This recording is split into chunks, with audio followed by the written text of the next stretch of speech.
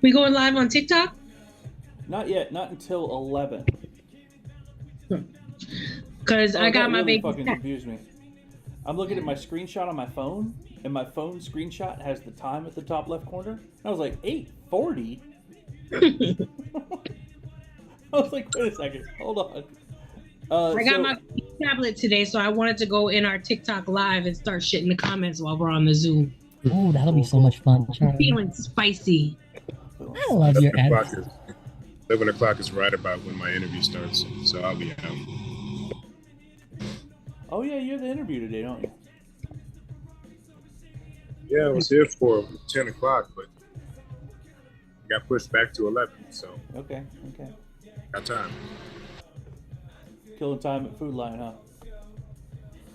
huh? Killing time in itself, looking at the prices.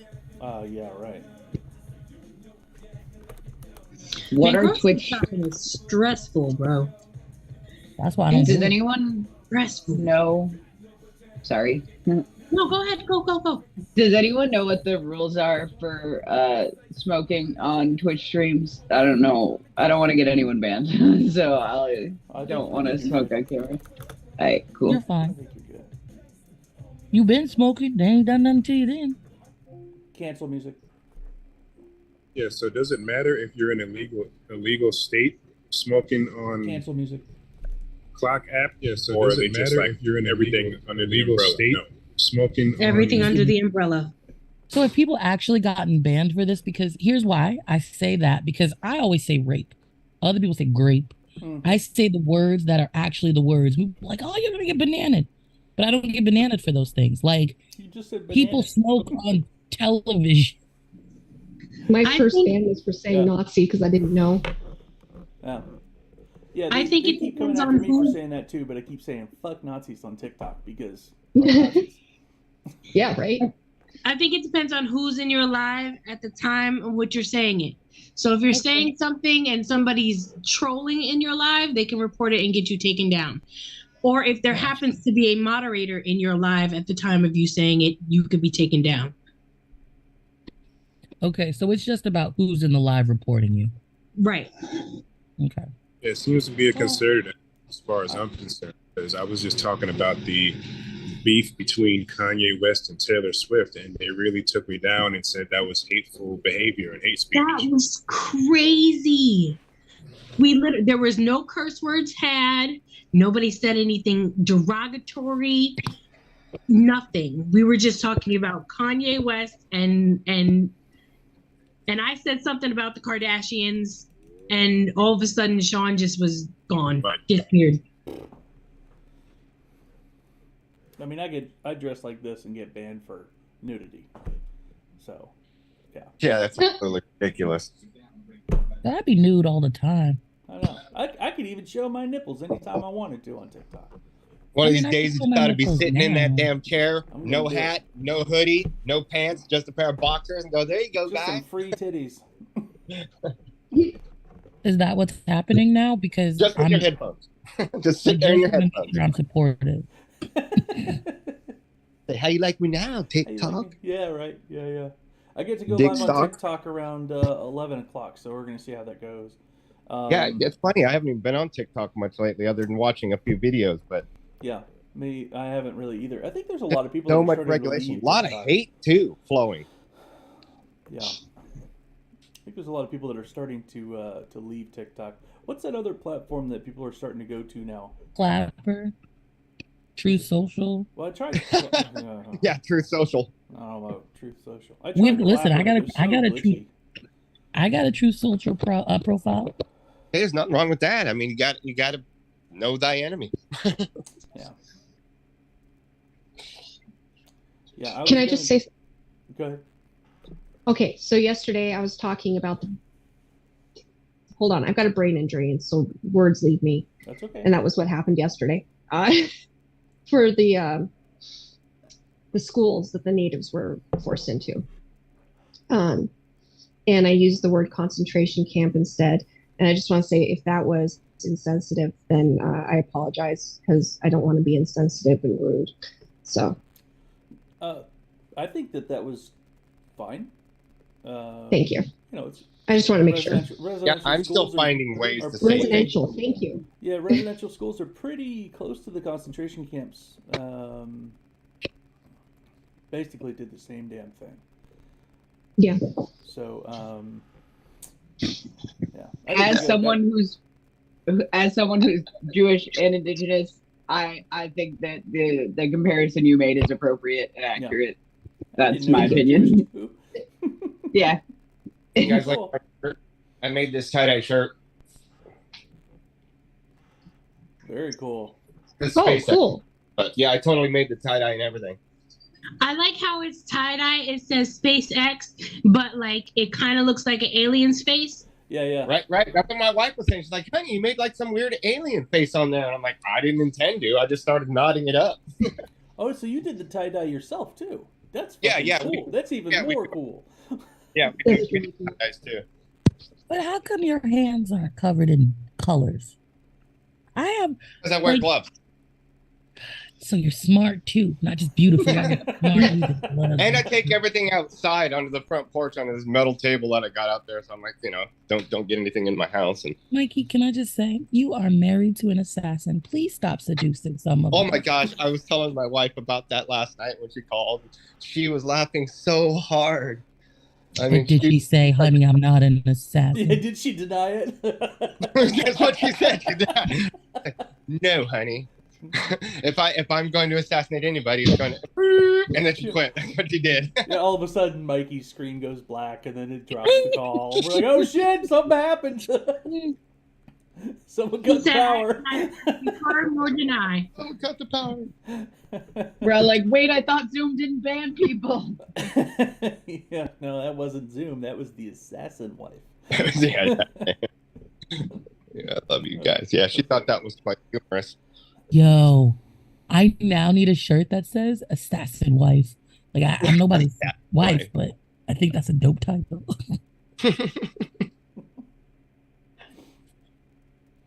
Oh, that reminds me. What about couples t-shirts? Do you guys ever wear, like, for people who are married or in like real relationships, do you ever wear couples t-shirts? No. I don't. My flag. Flag down, man. Oh no. Flag down, hang on. See, Flag that's down, the universe flag saying down. men need to wear a couples t-shirt. I think Mark is the microwave. I did make a shirt for my wife and her best friend who's in Washington that, it's big old heart on the chest, and it says sisters, no, near or far, dear at heart, always sisters, together at heart, or something like that. That is so pretty. I want one that says, for the guy, I come in peace. And then for me, I am peace. Yes. If you're willing to make those, I'm willing to buy those from you. Hey, I tried to tell that douche nozzle of a guy that was trying to work with me in t-shirts. I'm like, dude, I will put whatever you want on a shirt. Just make it a solid, plan, and I'll put it on a shirt. But every time he calls me, like, oh, I decided to change this, or I decided to change that, but I need shirts. And I'm like, dude, I'll make you the shirts if you just pin one down for me to make. And then, of course, we got into an argument last night because I told him, I said, dude, I have friends, I have other people. There's platforms. You can buy a T-shirt. It's got one print on the front, maybe something on the sleeves, and your shirt's $25, $30. I said, you want me to put 10 different images on one T-shirt and still sell it for the same price? I said, that's twice as much work for me. Not that I mind putting 10 images on a shirt, but if you go to a shirt place that actually build your own T-shirt, it costs per image and then the size of that image. So if I put 10 images on one T-shirt, that shirt's going to be like $50, $60. So, and he's not quite understanding that. So I think I made it clear to him last night. I'm like, no, dude. But yeah, I'll put anything on a shirt if somebody,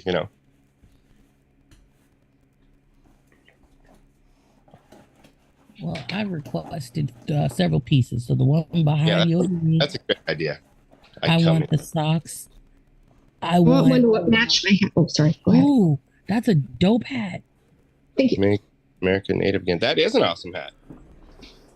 Man, I got it from I got you a couple shirt and I got me a couple shirt, but we're gonna use them with different couple people, like not together, but apart. And it's totally inappropriate. You're gonna love it. Who are you talking to?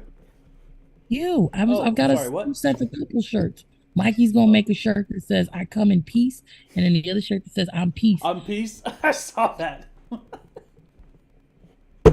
That's great. That sounds great. I love it. I did email you that map. Yeah, I'm gonna make sure I'm gonna check, and then I'm gonna make sure they email you that contract. Yeah, it's actually a smaller image. It's not even the full 8x10 or anything. It's just on the page. I enlarge it. Sometimes I do them small and then I'll enlarge to the size I need them. Very cool. Very cool.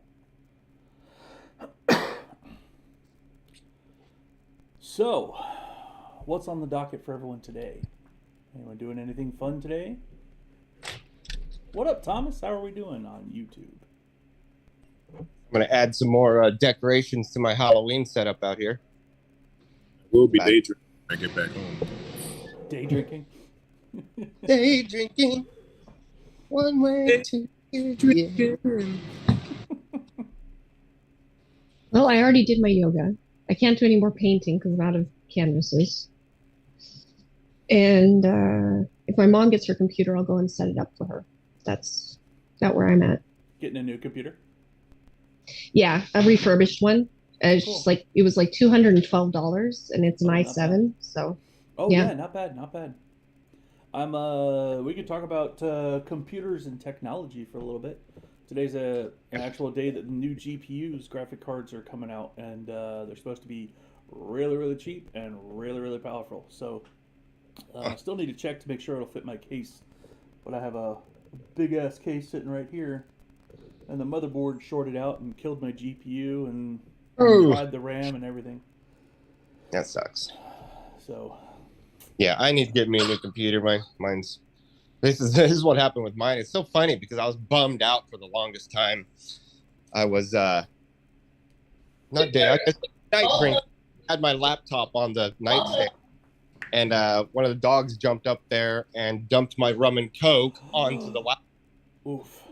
And it was like a week and a half old, so I was all butthurt. Just got it. It's a touch screen and everything, so I was all bummed. So I go back to the stupid old desktop that's slow as piss. A year and a half later, I'm like, maybe I'll plug this thing in and see if it'll take a charge. Took a charge. Took that 14 hours or whatever to fully charge. Turned it on. Of course, the keys are all sticky. Yeah. But that's what I'm using to make T-shirts for the past 6 months. Nice. But I think because of the whatever happened to it, it's slower. It doesn't work right all the time. Yeah. I definitely need it. A little sticky. Yeah. For a second, I thought you were saying your rum and coke was a week old, and I was like, oof, that's going to be syrupy. So there's this local guy in town. Would you die from it? Drinking week-old rum and coke? Like, I took a sip of Hennessy last night, and I was like, yo, is this skunked? But it was just black Hennessy. Yeah, as long as there's no floaties and liquor, I think you're in the clear. Unless it's Japan. Unless it's what? Japan. Want that. Yeah, I found some when I was going through my grandpa's old house. We went through his liquor cabinet. We opened a random cabinet. I was like, oh, this is his liquor cabinet. He had like unmarked bottles of like, I don't know what it used to be, but no label, nothing. The cork's all rotted. It's, and it like fallen into the thing. And I'm like, this is probably something I need to throw away. I don't know what it is. I don't dare even open it. I tried to open it before we tossed it, but it wouldn't even pop open. I'm like, yeah, no, we're gonna just toss that. So, what other plans do you have for merchandise, Mikey? Well, I've been like I was saying, I was trying to work on some hats there for a little bit, but I did make my niece a little handbag that had God, I'm trying to remember some cartoon that she likes. So I did that. I did a little handbag for her, and I don't know. I haven't really come up with much lately because you guys are the first people I've came in contact with that are interested more and want me to do some stuff other than that, that one guy. Because for a while there, I was making a lot of SpaceX and NASA shirts because the Starship, when they were doing all their testing and blowing them up and going up to the space station with all the astronauts, and that's calmed down so much now that. And there's a lot of those makers out there that are down by, Florida and SpaceX down here in Boca Chica. So a lot of people. So I hadn't been making a lot of that stuff. The socks thing's a new thing for me, so that's kind of cool. That's kind of cool, yeah. I just need to say something. If I let y'all know I'm on Twitch, can y'all be like, hey, Jasmine, can you check the comments on Twitch? Because I forget. And the normal crew that's in here, we're looking a little slim today. You know why? Because I didn't let people on Twitch in. Oh, no. Sorry, Takata. Yeah. So the interview went well. The appointment went well yesterday at the VA. Doctor was cool, real positive. Went over everything. I didn't get pushback with the issues I was telling him about. So I got a positive feeling leaving there. And he was interested in checking out the restaurant too whenever he drives 90 miles to the Charlotte area. But that's cool. So the only thing I have to do now is resist calling the VA twice a day to check to see if there's any progress. Well, at least that's a little bit of positivity in that. It wasn't a complete waste of time driving that far. I've had to drive to appointments, and it was a waste of my time. Yeah. Real quick, Jasmine and Mikey, which one you want? Ooh, I don't know. That white guy in the mask looks pretty tread upon. Yeah, but my only thing is he wouldn't be wearing a mask. Right. I'm gonna leave this to the creative people because that's funny. That's funny. That's so funny. The butt plug or the beads, anal beads. Oh, I see it. Oh yeah, the anal beads. Do the anal beads. Do we have to be careful of copyright? Because some of these might be copyrighted, but usually you can tell by going to the website. I'm going to uncopyright them by working on them myself. Right. Nice. Yeah, I mean, like I said, for me, it's all what the other person wants. I mean, I could pick any of those, and that's maybe what I like, but it's what the person wants on, their attire, their stuff. What's the one with the leash? And is that a ball gag? Yep. Yeah. That's dope. Yeah, it's a ball gag and a baseball cap, and the other one just has a ball gag. But it's a red hat. That's why it's dope. That was so funny. Right. Tread harder, Daddy. I was choking him out. Yeah, so whatever one you guys would want on something, I'll print it up. As long as you're following the copyright laws, and I don't have to, I'll just send it over to you. Right. Cool. Hi, everybody. Hey, Tenchi, what's up, friend? Yeah. Hi, Tenchi. I sent a couple messages over the chat on YouTube, and I was like, "Oh no, I'm missing out!" And then all of a sudden, I hear ball gag, and I was like, "No, I'm really missing out." So I kind of sort of ran over. Really missing out now. Right? I'm sorry. I just woke up. I checked in, got really cold, and then hopped back into bed, and then that was it. Cool. So we got TikTok here. Yeah. TikTok family, love y'all. Hold on. Got Put YouTube on my and Twitch right here. Love I really enjoy making coffee, and I wish I lived closer to all you coffee drinkers that I could just make you guys coffee. That would be do y'all put salt in your coffee? Just a pinch. Oh my! You said something about that. You said that a while. Last week, I think it was. I don't put salt in my coffee because I like a little bit of coffee with my cream and sugar. Me too. Oh, you don't use much coffee then? No. It's mostly cream, caramel flavored cream and sugar.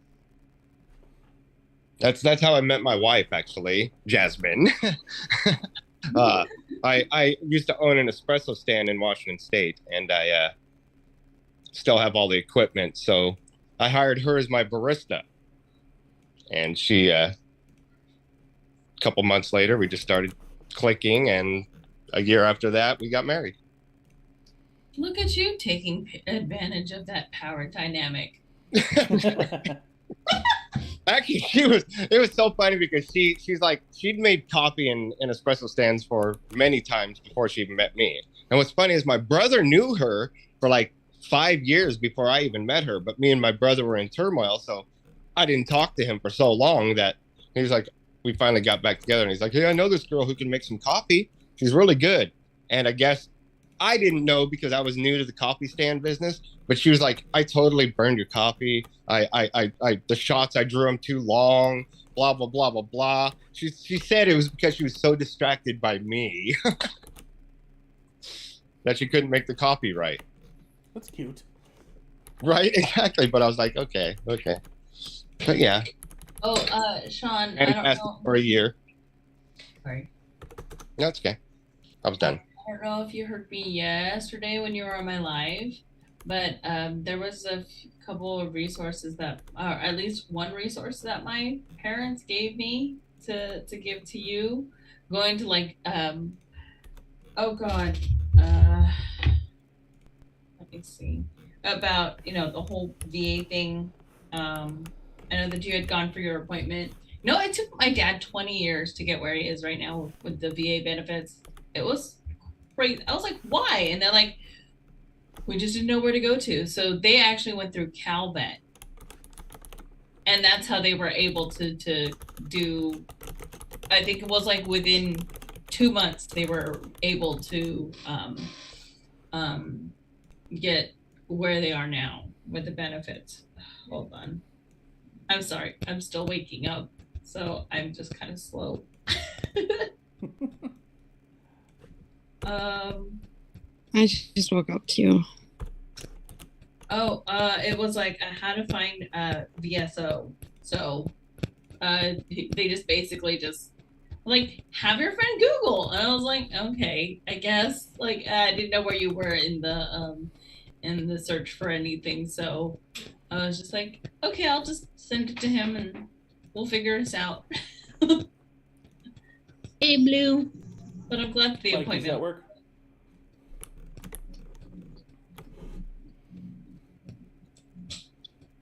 Mike, you on? Oh. What's the ball gag? Are you using GIMP? Yeah, that'll work. Photoshop. Oh, kind of looks like GIMP. Very similar. Yeah, that's simple. All I have to do is remove the white background, and I love it. It's great. The white background will be clear if I send it to you as a PNG. oh, okay. So it'll just be the snake. Yeah. I leave the background on so people can see it, because if you send it like this, people are like, why is it checkerboard? Right. But, yeah, some people don't. Yeah. Mm-hmm, Yeah. No, totally. That's awesome. Cool. Smoke, did they Perfect. ever bust your baby over that? Or did she just stay quiet and ride free?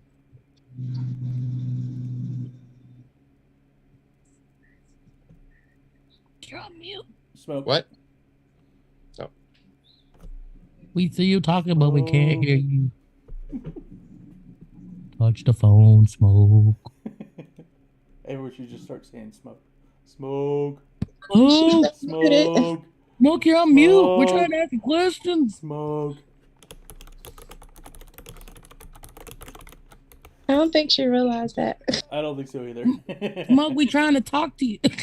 I'm sorry. No, my daughter brought me and my husband here to Dunkin' Donuts for our anniversary. We've been married 20 years today. Oh, congratulations. We were trying to find out if your baby ended up getting in trouble or not. Oh, no, not today. No, I'm on my way to that 20-year mark. Situation. The crash? Yeah. Yeah, it's fine. It was fine. They're on so there's a lot of 2-lane roads here. I hate 2-lane roads. And a Orange Grove truck sideswiped the bus. Or should I say, not a truck, a semi. So, she's okay. Her knees still hurt, but she's on Advil and ice, and that's about it. She has one more chiropractor visit tomorrow, just to make sure. Well, if the visit goes well, I'd like to provide her with more stickers to torture her teacher with. Yeah. Have y'all seen those? It's like the fake $100 that are like folded up in half, and then when you open it up, it says Trump lost LOL. I want one. Yeah, I've seen those. I've never seen that. I've seen the fake $100 bills when you open it up and it's like religious propaganda. I've seen that shit. Yeah, I've seen that too. Yeah.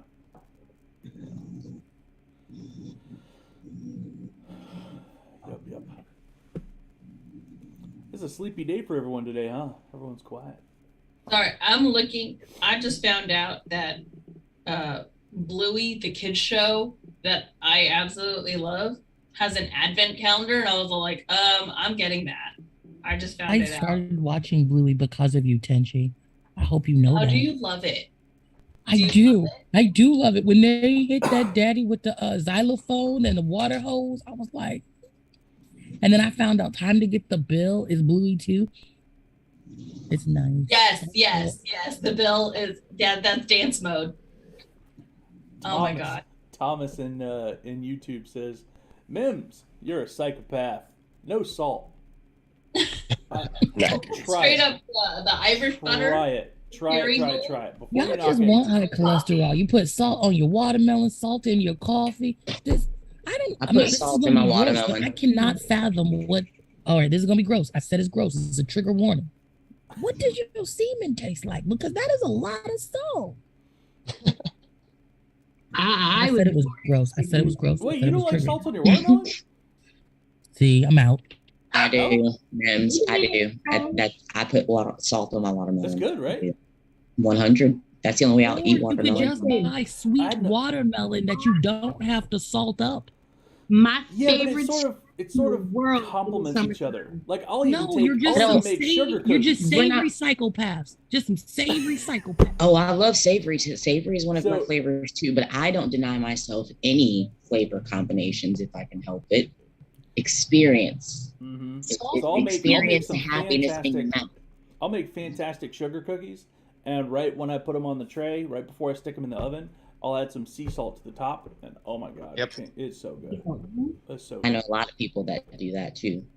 My salted caramel. And to answer your question, POTUS, because you actually did ask a direct question. I was not born with semen, but I have tasted such things from other people, and I will say, if you time it right and have them eat other things after those things, then it doesn't change the flavor. It's still good. It's good.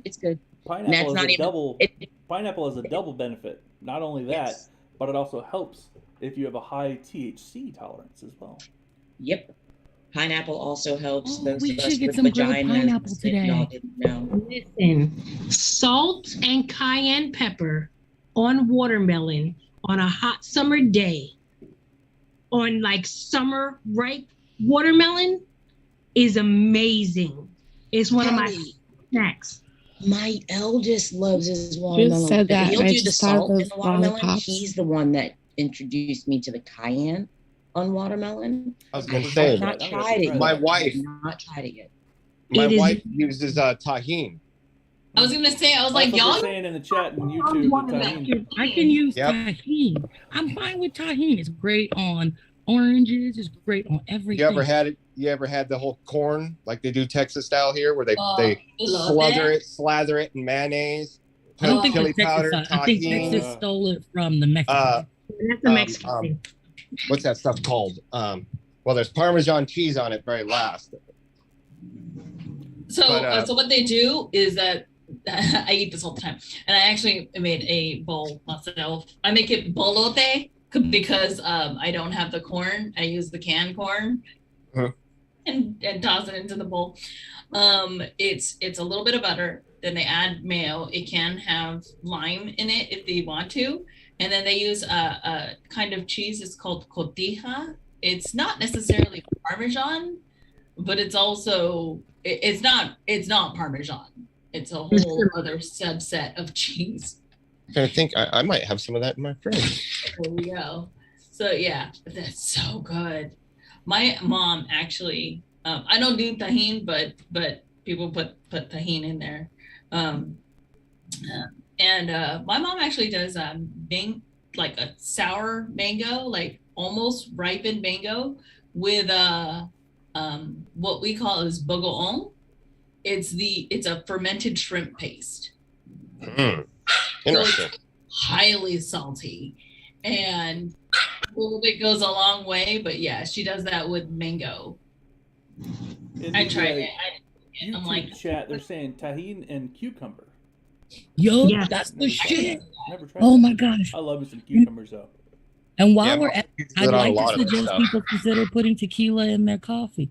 It's also a nice addition. I love It helps you get cucumbers. your mind right and meditate for the day.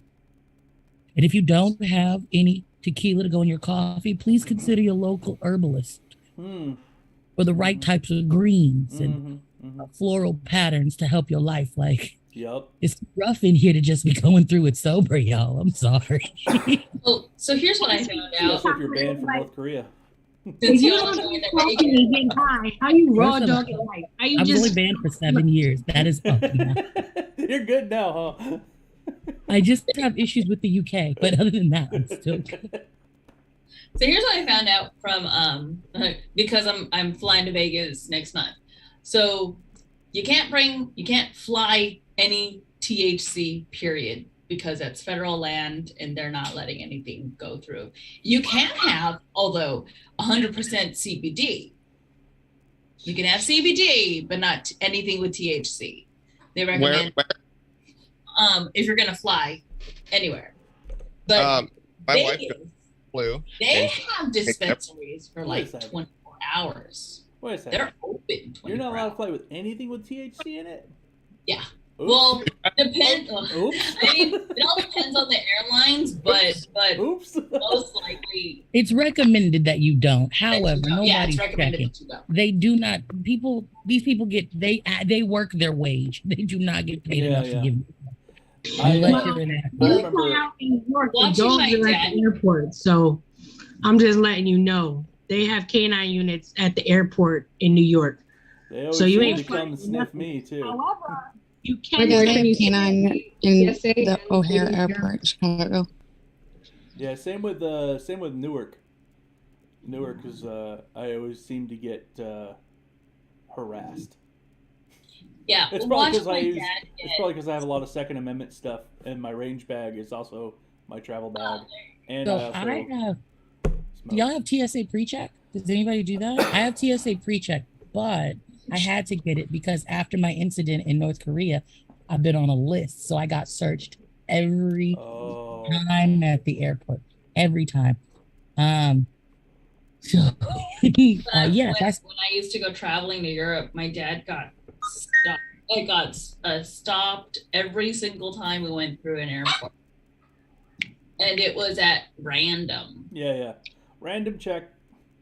You know, he's just one brown dude in fucking sneakers and shorts and a free T-shirt.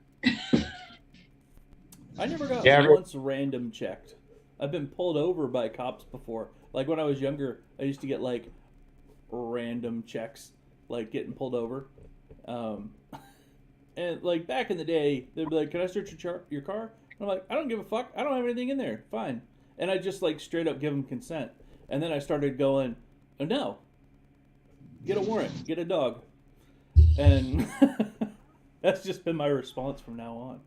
Get a warrant, get a dog. Or not a warrant, but Knock on wood, I've never been pulled over or in trouble with the police or randomly checked at the airport. have you ever been outside, Jay? Yes. yeah. Yes, I've been like I've had interactions with the police. Like in Flint, Michigan, I was walking home from the Dollar Tree, and the police officer just like kind of pulled me over and started talking to me, and he was like, "Do you lift weights?" I was like, "What? Is there something you want?" And he was like, "Oh, I'm just looking for this guy on this bicycle." And I'm like, why are you talking? Do I Why have are you a guy? talking guy to on a me? bicycle? Do I look like a guy? Do I have a bike? Like, what? When I had my car accident 3 years ago, a woman sideswiped me. I was going through a yellow light, and she was turning, and the cop on video convinced her to say that it was a red light so that he would end up ticketing me. And so I'm still fighting for the insurance. Ugh, Wow. fucking dick. That's why I have a dash camera. And this Yeah, I is have- dash cameras Go ahead. should be the norm. Everyone should have a dash camera. Absolutely. There's So some cheap the- I nowadays, actually just too. got one. The Mhm. reason I'm not on camera and I'm whispering today, they got a dash camera too. Advise me to get one as well. But then, like, what happens if you catch me doing something bad? That's the It's only not pointing problem with the in. dash camera. It's only I'm pointing not. out. Wait a I second. know. Hold on. I do a Hold lot of on. out. When a yellow light pops on, does that mean slow down or speed up? It means that the light is still green. Only red means stop. Mm.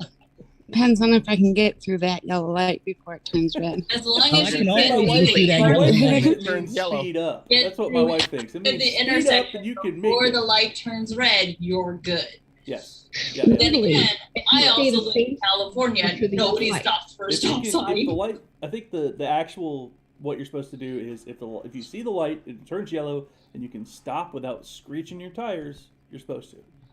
Right. Yeah, and I Because you don't couldn't. want I to was get in an going accident like 43 on other a fish. 45 mile per hour. Yeah. Mhm. And as long as you enter the intersection and it's still yellow, you're not running a red light. Well, you won't get ticketed for it. I, But like, This is I don't trust so many people on the road that like I look both ways when driving down a one-way road. I look both ways when me driving too. in a That's traffic funny. circle. I don't trust Facts. motherfuckers. this may be an unpopular opinion, but I feel like, I mean, don't get me wrong, I'm not for all laws. Some rules are made to be broken, but when it comes to traffic laws and the laws of driving, I feel like they should be followed to the letter, because a car is a dangerous weapon. Now, you could die. It sounds like someone who walks, not drives. I do walk, but I have driven. I did have a car when I lived in Florida. I was. I'm counting on you to. I know you drive. You ride in the car with me in December. I'm just. But as somebody who does live in New York City and walks a lot, can you please stop at the yellow light? Because no, I cannot. might not be paying attention, and I might have grocery bags in my hand. You understand what I'm saying? As somebody I who do, walks. but the yellow light is not. You got your own the signal. Autobahn. Stop fucking with us. Use your signal, and your signal will communicate with our signal. You guys just be stepping out, and you know, as a New Yorker, I know that people step off the curb and walk toward the car. We know how to cross the street. For everybody, you're right. That does happen a lot in New York City. It does. Yeah, hold on, time out. It ain't just New York though, Charlie. I don't know if New York taught the South how to do it, because at least y'all smart enough to move. And I say that, and it sounds horrible, but when y'all see the car coming, y'all got them quick reflexes and you duck and get out the way. I have watched so many people in the few city spots in Mississippi and all of the quarter in New Orleans. They have their own signals. They have their own crosswalks. There's a lot of foot traffic in the quarter in New Orleans, especially. And even then, like if you do stop at the yellow light there, you're more likely to get a ticket if NOPD is around you than if you had driven through it. But here's my question, okay? Hold on, Charlie. Hold on. If you follow the laws of the traffic laws, right? Right? The pedestrian has the right of way. The pedestrian does not have a right of way. The No. pedestrian has their own thing. I don't know about anywhere else, but in New York State, if you read the book, which I had to read because I had to redo my permit test and all of Only in that. New York. So in New York, you have the right of way. Other states, you do not. Exactly. In in the New South, if Orleans, you're not in the you crosswalk, have they want to hit you. you have your crosswalk and you have your signals. If it does not say that you are that, because it counts down and everything to let you know how much time you have before you can cross. If you cross before it's at 0 and you have that green or that white walking person on the signal, you are in violation, not the driver, because you had your own signal. And by all technicalities, you walked. I'm not going to say drove. You walked through your signal. So But here it is in North Carolina. In North Carolina, pedestrians have the right of way in all intersections and driveways, but must yield to motorists when crossing any place other than marked crosswalk. And that means they don't have the right of way. when it's yellow. That's what I'm saying. So, well, I mean, the law, in designated areas. so walk through. But we are. You But guys, if we're technically, Yeah, but if the if you- light is yellow, that means it's not red. If it's red, we supposed to stop. If it's yellow, you need to stay and wait for your signal. Yeah, but if a light is red or green, it doesn't change the fact that there's a crosswalk there. The crosswalk's still going to be there. The crosswalk I've will be only there, been- but they have buttons to push that signal to the. But The it doesn't problem say if there's a crossing signal. It says if there's a crosswalk. And Charlie's in New York. There's a signal.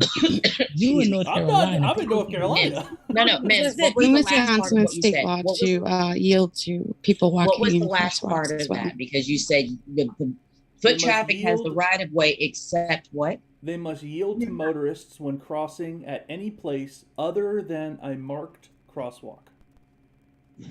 So motorist has to stop if they're in a crosswalk, and if we don't stop in a crosswalk, or if they're the pedestrian's not in a crosswalk, we just allow to mow them over. Like, how does that make sense? The way that's written. That's why I said my no. misunderstanding. No, I don't Jaywalking, think you're basically, they're allowed to talking because about jaywalking. manslaughter is also illegal. Well, yeah, no, But- you. Wait, let's Just make sure you're. the person that Minutes gets in the North ticket, Carolina. it depends But on you're in who North gets the Carolina where ticket. they try to hit protesters with their car. Yeah. Oh, I God, I remember I that. almost got hit. Yeah. I almost got hit in a crosswalk during a protest. That's why another reason. And this is New Orleans, of course, not New York. But it's the way that they also write these laws. That's why I was like, so as long as they're not like, is it up for interpretation? Y'all wrote it in such a way that some people who may not like, we all learn differently.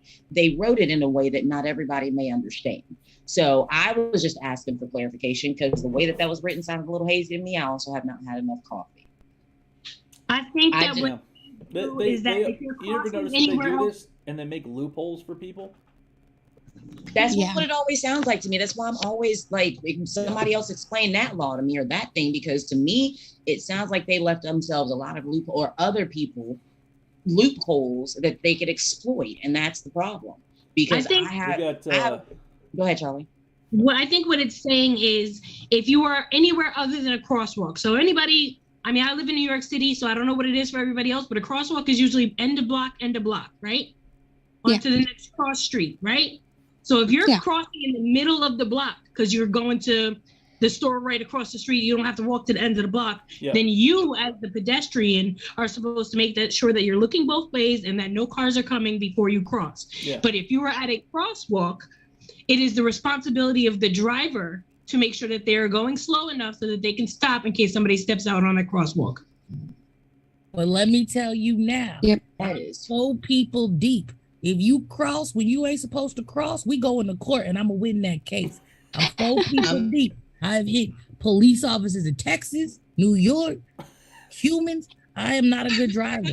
If it is not your time to walk, I suggest you don't. Okay, so who is driving POTUS on the way to Vegas? Because I just heard that POTUS might not make it if they are left to their own devices. No, we to make get it. We make it, but we sometimes make it with like extra hood ornaments. You might be in the you might be in the splatter zone on the way. I was talking about the vehicle. I ain't even talk about anything else. Some people, POTUS, we got thick people. Thick people do a lot of damage to cars sometimes, and I've witnessed it. That's what I meant by you might not make it to Vegas, because if you going and it's yellow and they decide to step out, POTUS might not stop. Now POTUS ain't got a car. Now we got to figure out a rental car situation. That add more time to the No, we trip. rented we are going to Vegas in the winter. We've already rented a minivan. Okay, well that's what I'm saying. Who POTUS has driving? already told me that I will be driving.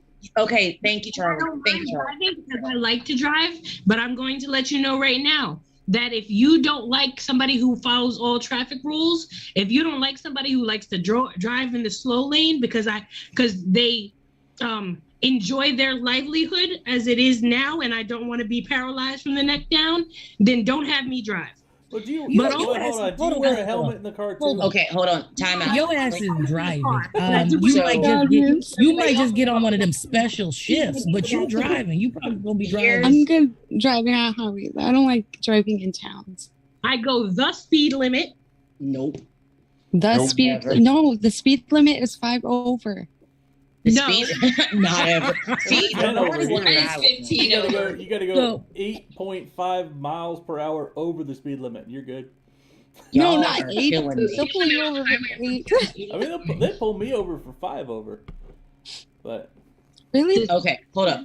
I need y'all to see my face right now, because every one of y'all is killing me with these imaginary speed limits. Don't ride with me if you only want to go 5 or 8.5 over the speed limit. I need y'all to hear me.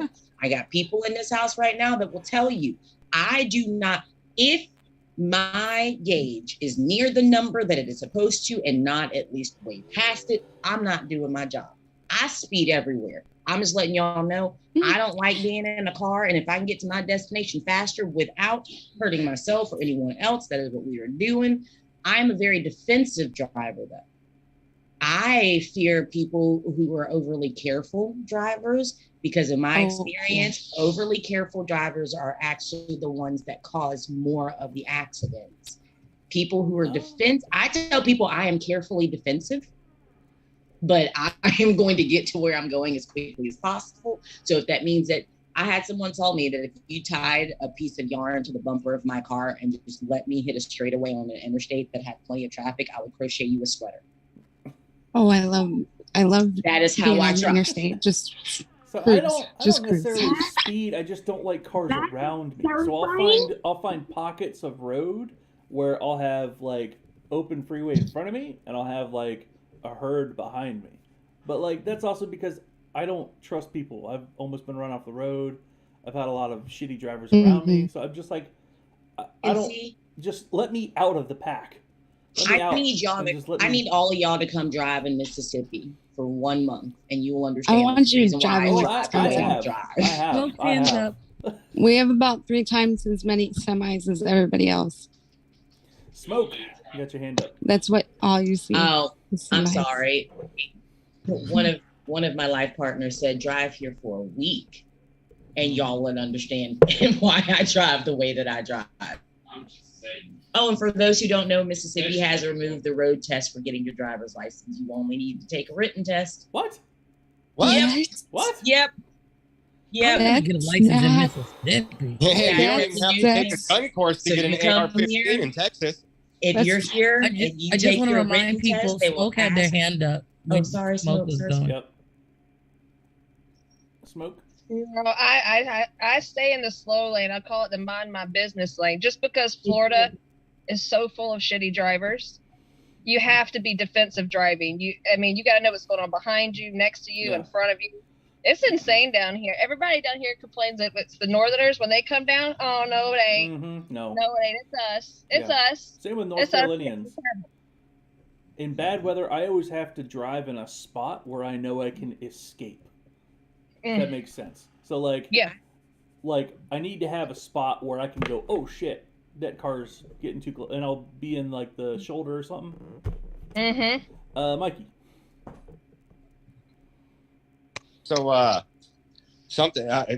lived in Washington most of my life. Grew up in Washington State, and moving to Texas was a huge eye opener. Like, it not only are 90% of our roads straight as an arrow, flat as the salt flat. People drive absolutely insane here. Hold on. Somebody's knocking at my door. Go ahead and talk about whatever, guys. Jay. For everyone saying that they drive in the slow lane, I'm originally from Chicago, and the slow lane doesn't exist there. Like, the semis will run you off the road. Like, they're doing over the speed limit, and they're usually in the right lane. So The slow lane doesn't exist there. Real quick, here in Florida, if the semi's on the interstate, they have to stay in the slow lane. The semis are not allowed in any other lane unless they're passing. I've noticed that's Mississippi. it depends that's in on the state. South, I think. Yeah, I think that's it's the the same here in South North thing. Carolina. Yeah, because you guys are less flat down there. So when I go down there to Kentucky or Tennessee, like there's signs that force the semis to stay in the right lane. Like they cannot, they can't even pass. We're pretty flat here in the area that I live in, North Carolina. A good chunk of North Carolina is pretty flat, but you know we got some hills. But I don't even think they're allowed in the fast lane on the far left. I think they have to be either in the middle lane or the right lane. So here's the question: See, do you stay in the leftmost lane if you're going long hauling? Me? Everybody. Left or middle? Left or middle? Because you're supposed to stay in Like the I'll middle. move to the middle if people come up I on live me. in the left. I be going so fast, you can't catch me. I live in the left. I drive a Mini. Well, I used to drive a Mini Cooper. Now I drive a Mercedes. But the whole point is I be pushing. But here, like the semis will be in every single lane, like Lotus. 1, 2, 3. Like Lotus. they'll be all right next to each other. I drive a Lincoln Navigator, and I promise you I will drive my Lincoln Navigator like you drive your Mini Coupe or your Mercedes, guaranteed. Now, I got a question for y'all. Who drives a stick shift nowadays? My husband still drives. Shit, Blue. I do. Our brand new Jeep is a stick. It's a 6-speed. Hell yeah. If I could get my Navigator in stick shift form, bruh, done. Y'all better. Ours was a look. special order from a gentleman who actually owned it that worked at the Chrysler dealership, and I guess he didn't like it, so we got the car on a good deal. Had 10,000 miles on it, and that's what sold us was the 6-speed. So. Did you Who know has a that Chrysler you're actually here? supposed to be getting a special discount from your insurance company because it's now classified as anti-theft? Really? No one can fucking drive them. So few people Wait, can drive a how stick. long ago was that? It was about 2 It's years ago it been came out. 8 Oh, years for no. me. No. It's been 8 years for me. Oh, well, I'm then gonna have to ask Progressive that's some about that. bullshit. That's some bullshit. Now, I the did insurance have company say, "Hey, I have a stick shift. Does it classify as an anti-theft?" And I'm gonna be like, my "Flo? company was like, What "Yeah, the heck, sure." Flo? And then I just recently switched, and I was like, "Hey, I have a stick," and they're like, "Oh yeah, that classifies as anti-theft." I'm like, "Fuck yeah, it does." y'all. So you guys, that was a process server. Fun times. Not for me. It was for the neighbors. Your assassin I'm wife. about to say you're For my- assassin. Oh no, it's for the neighbor. Oh, okay, I'm sorry, the wrong house. I'll be back in a week. No. Yeah. So they wanted Yeah. to verify that she doesn't live there anymore. And I'm like, I don't know who lives there. I know. I know what kind of. So it's a quick little certification that you can do online to be one of those people. I did that whenever I was going to school for welding to do a little side job. It's a really easy job. Just talking to strangers is where I drew the line, so I had to stop doing that because I'm not going to knock on some strange person's house, especially in the South, and I'm black. Ain't happening. Yeah. He's still sitting up there. So I just wanted to comment. It's cute that y'all are like, oh, we have the worst drivers, and then it's actually a proven fact that where I live, Sacramento, California, we have the worst drivers. Where insurance companies are like, don't come here, don't. Yeah, don't come to Sacramento when I'm driving. I'm like, I fucking live here. What am I supposed to do? But Jasmine, you would enjoy when I drove to Vegas. I was like, let's see what this car can do. I went up to 100 miles an hour, but then again, it was a 2-lane highway, where it's my garnish. One for the semis, the other one's for everybody else, and yeah, that was fun. My son was asleep, and he's like, "What? You went 100 and I was asleep, Mom?" You should wake me up next time, Mom. All right. Wake me up next time. I'll quick shift in my car. My little one's like, do it again, and then like I'll do do it again. You know, get up to the speed we're supposed to. And he's like, Dad, why are you speeding? And I'm like, I'm not. Who are you to tell me to do it again and then tell me I'm speeding? Get out. I'll make you walk home. He's not a good co-defendant. And Tenchi, that makes me so proud of you. I only raised my hand to tell you guys a story. And I don't know, I have to tell it before I go to my 15-minute work thing. When is your work thing, Jasmine? It starts it's always from 11:45 to 12. Okay, can we go to Blue first? Oh yeah. Real quick, hey Cuddle. You aren't muted, baby. I don't know if you wanted to be. Oh, I'm sorry.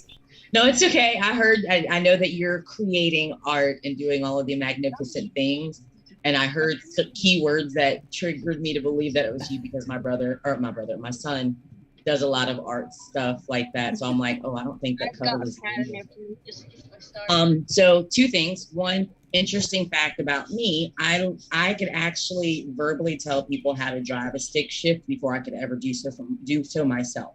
My brother, who passed, taught me how to drive a stick when I was 13, and I almost drove us into the water. So I refused. It was a thing in my brain, so I would not physically do it again until I was like 27, and I got a stick shift. Love them.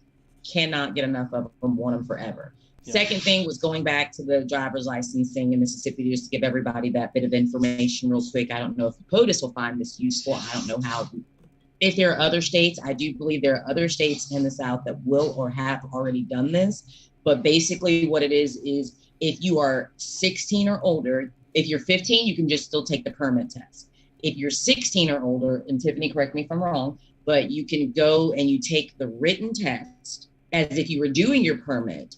And is it another test for or you can just tell them you want your driver's license? Okay, so you just tell them, I want to go ahead and get my driver's license. You pay the fee for that, take the picture, you get your driver's license. There's no more road test involved. So understand especially if you see a young person with a Mississippi driver's license and it's a recent one, they probably didn't take a road test. So that's a thing that is happening now. That is scary. It's terrifying. I went through my I'm gonna date how old I am. I had You're younger than me, Hush. Me too. Parallel park in my driver's test. I didn't get my driver's license. I didn't get my driver's license until I was 21. A lot of family trauma and drama there. So by the time I got my driver's license, parallel parking was no longer required at all. Yeah. Anytime me and my wife go somewhere, we gotta park on the street. I'm always the one parallel parking. So the person who taught me how to drive. You know how? I got my mine when I was 28, and I had. I don't know if you can see that person right there, but that's Tiffany. That's my twin flame. That's my twin flame. I got questions. Years. How much are you willing to sell information? Hold on. She couldn't hear you. Hold on. Go ahead. I'd like to pay you for the inside edition on your boy Blue. I'm willing to compensate you for all the dirt and all the. I got all the dirt. There's only one way out of this marriage that we have, y'all. We have established there's only one way out of this marriage. But that one right there, her 18-year-old son, is how we found out about the lack of driver's license road testing situation, because she took him to go get his driver's license, or was it driver's license or permit? His permit. And they were like, oh, is he coming to do both? Because there's no road test involved. And we were like, huh? And I'm looking like, if you don't take that kid driving before he get on the road, because you know how I drive. Yeah, so anyway, I just wanted to give that bit of information. And POTUS, anytime you want that information, I'm sure she'll happily give it to you. I actually just want permission to visit. Like, I didn't know there was a round table at your home. I could get an Airbnb nearby. I could just cruise on over for a couple days. This is the open house for everybody, honestly. I mean, I wouldn't stay there. I just don't have shit to do on the weekends. So, I would get my own spot. But if y'all could consider it, I would love to pay them to tell me some more stuff about you. I'm nosy as fuck. I will pass along the info. I got a couple in the house. What's up, friend? We're going to Sugar. Hi, everyone. after Sugar, I'm sorry, I don't know why I keep saying Sugars. Sugar, I'm going to go live on TikTok because I think I'm allowed to now. Woohoo! It's about to get good. I said it in the comments, but I'll say it again. If you can't zipper merge, don't come to Florida. Second, me and my partner, we live on the most like dangerous part of like the most dangerous stretch of highway in America, which is like 95 Dade to like West Palm Beach. It is absolutely insane. The drivers, when the traffic is like busy, it's less terrifying than when traffic is slow because you see how people are actually driving like when which causes the accidents to make things slow. So there's like that living terror. But I just wanted to tell you guys, remember all that laundry you guys watched me fold yesterday? All that beautiful. Is it all balled up in the closet somewhere now? No, let me tell you what happened. So I get home, all the clothes fell and got unfolded. So I get home and everything's like unpacked and getting ready to like get put away, but like I was running short on time, so it was just like left out of the bed, right? Well, I forgot where I put the car keys, and everything got destroyed. Everything. Tell me why you fold the clothes again. That sucks. Did you find it? Was it under the? Was it at least under? No, it was. It was in my. The keys were in my kitchen. Damn. You didn't check the kitchen first. That's not even funny, Sugar. Oof. I no longer wish you sweet potato ill will on that one. Yeah, I thought I'd share that funness. So that dwarfination is tonight, and I'm hoping that we get off work in time to go. It's gonna be fun. You're gonna have a blast. I hope. All right, I'm gonna go live on TikTok for a little bit. If we're in the middle of a conversation, I will mute myself. If I forget to mute myself, tell me. Can we just if you make someone else the host of this Zoom meeting, then we can moderate for this room without you. So you can make Blue the host, or you can make anybody the host, and then we can mute you if you forget. Gotcha. Also, can we time how long it takes you to get banned? Yeah, sure. Yeah. So it's 11:30. I'm gonna try to be real nice. I'm gonna try to go a week. Okay, I'll take that bet. If you make it a week, MIMS, I am going to send you a sticker that says good job. If you don't make it a week, I'm going to send you a sticker that says attaboy. That's a win-win. I am all about that. I went on my wrong account and I was like, oh shit, I still have like a day? But it's the wrong account. All right. So what should this one be? I'm back, bitches? What should I title it? What's the guy's name? Is it like Steven? Just be like, we're back, Dean. I'm back, Andrew. Back, Andrew. I'm back, Andrew. A week, haha. Yeah. I'm going to try it for a week. Okay. I suggest you call him Andy. I'm just going to say I'm back, folks. I'm just going to call it that. I'm going to play nice. We'll see how it goes. All right, we're going live here on TikTok. Jay. So I was wondering, what is everybody's like speed limits? Because out here it's like 70 mostly. And then like when I go to like Indiana and stuff, drive through there, it's like 75 and I get to do 80. It's great. Wow. In Montana, it's 85. What is up, friends? How are we doing today? I'm moving to Montana. I'm moving to Montana. We use back roads around here, so there's about 35 going around these here corners. Good morning. I meant like on the interstate. Sorry. We don't use the interstate around here. We use back roads. There's no interstate in Cedarville. Back from my base. It's I-40, but we just don't use it. I mean, because we just take the back roads to everywhere around here. You can take the back roads like all the way to Knoxville, but I think it's 75 though. Here on TikTok, so maybe we are going to be streaming on 75. YouTube Nice. now. So And then the link is in my the other question is like, here in Texas. we have a nice big panel I going have on this right like now. this problem with 16? Chrysler. I have a '04 Chrysler Sebring out in my driveway. 15 It people like on never right now gets on used YouTube, because so we have kids now, come follow us on and there. We're having a whole the panel battery there. is in the wheel well, so, yeah. right? And I've been follow us on cursing. Yes, Cuddle. I've been cursing How's everyone doing Chrysler on since I bought TikTok it. land? I've missed y'all. And then we just bought our Dodge Journey. Guess where they put that? And then it's like a 2018. Thank you.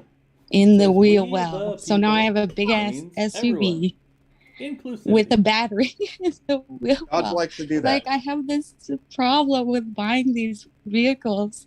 I'm not buying from Chrysler ever again. Ever. I've ever. never What heard up, that. friends? Ever. Rocket Yeah, Wednesday in the house. it's a Chrysler Follow thing. us on YouTube. And Follow us on YouTube. my husband's uncle builds that way, engines, and we can speak a little every more time I bring it freely. up, he's You get like, to see all he our smacks panelists his on face there. because he's like, I don't know who came up with this design. He was like, but you know, good. they Love they it, love just it, love need it. to stop.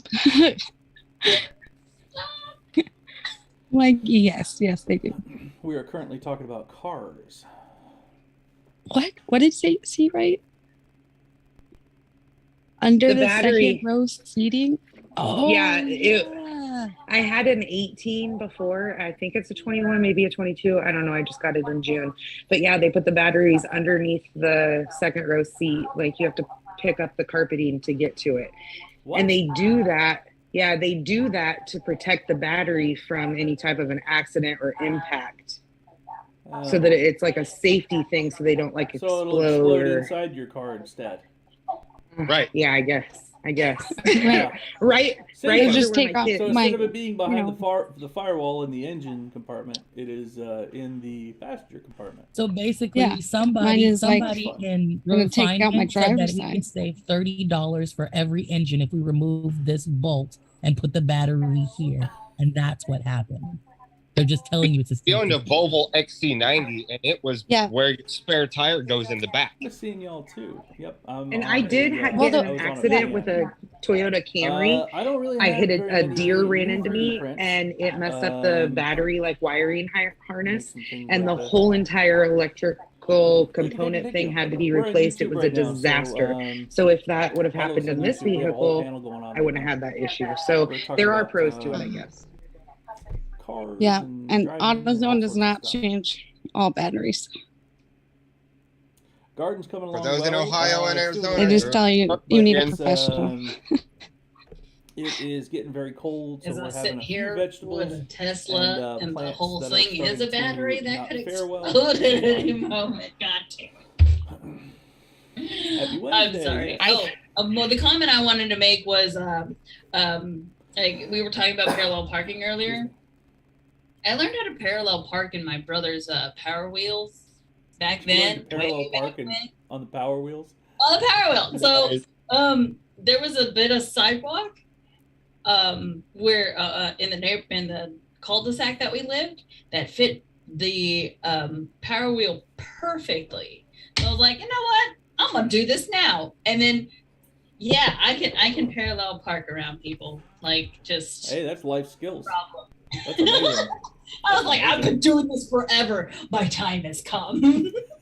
Especially since we have like our downtown is absolute bonkers crazy, and most of it is parallel parking. And my sister gets nervous. So I was like, get out. I'll parallel park this shit. And she does, and she's like, wow, amazed. And I'm like, yeah. Dude, None of my family members are scared to parallel park because we all grew up in Chicago, and out there there's like a joke where you could like fit a piece of paper in between the cars because you have to parallel park in Chicago because if you get into downtown, you either have a garage and you have to go down some really thin alleyway, or you just don't have anywhere to park and you have to parallel park out in front of your house. Here in the downtown area, I was parallel parking and went inside, did what I needed to do, and I came back and I had a sticker on the windshield. I was like, or a ticket on the windshield. And I was like, what? And I read it, and it said I was out too far from the curb. But we have like those little 90-degree square marks where you're supposed to be. And so I took a photo of it. Took a photo of my front wheel, my back wheel, and how I was like an inch or two from the curb. And I called the number, and I was like, hey, I took photos, didn't move the car, nothing. And they're like, well, how do we know that in the photos you didn't move your car? And I was like, well, I guess you don't. But you got street cameras, right? And I'm just like... So I ended up winning that, and they dropped the charges. But I'm like, I was well within the line. Doesn't make any sense. Charlie. Exploitation. Yeah, exploitation. Yeah, I just wanted to say that all of you guys up here saying that the speed limit is imaginary and weave in and out of traffic, y'all terrify me. Y'all really do. Y'all are scary.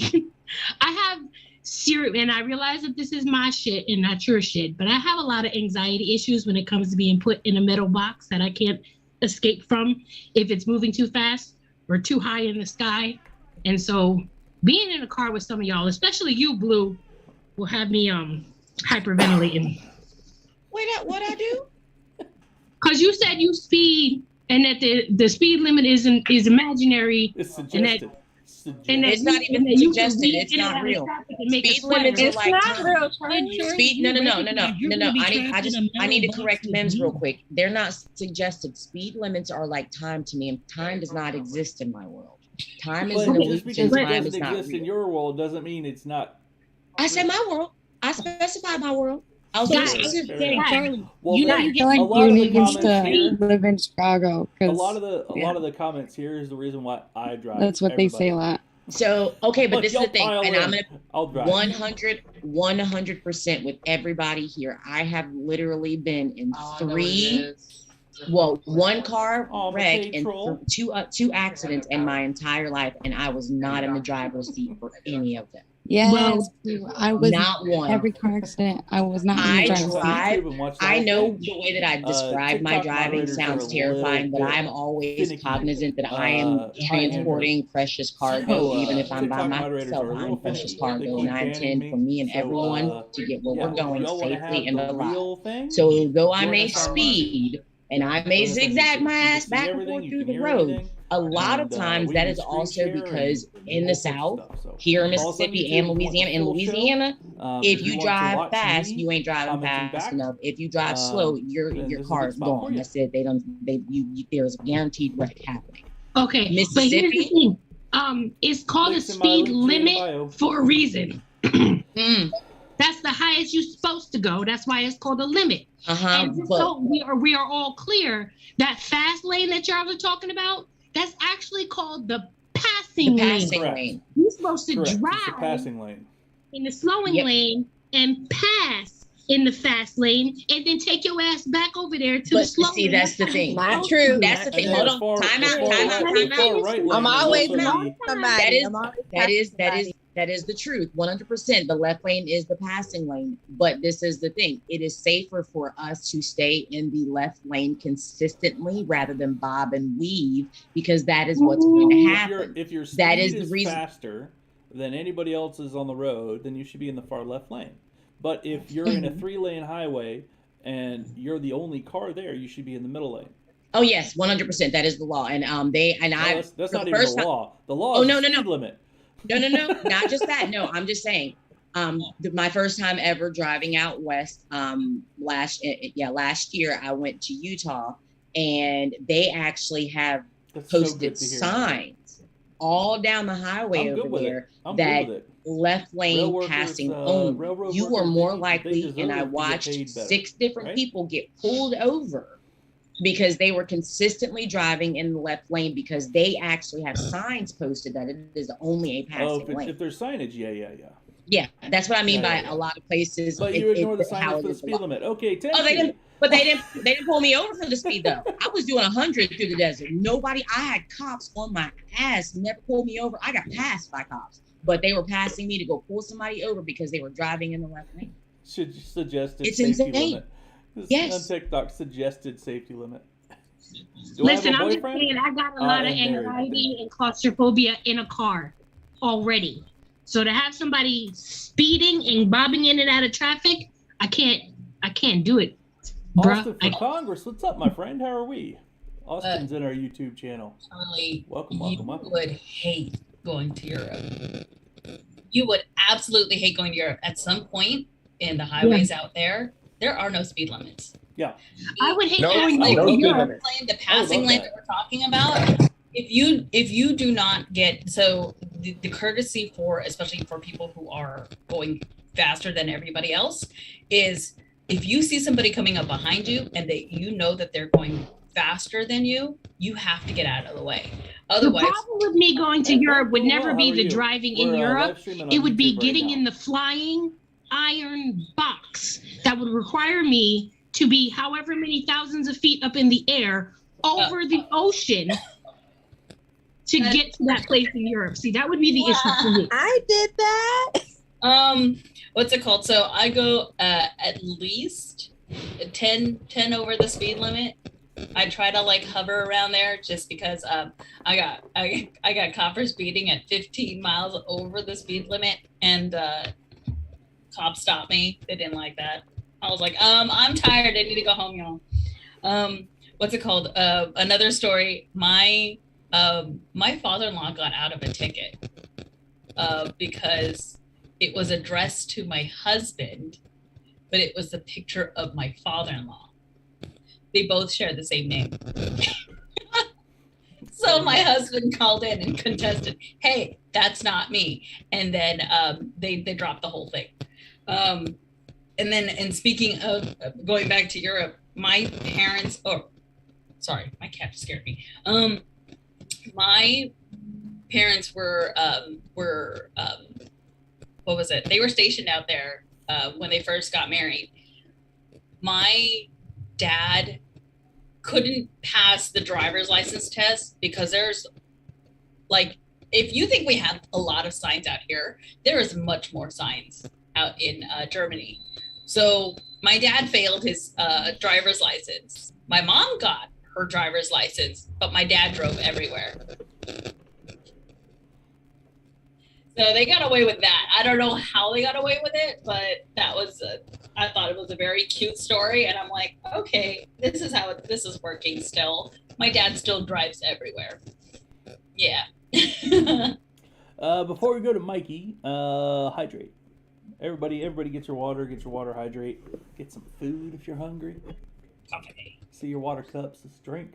Mikey. I was just gonna say, onto what Tenchi was saying, when I went to Paris, we rented it was a little Ford Festiva, a little tiny little car, but it was a 6-speed, but of course it was a European edition, and it was a turbo, because I was told by the rental company, make sure that you do the speed limit because you'll get pulled over for doing under it. Oh yeah, I've heard of people getting pulled over for not going the speed. Because like you said, because that can be dangerous too. Yeah, in Europe or in Paris, in France, where I was, same kind of thing. There is no speed limit during daytime hours. They actually, I think they pull it down to, I think 90 or 100 at nighttime. Mm-hmm. But I'm not kidding you. I was doing 105. I think I was doing in this little Ford Festiva, and I'm not kidding you. I don't know how fast this car was going. He probably was doing 160. But here goes I think it was a Mercedes or something. And this person just blew by me so fast. And I thought I was already going pretty fast. Yeah.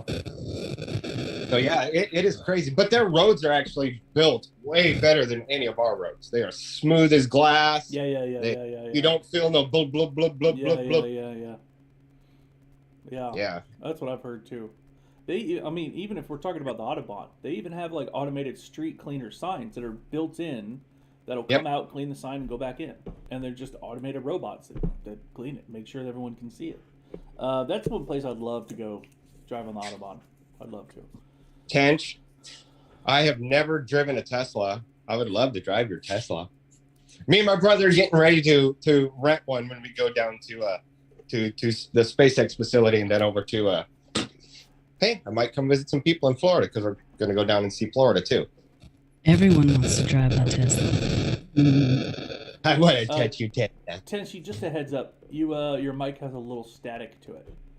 I don't know if cord's loose or something. I don't know what's going First on. place I've ever drove is Nashville. Honest. And then New York City, like they have like you can't trust like lights out there because they have like police officers that stand out in the intersection and wave cars through and stuff. And I'm like, your lights are working, but then they still do it. I don't know why. Story about New York. Sorry, I can tell you why. Because there's so much foot traffic in New York City that people get hit by cars all the time. Because sometimes you get pushed out into crossing the street when the light is green. There's so much people like that they sometimes have to have police at certain intersections, especially really busy ones. Yeah. Because there's so many accidents that happen in New York City because of that. Yeah, I stood still once in the sidewalk in New York City, and never again. Nope. Don't do that. My If you're sister gonna grabbed stand my still, shirt it's and just she like yanked driving. me to Get the out side the of the way. building. She was like, "Get your butt over here! You're gonna get run over by people." End up against the wall. Do not stand in the middle of the sidewalk in heavy foot traffic in New York City. You will get crowd surfed. Yes. Yeah. Well, I have a funny story. The first time I decided to go to New York, I was visiting family in New Jersey.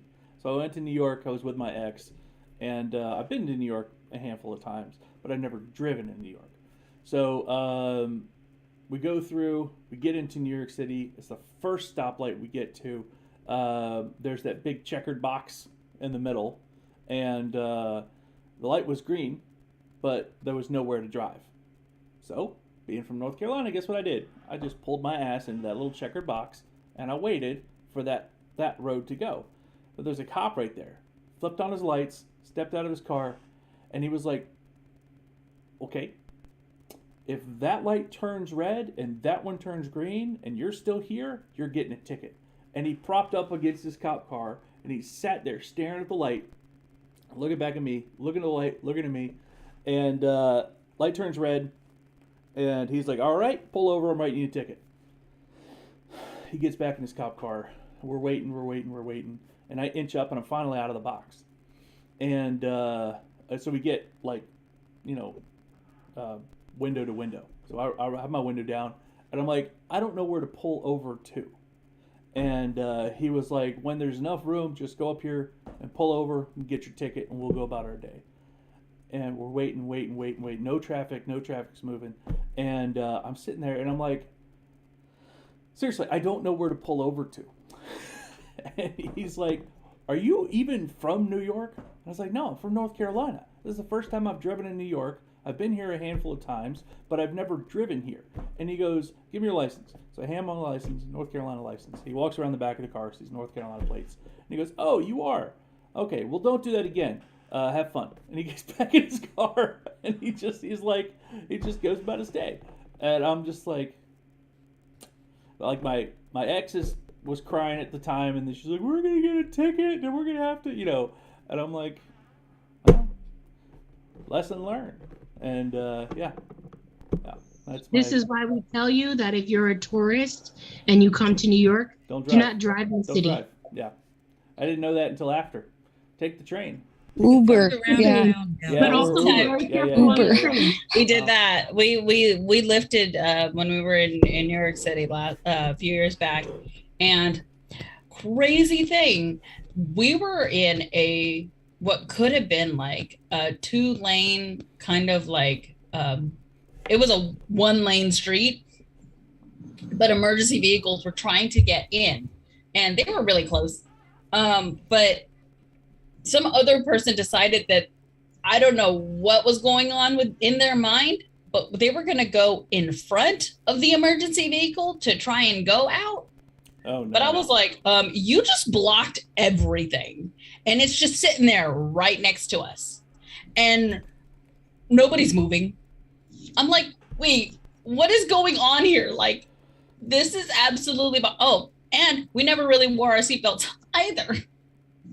We just all kind of piled into the car and like didn't wear our seatbelts, and they were like, cool. Hey, Dot, how are you? I'm on YouTube now. Also, if you're a tourist and you do decide to take the train, do your very, very best to not look like a tourist. Just hang out here too. Because they don't fuck with you. Kind of tired. It had been over 10 years since I'd been on the train, and we got lost. So I was like, well, maybe we should do this again. And we looked like we were tourists too. And that was the worst part, was that we had it down about on YouTube. We also have a Discord as well. What was that? If you'd like to join the Discord, over 15 years ago. And then we come back 3 years ago, and we're like, the Ko-fi. We forgot what we were supposed to do.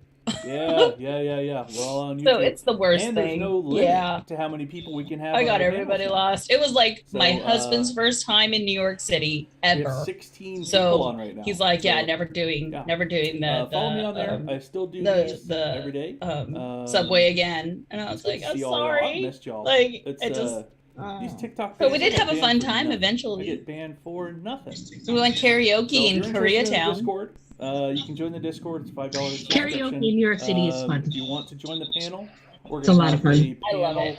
I think on Tuesdays we're gonna have an open panel where people can join. I'm sorry. We'll have guest panelists now. that can join if you're interested. So yeah. So we stayed in New York City, and we parked in a parking garage, and they literally put like our car on a lift and like lifted it up to its own little space. And my husband's like, I've never seen a parking garage like this. He was like, they had mattresses around the concrete poles to, I guess, to protect people's cars. I don't know. It was the weirdest thing ever.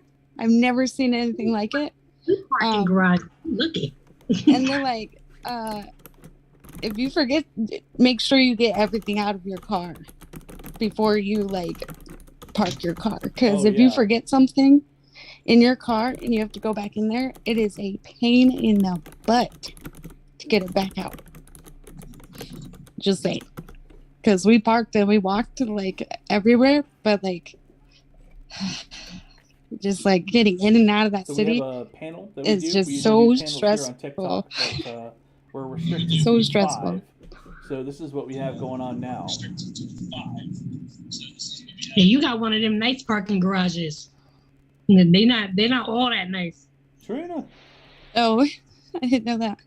Oh no. Sometimes they tell you not to leave your stuff in the car because when you come back, it won't be there. You'll be missing a few windows too. Yeah. And maybe some wheels, some tires might be gone. Some wheels and some tires, yeah. Your rims. It sounds like our parking garages out here in Madison. Jay. My dad lives like 2.5 hours into Philadelphia or Pennsylvania from New York City. So whenever I go out there, we go to New York City. So Jay, where are you from? Me? Yeah. I live in Wisconsin. I'm originally from Chicago. That's right. I was actually born in Kentucky though. That's where my family really comes from. My dad's side is Kentucky and North Carolina. And then my grandparents moved up to Illinois for work and then had my dad, and that kind of just everything. My mom's side of the family, my grandpa, my mom's side of the family is from New York, but he's not here anymore. So yeah, I don't know much about my biological mother's side because like I met her when I was 10. The only person that from her side that was in our lives was my grandpa. So, and I really just didn't know much about him. So, yeah.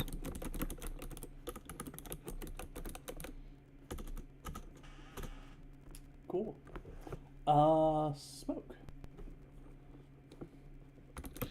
You wouldn't believe it, but you talk about driving and getting lost and shit. Walt Disney World in Orlando is so vast. when we were pass holders, we used to park at resorts and take a bus to the theme parks, but now you can't do that because now they charge you $17 to park there, whatever. We have a panel. But we got lost today we don't really have at a theme, the Disney parks but, all the time. We're just All the damn time. And they have these large signs and they're always under you construction. can go And to just YouTube. fair warning, if you guys Find me on want to go to YouTube. Walt It's in my Disney link World tree and you're here in, vacationing, just TikTok. either take their monorail, take their buses. They have the minivans. It's literally like Minnie Mouse minivans are stinking cute.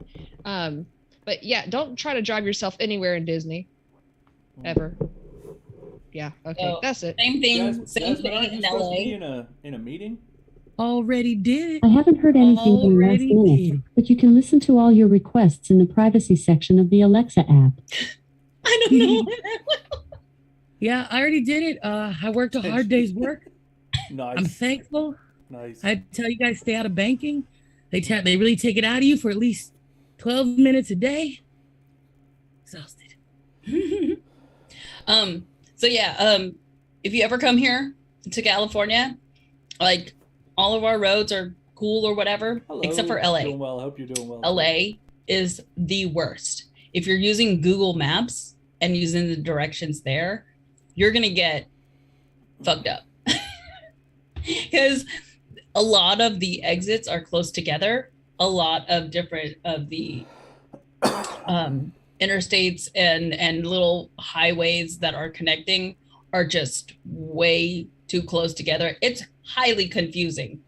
Like my husband drove down, we drove down to Disneyland a couple years ago, and we got lost trying to find an exit, and Google Maps was what we had. And yeah, we'll never do that again. If you have to go to any place, take a Lyft, get a local, because they know what the hell they're doing. Yeah, that's a good point. Profit. Okay, so I had a few things. One, my mom's side, Jay, I wanted to say my mom's side of the family is from Wisconsin, so I go to Wisconsin all the time and have like been to Wisconsin a lot. So just wanted to say, have that connection. But then about like the driving thing, I just wanted to talk about how stressed I get when driving, like as an autistic person, like particularly like, so I live in Maine. I was like born in Maine, grew up in Maine, learned to drive in Maine, right? And the largest road that we have in the entire state is 3 lanes. And that is the most terrifying thing to me. But I always like learn to drive on these like really tiny roads, and like there's like a state law that you are like legally required to get into the right lane if you are not passing, and like people just don't know how to drive. Like we have some very particular driving laws. And so I've learned to drive in an incredibly specific way, but almost as soon as like even just crossing the border into New Hampshire, as soon as I get out of Maine, it is the most terrifying thing in the entire world. And like, I don't drive like out of state, even though like I have been like go out of state very often and have like been in a lot of different places. I always take public transportation because I just get so stressed out. Like I just can't handle like all of the different road rules, and like just I get so overstimulated with like new situations. So I've just learned really well how to just take public transportation in even like smaller cities. But yeah, I just wanted to say that. Me too. Yeah. Jay. I totally forgot what I was gonna say. Oh my goodness. So we have a lot of semis. Oh yeah, I don't know if I said that. Like we have like 3 times the normal amount of semis people see, because we have semis coming from Canada. Like Wisconsin and Illinois are like the kind of like the middle ground where they like kind of just start going out to where they need to go throughout the country. And I'm from Chicago, so like I know how to cut people off. I know how to speed. I know how to like if someone really makes me mad on the road, I just trap them behind a semi. If somebody makes me mad on the road, I'll pass them and I'll go like this, making them think that there's something on their roof. Then they pull over and they check. That's and there's nothing on there, and I just keep going.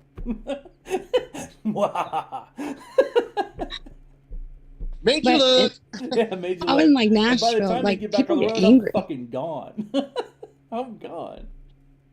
We were just in Nashville like a few months ago, and people started throwing stuff at our car, like Why? on the road, like throwing cups at our car and stuff. And I'm like, what Why? the heck is wrong with you guys? Like, because like we do tend to be a little more cautious when we don't know where we're at. Yeah. And this person just got mad at my husband and started throwing their like McDonald's cups at the driver's side car. What? Or driver's side door. I was just like, what the heck is wrong with you guys? Nashville be crazy. It is crazy. Does everyone know the pattern you're supposed to take when merging? The zipper pattern? There's a lot of people that don't know about the zipper pattern. Oh, the A lot of people just don't want to do it because they're so. So, like, if Yeah. you're merging, you're supposed to, Yeah. like, merge with cars going in between each other. And Yeah, then they every continue other on. car, yeah. Mm-hmm. Have you ever seen Kelly Square, though? Google it, Mims, and then show everybody that picture. It's called Kelly Square. It's in Worcester, Massachusetts. It's like a double Dutch if you're driving a vehicle. No, I've been there. My family's from there. That's Oh my god. That's where I learned how to drive. And I mean drive. Ugh. People die in Kelly Square. Yeah, show them that. The first time I got onto a freeway, I was surrounded by semis. So semi in the front, semi in the back, semi on the side. It was only 2-lane highway. And I was I feel uncomfortable. Holy shit. Yikes, look at It kind of looks like this spaghetti bowl in Like you gotta it's like double dutch. You have to jump in, and once you're in, you have to be prepared to kill everyone around you. It's like that. terrible. On top, I forgot the. Or You're put not the. an engineer cords. unless you overthink shit. Like, It's like if Pittsburgh and St. Louis as had an a baby engineer, I together. can say that. My sister-in-law gets lost in roundabouts, so I don't think she would be able to handle that. That's like figure 8 roundabouts. Yeah. That's crazy. That reminds me of when They have some of those in I went to Chicago. Portland, and I was driving because the other two were too scared to drive, and my GPS went out every time we went underneath. One of That's what I the was gonna say. so we Hey, we got everybody. so lost. We were lost for like an hour, Hello, hello. and then we were Thank you. running out of Check it out, gas, check it out. and we were like trying to find a gas station. We came up just as it We went got to our empty. panel going on It was YouTube. hilarious. And everyone follow me So on my YouTube. husband, his ex best friend, I shouldn't say that, his best friend that moved away. He used to live at like So yeah, if you go on YouTube, Kevin you used follow to me live there, you can hear at his all the parents' panelists place, on and his there. parents' place out And, here we're not restricted by TikTok. is on a stretch of road, moderators. You like know, they have separated by little more Whitewater Lake. leaning red flaky. And but the first then, time he went to then we like, Kevin's they have no parents' house, jurisdiction on it, YouTube. his GPS almost made him drive into We're the talking lake about just driving. because there was supposed to be a bridge that was I don't know how we got talking going about over driving, the but we're lake, talking but it about never got driving. built. Talking about rules. We were But sharing the Kelly GPS Square, which thought is it nuts. did, I guess. And yeah, he almost drove into a lake. That's what I was gonna say. That's Kelly Square. Yikes. I was gonna feel guilty for sharing that time I had to pretend I was stir crazy with a cop. What? Okay, so you know how we get into like these Jasmine situations? I want to say I maintain that I was guilty on this one. I definitely was. But by the time it was over, I had scared him so much, he was happy to be alive. So I was doing about 140 on the highway, coming down from Thomasville, coming from Raleigh. No, coming from the beach, Jacksonville, North Carolina, Wilmington area. And I was doing 140. The music was good.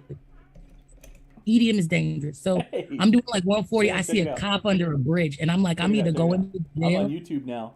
Look.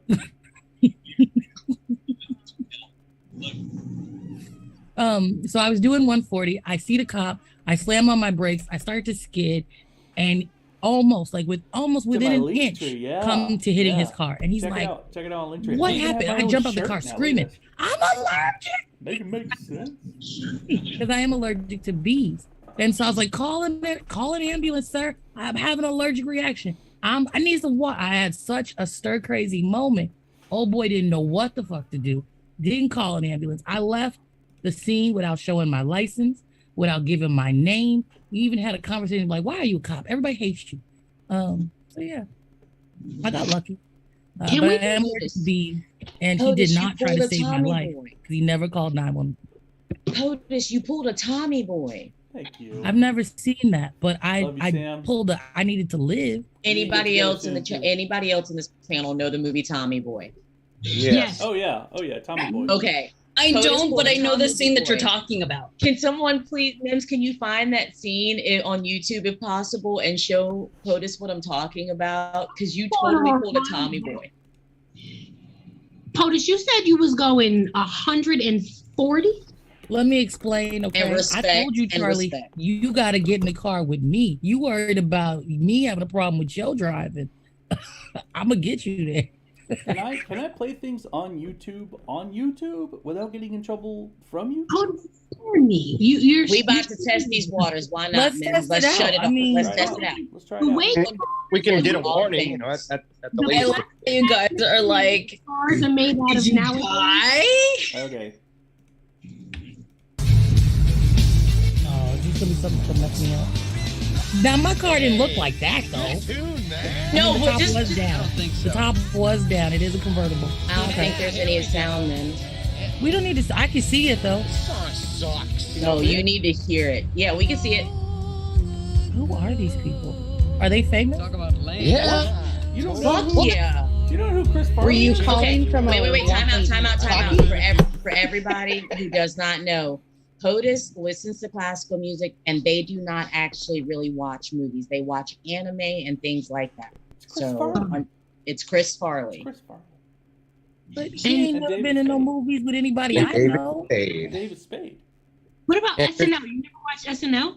No black people. No, they did have black people. SNL gave Eddie Murphy his start.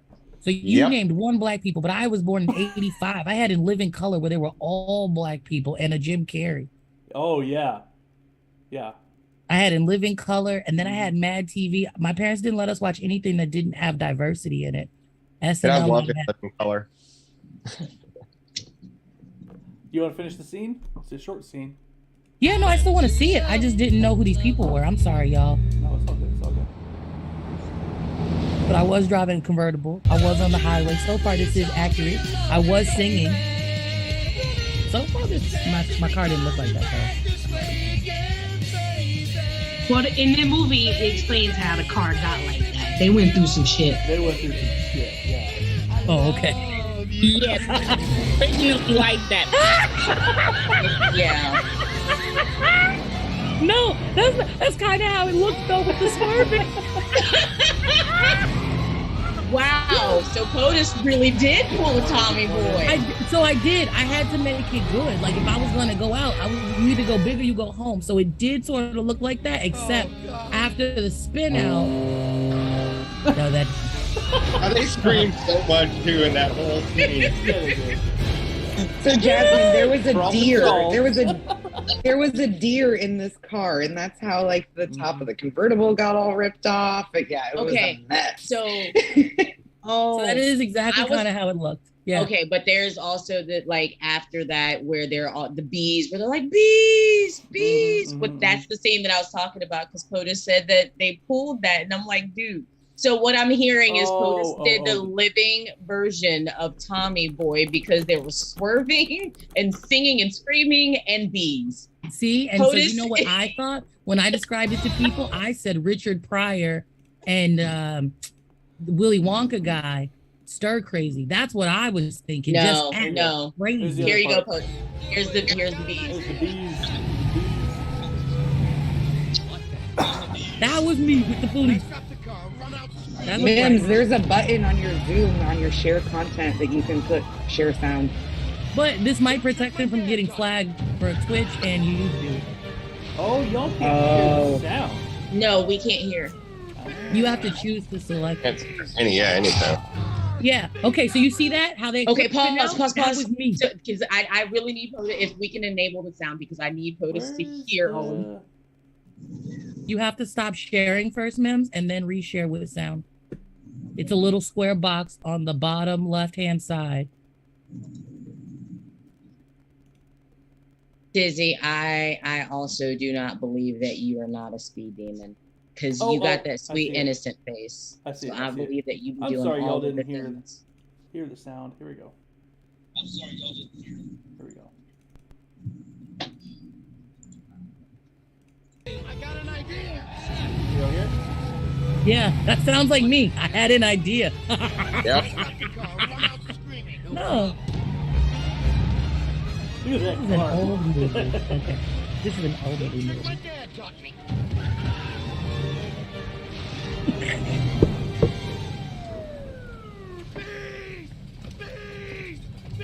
Yes, I never saw this. God, they're huge.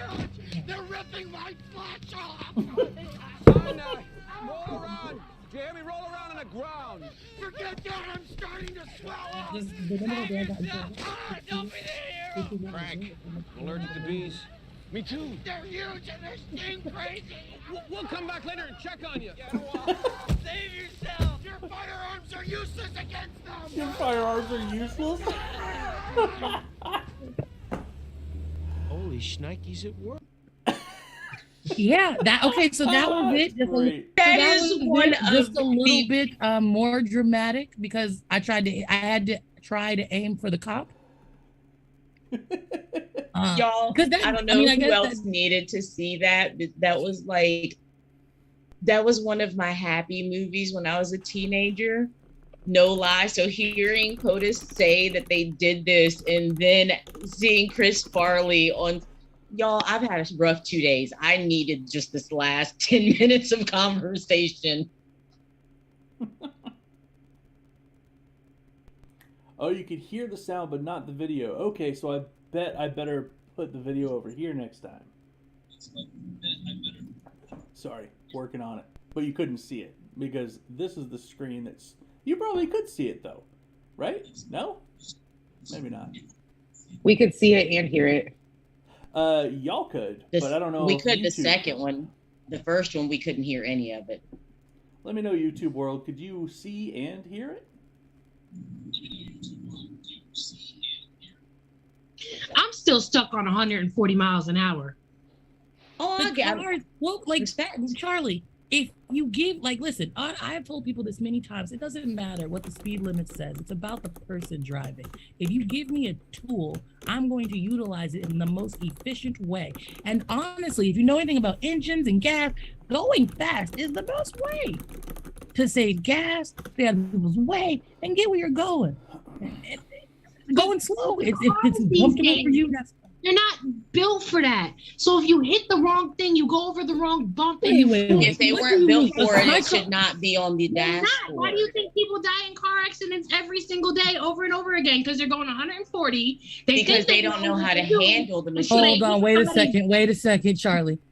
Because you're missing a lot of stuff here. So let's talk about that. People crash because of things on the road. People crash from other interference. Just driving at a high speed in a straight direction, because I live in North Carolina, the roads are flat, as Mim said. I can see ahead of me enough time to plan an escape. So it's not a dangerous situation. What we have to acknowledge is Bernie's nipples and that Trina, and that, like, no, there we are don't need other to things acknowledge that cause accidents just going fast, isn't it? Don't encourage.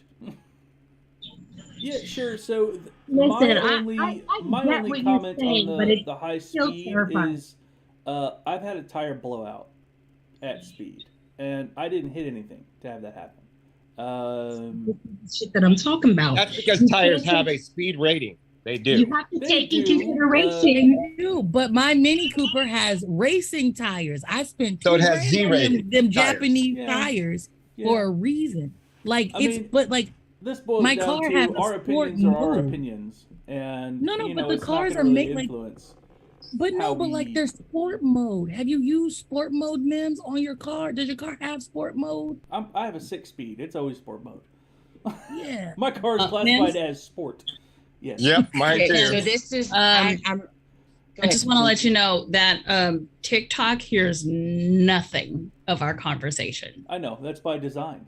It's by design. It's by design because TikTok decides to moderate what TikTok hears, while as YouTube is more based on freedom and does not have Andrew Stanley. It's just because if you want to hear there's a person on here. If you want to hear what we're talking about, join us on YouTube. Move over to YouTube. Move over to YouTube. Yeah. Or Twitch. Or Twitch. Preferably Twitch right now, you guys. Preferably Twitch. We need to get some more people on Twitch for POTUS. Thomas, my first car. Let's talk about first cars. Oh, well, let's go through the hands first. Sorry, Prophet. Hold on, I'm chewing. Bad time. I always do that. I always seem to call on people right when they take a mouthful of food. I'm like, all right, it's your turn. Talk now. Hurry. You did that to me yesterday. MIMS is chaos. For anybody that did not know, MIMS is a chaos gremlin. He thrives on join the Discord and you will see what's happening. It's chaos. It's chaos. Can I be a chaos demon instead of a gremlin? I mean, yeah, but I like gremlins. I have a soft spot for gremlins. That's why I called you one, because I love you. Okay. I'll call you demon whenever I'm talking to you, but whenever it's in my brain, it's gonna be gremlin because I love. I'm cool with that. Cool beans. Yeah, I'm cool with that. Chaos demon. I really like the compromise we just came to there. That's efficiency. I don't know if y'all have been able to see me swearing at this, but I just got to say, if you ever buy brick stitch earrings, remember it's worth the money because they are hard. Can you show us? Yeah, I'll go. And then, well, I love how Cuddle teaches us something new could you every put week. your hand behind it? That way your Oh yeah, I can do that. Hold on, let me get rid of my background. Oh, there we go. Okay. Join us on YouTube. We're having a fun time. Can you move to your left a little bit? That's cool. There we go. And then put your hand behind it now. So I would like to enjoy all of the hard work and wow. That is gorgeous. As somebody that has fat fingers and work on tiny intricate parts, I don't know how you do that. I can't do it. I have to use tweezers and shit for small parts. So real quick, Vision, I just have a question. Are you neuro spicy? Cuddle? Yes, I am. I'm on the autism spectrum and I have a brain injury. Prophet, floor's yours. Me too. I also have brain injuries and autism. Yay. Yay. Anyway, what I was going to say is I wanted to go back to share a story that is somewhat similar to Jasmine's, but like different. I did end up with my car spun around backwards on the highway once, but it wasn't even under like extraordinary circumstances. It was like 3 p.m. on a Tuesday. I was like driving and had just gone through, I was like 16 at the time, but I had just gone through like a toll booth and they were in construction and there was like a rumble strip we have a whole that like took me off guard and for some reason like triggered me to have a panic attack. But I couldn't figure out where the rumble strip stopped. And ended up like swerving. And this was like right next to like a like big like ditch in the road. And then go to. But I don't even really remember a lot of like what was happening because it was like a very traumatic experience, obviously, because I had gotten into like a more serious car accident like earlier in the year where I had like gone all the way off the road. And I took a break from driving after this, to be clear. But I we also have a community Discord as well. Turned around, and there was nobody around me, thankfully. But right after it happened, someone from the I don't know who it is, didn't ask for this man's name, but he's in something very not okay. But he works for the main Department of Transportation. Pulls up to me and looks me in the face. Doesn't ask like, "Are you okay?" Doesn't say like, "Hey, what's up?" looks me in the face and says, "Are you disabled?" And I'm like, Oh, good. no. A lot of people are having problems. Like I have so many disabilities, I'm on and I live just right like, now. no, what? And then he's like, "Oh, okay, well you have to turn your car around." And I'm like, what is this? What?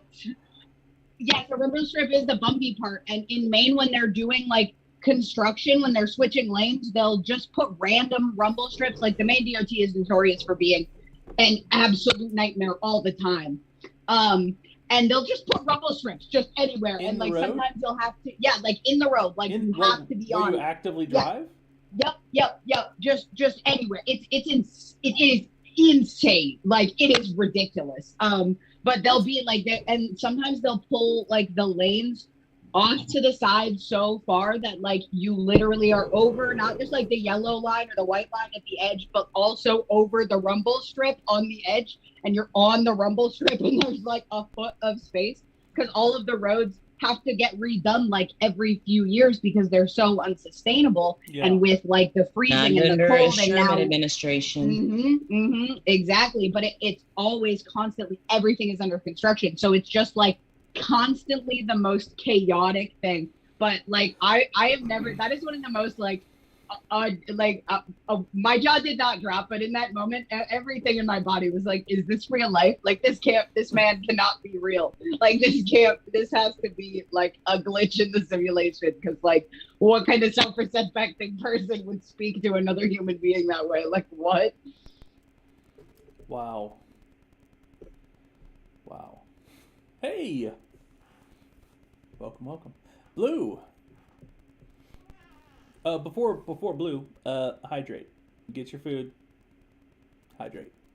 Blue, floor is Hydrate, yours. Andy? Did everyone take their meds? Yeah, everyone make sure you take your meds. Brush your teeth. Take a piss. After what Prof just said, everybody also take, and I'm saying this, I don't know if I'm the only one, take a deep belly breath, not a chest breath. Chest breathing is tension breathing. Belly breathing is relaxed breathing. So take a deep, steady, slow belly breath. I am going to forego everything else I was going to say because my brain really cannot, and go, what the fuck kind of question is, are you disabled, to ask somebody? Hello. And who asks I'm that on YouTube after? right now. Who So asked you that? can find it through Period. my link tree. What? It is good. It is Profit, good. Check it baby. out. I am so sorry, fam. Like my brain hurts so much right now. That was not just disrespectful. That was potentially dangerous and harmful for you, depending on how you would answer that question. Like, So follow us on YouTube. Y'all, You'll exactly. hear That's all the why I just said conversations. no. That's why I was like, TikTok nope, is I'm not finicky. engaging in this So, conversation. Like you're trying to we're trap sort me in of something that migrating I'm over not to having a YouTube. We'll part still be of. doing Like, this. no, thank you. But That is TikTok not, is you so are not, you are restricted literally not allowed to that, ask me that question. No thanks. if we're Like, gonna have people think full, coherent that conversations that are actually it is just beneficial, certain and marginalized life-changing, communities that may, be YouTube's where to go. disappeared or come up I missing. know. I love learning from No these one fine people, talks too. about It's the amazing. members of our Plus, we disability also have a community Discord now that too. also So if anyone's interested come in the up, Discord, you can or don't come up, purchase should a I say? subscription, They $5 a month.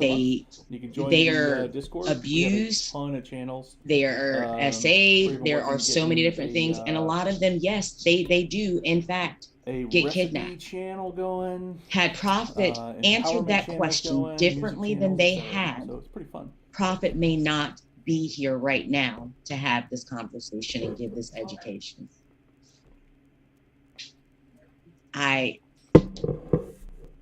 Prophet, I love you, family. I love you so much. Thank you for sharing that story with us and bringing that level of awareness as well.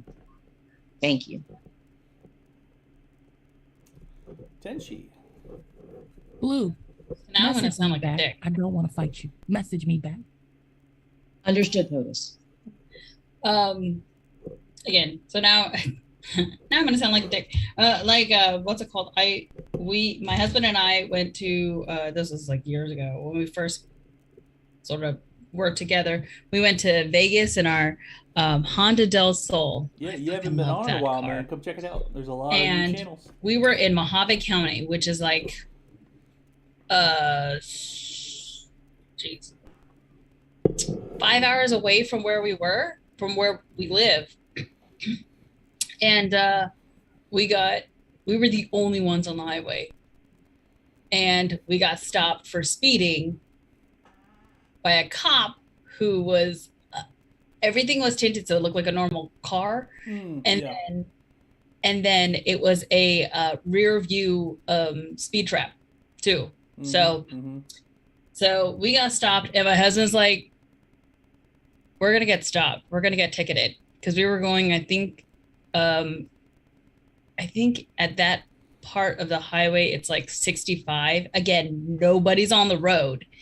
So 65, and we were going about like 90. And then they pulled onto the freeway, and my husband's like, we're going to get stopped. Yeah. We got stopped. And we had a cooler in the front, and they're like, do you have anything alcoholic in there? And I was like, no, like there's water. Do you want one? And he's like, no. My husband got a ticket. And by the time we got home, we got the,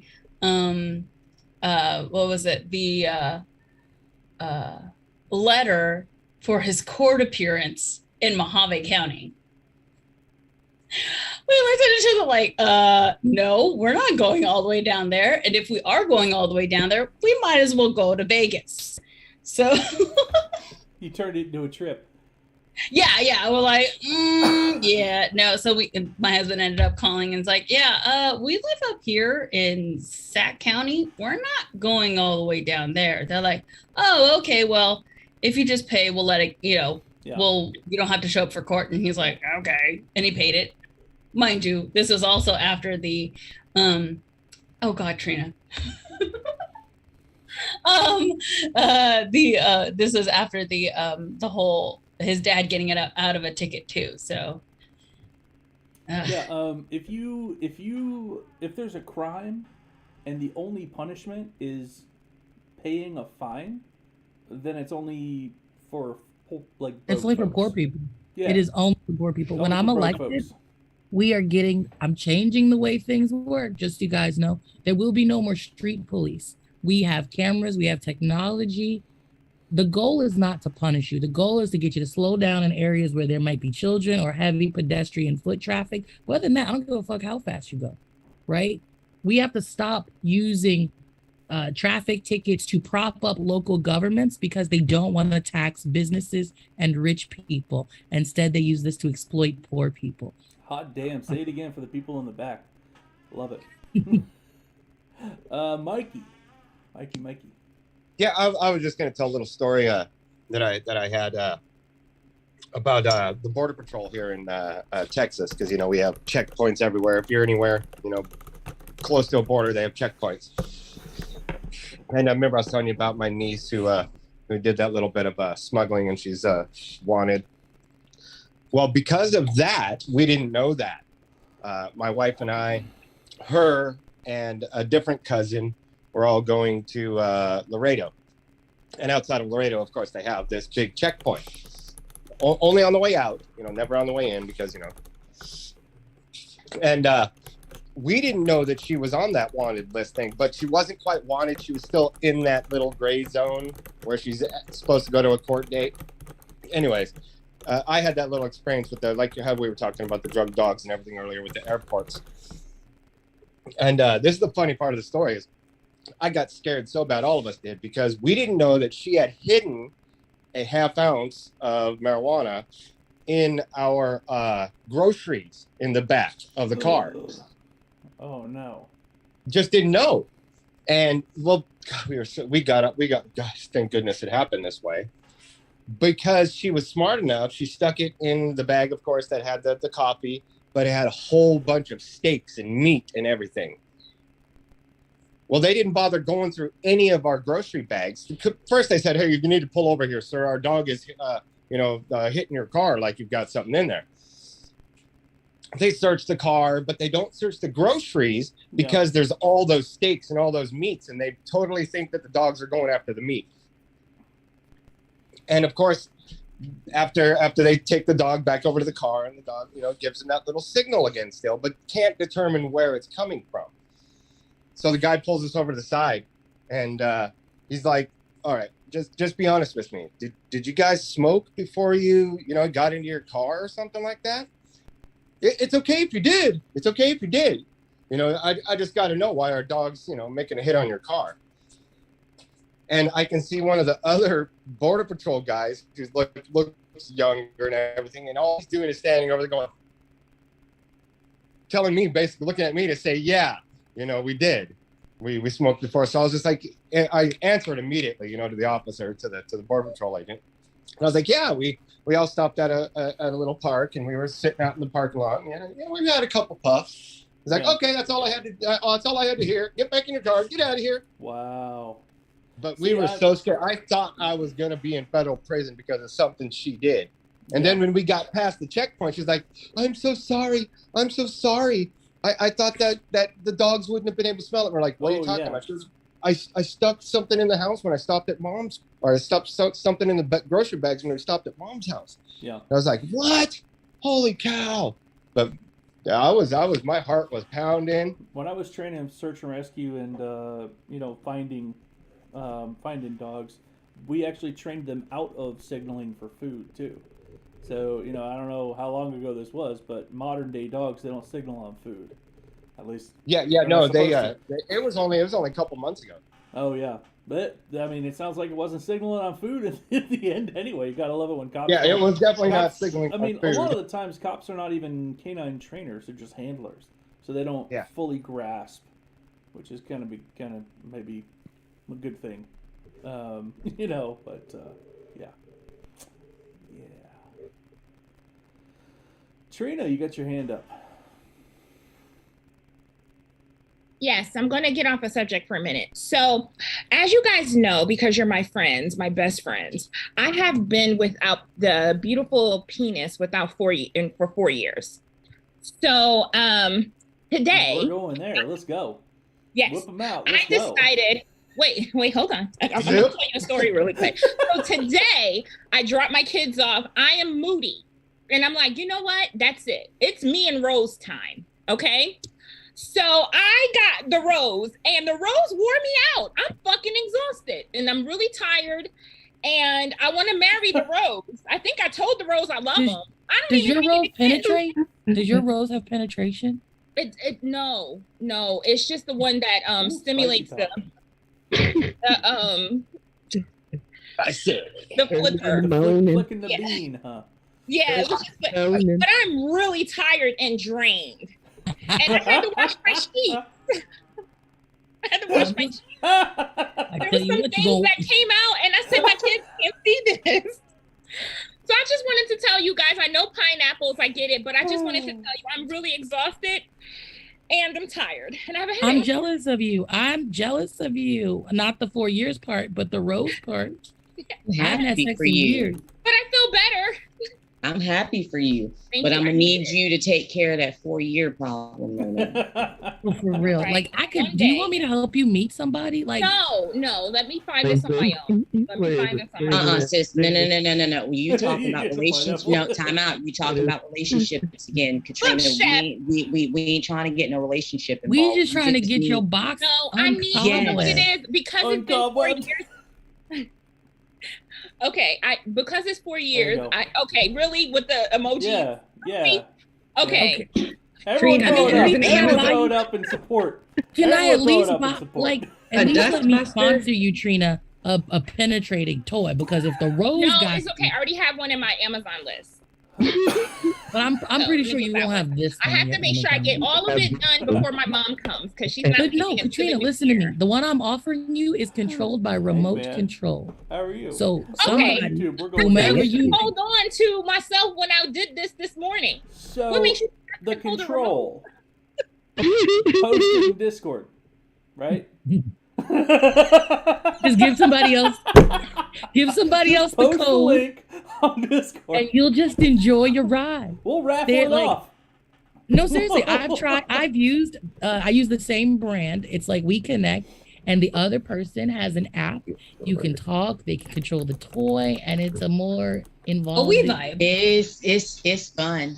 Yeah, It's We fun. Vibe. I've got all of the series. I don't think I'm ready for that Katrina, yet. that would be so much fun. You'd be sitting here, we'll be talking all serious, Katrina, and then you just Katrina, scream sis. for no reason. This is part of the Katrina, sis. I should build myself up to that. Time out. That's part of the problem. There you go. That's part of the problem. You trying to build yourself up to things. You trying to you passed that point, Mama. That would have been a year. Now at this point, it's like the first time and getting in the We gotta pool bring in out the the summer big months. You just gotta jump in and get it over with. We ain't no Mims, building if you up. get to the products, I'll tell you all the ones that I have. Yeah? Okay, hold so can I say this really quick while you're looking this up? Okay, so I bust so hard I got a headache. Let me build myself back up, okay? I'm really trying to just. I don't think I can handle anything right now, and I tried the different speeds too. So Hun. It's the oxytocin though. It's a hormonal headache. It'll go away. It's also because you the one doing all the work. It's still there. It's also because you the one doing all the work. You got to let somebody else do the work while you get to lay back and enjoy. You gotta not let your health have a stroke. Number two, exactly. But hold on. You missed another point. Number two, if you had another party involved, this person could be the one to go get you your Tylenol, your ibuprofen, a glass of water, and some cuddles. You had to do that for yourself. There's a reason why you're sitting here with the headache still, right? This is why I'm trying to get you. This is why I'm saying we need to bring another party involved. I see Nick. Nick is underneath me right now, and the look on Nick's face says it all. I'm just saying. Yeah, because I had to do laundry and use multi-purpose spray. Yeah. Love you, Katrina, so much. We need to talk. We need to talk. It's been a while. Multi-purpose spray. Yeah. So I'm gonna get off, but I just want to let you guys know I love you. You already got it off. You're going to get off again? You still feeling the remnants of the last time you got off. Maybe you should take a break. It's been a minute. Maybe you need So to I'm hydrate. happy I got all this out before my mom is coming because No, but like you soon. shouldn't You stop should having sex hydrate. when your mom comes. That's what I'm saying. Let me introduce you to somebody. So you got a little sex spot. Yeah. I If it agree. was that, How you gonna build up your tolerance see, to build though, back up? Where you telling us, let me build myself back up, let me work back up too, and now you are also saying, hey, I'm gonna have to stop because my mama coming. How you gonna build up to anything if you go? No, listen. I mean, to I'm me. just saying. Take the off. Orgasms usually Y'all not cure gonna have me up headaches. in the If you- hospital because y'all got y'all youngins. I'm 39. I'm 37. Hold on, time out, We in time out, this Katrina. together. Our Katrina, hips are gonna go out at the same Katrina. time. Katrina act like an Sis, old maid. sis, hold on, time out. Can you see my face? We're on YouTube right Sis, now. can you see my face? Sis, look at. Can you see my face? We're on YouTube right now. Find it. Do you in my, remember how old I link am? tree. You can go in there and Say, because see you what we're said talking youngin. about. I'll be 39 in December, my love. Don't pull that youngin card on me. Also, Trina, if you sign the right forms, I have sex with you. I got nothing to do after Did she sex. just say, Oh my god. Yeah. Yes, they Yeah, did. forms. Yes, What do they you did. mean? I'm just saying, you the one got work yourself. can Oh, your handle kids will be home. anything Never right mind, now? I forgot you barely got can kids. handle the damn roles, and I was in control. I'm not trying to do nothing with nobody. Did you ever think maybe you got a headache right now because you was in control and you had to think about it and do all the stuff? I'm just saying you ain't actually I'm getting off. All right, bye, really y'all. put yourself Have fun. into it. That's why you need another person. Hydrate. I love it. Drink some water. Drink a lot of water. Maybe a Gatorade or two. Fluids as much that You came need out. some You gotta electrolytes double in up. your life. Trina, I know where you live, so I can just put stuff in your mailbox now. Tap a little dirt, you know. Putting some in a mailbox. What'd you say, Nick? See, putting stuff in the You know, mailbox. I tap a don't know if little, you're ready tap a for that little either, bowl, you potentially. know, get your mind right. It might intensify, you know. Yeah. Take that head out. Ooh, yeah. So for- if you for have everyone sex when you're on that's not cannabis, Trina, I try recommend chugging a pot of intercourse. coffee first. Try that. Trina, I'm scared to figure out what comes out after that.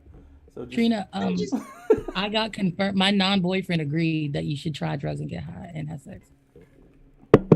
But I'm not bringing him for our sexual situation. I promise. I think Thank you for everyone the should. offer, but no Some thank good you. edibles and some I am sex. very drained. I think that everyone should Like, at this is least what I'm try worried about, sex Trina, though. insurance You out here saying you at least brain. twice in your life. Women At can least have 2 times multiple in your life. orgasms. Said It's you the should men what that now, fall by the Bill? wayside. Men can do that too. Not Yep, this man, facts. but some men can. Absolutely. All men, all men. All men have multiple They orgasms? sure can. They Yes, can. they can. They can Okay, if they then stop. I might just be a bad Okay, partner hold on, because I time only out. worry No. about mine. Yeah, but the thing about it is that most Yo, you missed it. male-bodied, Homeboy over here aside- was like, yes, he agreed. When I was like, I'm a bad partner, I only care about mine, he was like, yes. at least he honest. You At gotta least he honest. treat it like Oh wait, me? No, I don't care about just mine. So no. No, it's just that I'm so selfish. The problem with most AMAB people is they get in and they just get in and they just trying to get in and get done. Yeah. If they took their time, and there's a lot of other techniques, and there's a lot Absolutely. of Yeah. So edging like, and other things. yeah, that right there. Foreplay is important for both. With the male multiple orgasm, there's a lot of edging. You guys know what edging is, right? There's a lot of edging involved, and most men cannot control themselves long enough to edge so that they can have but you can have multiple orgasms. Well, Especially now I hope you guys are happy because if I go to jail today on a manslaughter charge because I've tied this person up and tried all these multiple orgasm things, his death is on your hands. Time out. Ain't nobody say tie this person up and do any of them things unless they can consent to all of the above, in which case that's their own life choices. Ain't nobody, I'm not an accomplice, nothing. You made a whole life choice. Jazz, And you'll you're have down to about paperwork. my age, You'll have right? paperwork So to back it you up. You gotta treat it like a bop it. Sometimes you gotta twist it. Sometimes you gotta pull it. You gotta Bye.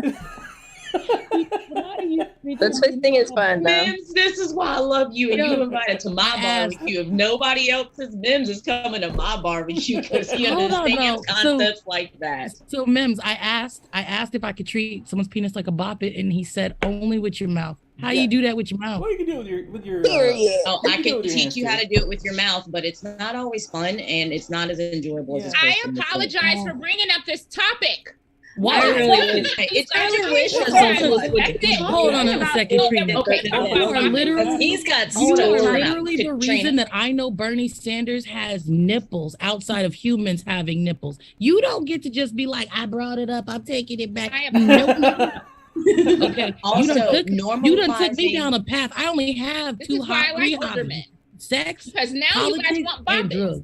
I can't do it. No, don't nobody want to bop it. No, we don't need bop it. People are born. If you want to advance, People are born with those. if you want to People are advance, born with it. Enjoy sex, Trina. try doing the bop it.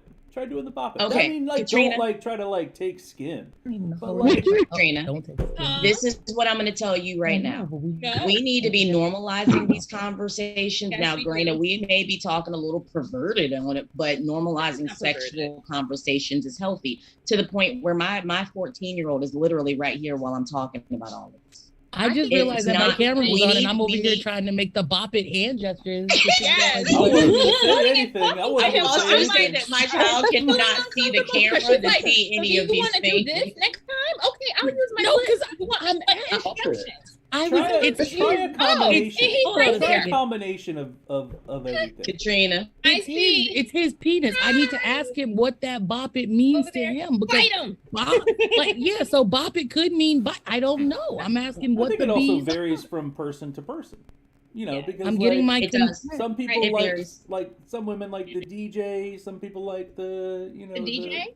you know what I mean? Like there's different things, different. No. Explain the DJ to me. The DJ. The DJ. What?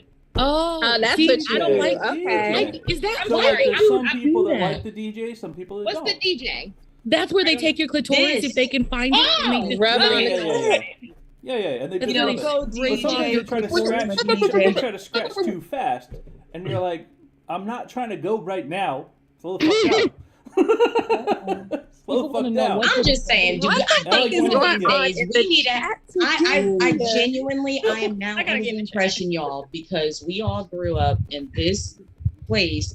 I really think that we need to have an adult sexual education just class. thinking about I that. agree. I was just 100%. thinking about that. Because this is, I'm Agreed, yeah. realizing that there are a lot of people that, one, are either insecure, or two, like they're all skittish and oh my god, they're all shy. It is your body. Yeah. It is a human body. We don't need to be squeamish about what the body does and what we do with it and to it. Hello, pretty face. I'm looking at Curtis's screen now. I'm a timeout. Hello, everybody. You've never seen this flag before? It says, "We the people mean." You're so pretty. everyone." You are so pretty. I have in mind it's like the old game that came up. Wait, who is this again? Hi. This is so he's asking MIMS how to apply bop it to sexuality. Oh, I was just sort of making a joke, but at the same time, like, It's true. You know, okay, TikTok. I gotta say bye. We're gonna be talking about stuff. If you want to follow me, go to YouTube. I love y'all. I just got off my band. We're gonna be talking about some shit. So follow me on YouTube. It's my Trying to new get stream. it I love y'all. I'll be back soon. That's great. We're off of TikTok. And I didn't get banned. Yay. Okay, so like an example, if you grab it and then you take the head and you do this, sometimes that works too, right? Just with like the little head? Yeah, so like have the mushroom sticking out. Sometimes if you do this, don't like like, you know, just the try reason different I had things. to Like, ask though. No, the reason I asked is because like for the clitoris, I don't like the rubbing. I do Yeah. like a little tapping. I like the tapping. So if you tell me to bop a pin, I'm about to not like try to like punch it back in, but like Talking about giving a little love tap. yeah. You know, now if he A dies, love though, If he dies. if he can dies, he stroke him dies. out. But it's Katrina's fault specifically because she set me on this path. Now, And he I will say vibes also work on men too, not They just do. inside Yes, too, on the I outside love- of the shaft too. I'm not It's, gonna it's lie. helpful too. A vibrating cock ring, gentlemen, pick Yeah, one yeah. up. And Yeah, the yeah, people yeah, you yeah. sleep with will love you. Yeah. So 2 things. I absolutely love that Prophet said I'm turning my camera off to eat a popsicle. Y'all don't turn it off. Prof. Leave it on. Right? Leave it on. Not for free. I am never free. Leave it I need it for free. Jasmine's got an I respect OnlyFans posted on there. Facts. That actually, All- believe it or not, all Well, those- what's your cash app? I know plenty of OF info if anybody needs to know what is usually cash permitted app? and what is not. I had an Also- OnlyFans for a very long time, so like I here's know my what problem. OnlyFans are. My OnlyFans has been denied. Like every time I try to put it up, they say I got a fake. So if you guys could help me, walk me through the OnlyFans registration process. Okay. Because I Shit, help me. Shit, that's what I'm saying. Okay. I got vagina and I want to share it with the world. I'm on my husband had to go through that whole entire thing because he set up my OnlyFans. So Monday, Tuesday, he'll be here. You have an OnlyFans? We need OnlyFans. I didn't know We should do I'm Monday. putting an OnlyFans channel in. Monday. No, seriously. Okay, Monday. hold on, Tim, Our Mims, topic on Monday do is that. gonna be OnlyFans establishment. I'm telling you right now, Mims, dad bods has always been a niche. Always. If you have a dad bod, do it. You have a beard, do it. These are actual niches. People have fetishes for dudes with beards. They have fetishes for men in glasses, men wearing business suits. You ain't even gotta be naked. Why don't you just at me when you say that? You might as well just at me. Glasses, beard, dad bod. What are you saying? Well, What are you nobody saying? wants Because you dad bod right sexy. now. Hold on, first off, I love dad I'm bods. a No. bearded Oh, you're gonna make me blush. Dad bods. biker Dad bods to me. husband that wears all black. Should I make him an OnlyFans? Yes. So I'm not gonna lie. Everyone should have an OnlyFans. Have y'all Men seen those also. TikToks where like there's like, oh my husband got a brand new whatever, but he sure as shit's gonna be mad when I bought it for him with photos of his own feet on OnlyFans or something. Right. So I also have a feet finder as well. You have a Okay, feet Tim, finder? I'm trying to make Get it, look, Tenchi. and that's the thing. Yes. It's been set up all of I this. was gonna say, Respect, Tenchi told y'all they Tenchi. were driving a Tesla. Now we know how. Respect, Tenchi. Actually, I was I got the literally Tesla having this on my own. conversation with the bestie y'all Somebody's saw eating earlier. popsicles on the live right now. Who eating? Oh, hello, Prophet. But no, I was having this conversation with Tiffany earlier. Mims, I find dad bods and thick bodies to be the sexiest bodies. I don't like, me personally, I like to look at muscular people from afar. Y'all are pretty from a distance. I do not want to cuddle with a bag of rocks at night. And that's what my brain associates really buff muscular people with.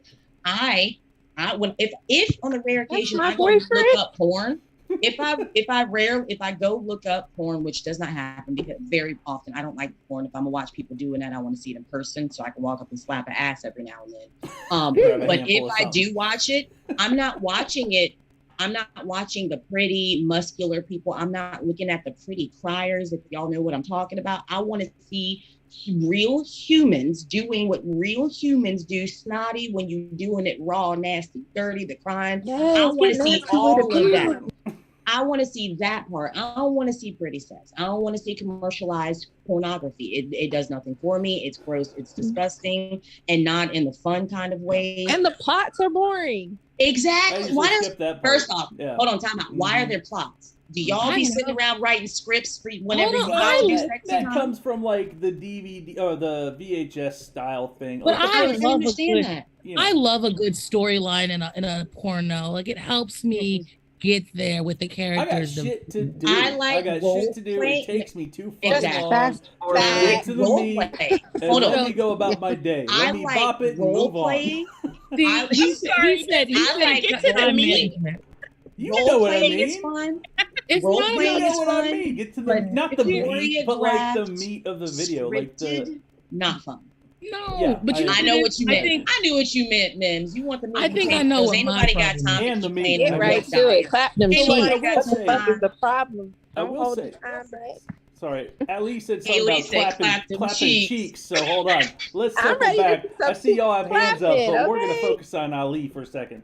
You know, Allie talk about clapping cheeks. Go Ali, ahead. hold on, no, no, Ali, what Turn on your clapping cheeks camera. you Because doing? you the one with Turn the on the baby. You got camera. the baby. No, my You baby's got the youngest baby, I think.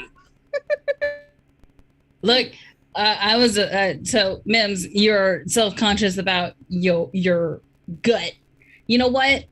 I say good because every woman loves a gut. You know why? They know that the man is being fed and they can feed them too. That is a cultural. Feed rule. us. Feed us and tell us we're pretty. Okay, I'm No, gonna put it to you like this. I tell you, I found do- out the secret for at least my relationship. I give her feet rubs when she doesn't ask, just randomly.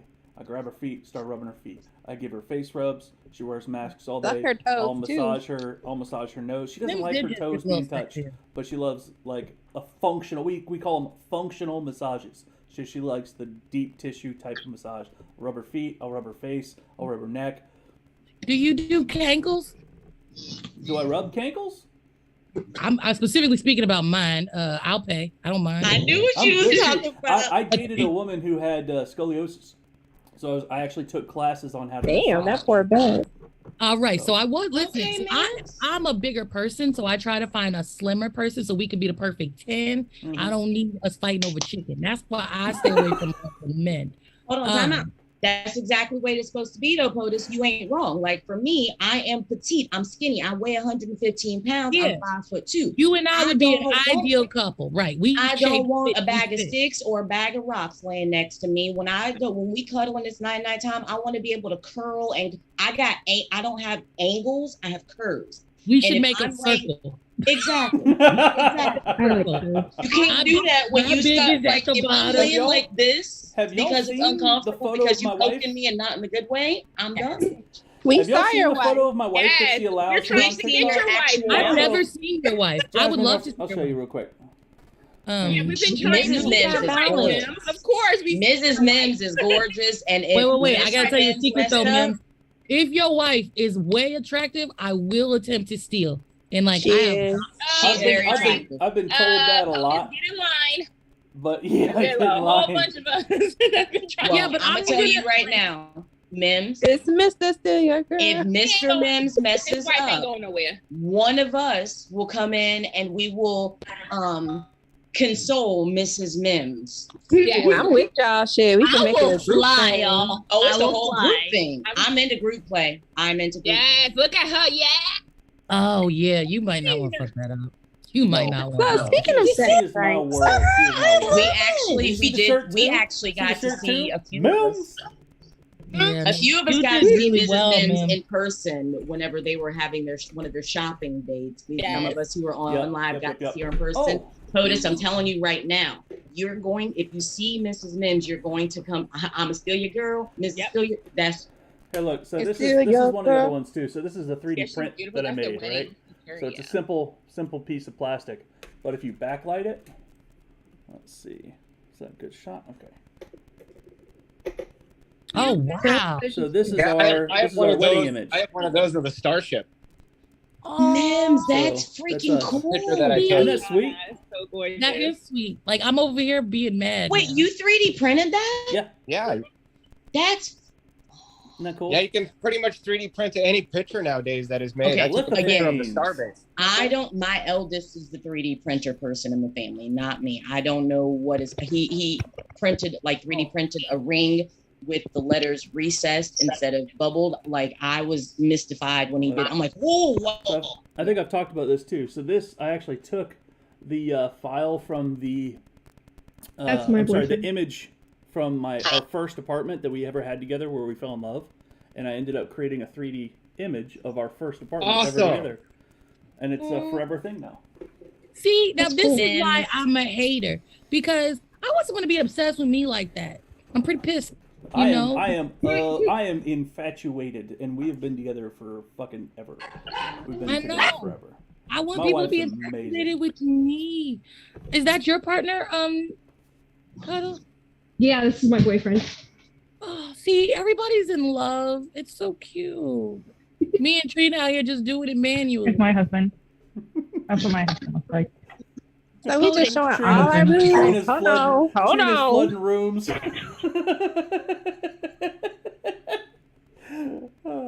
Oh, you guys are so cute.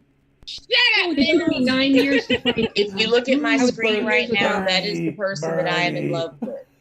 If you Bernie's look at the screen nipple. right now, that is the person I'm currently in love with. And there's nothing wrong with that. Most of us are in love with that dude too. However, I just need somebody to come in and be the cuddle and the body pillow, though, because I can't be that for myself.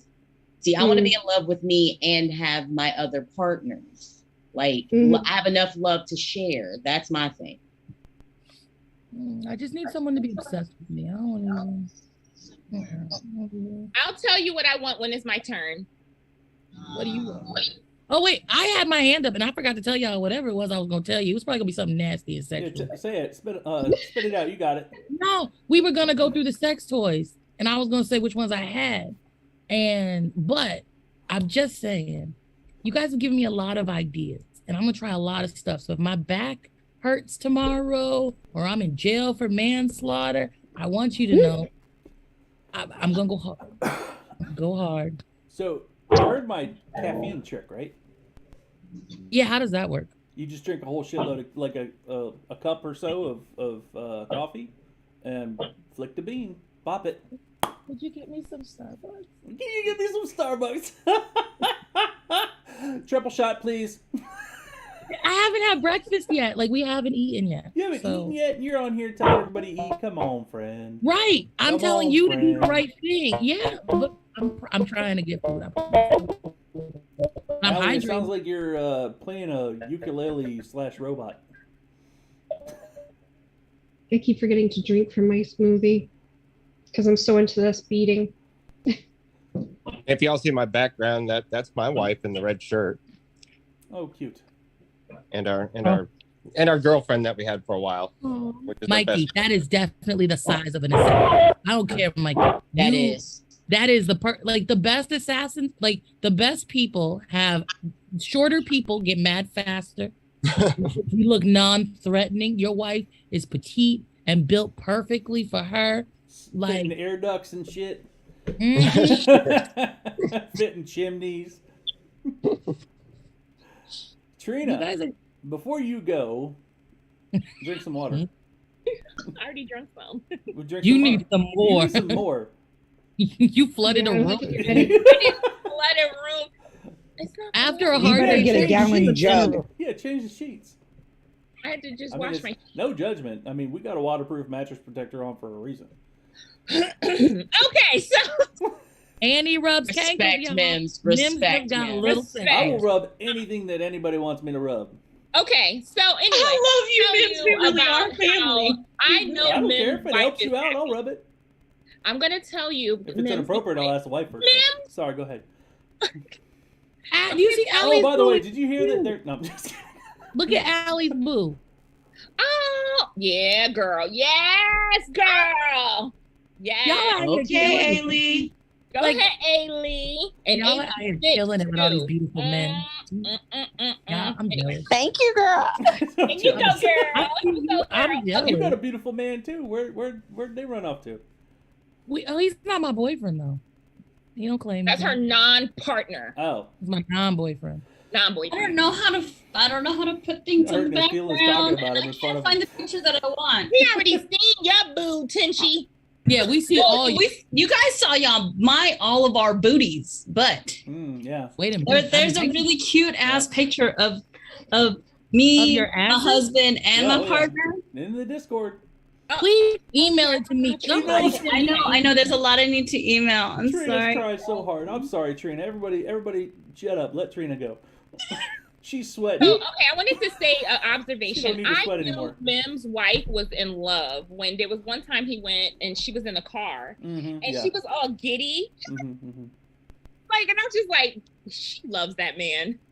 That was the first thing that I knew. So, but anyway, I heard that Jewish men are amazing partners. They take very good care of their women.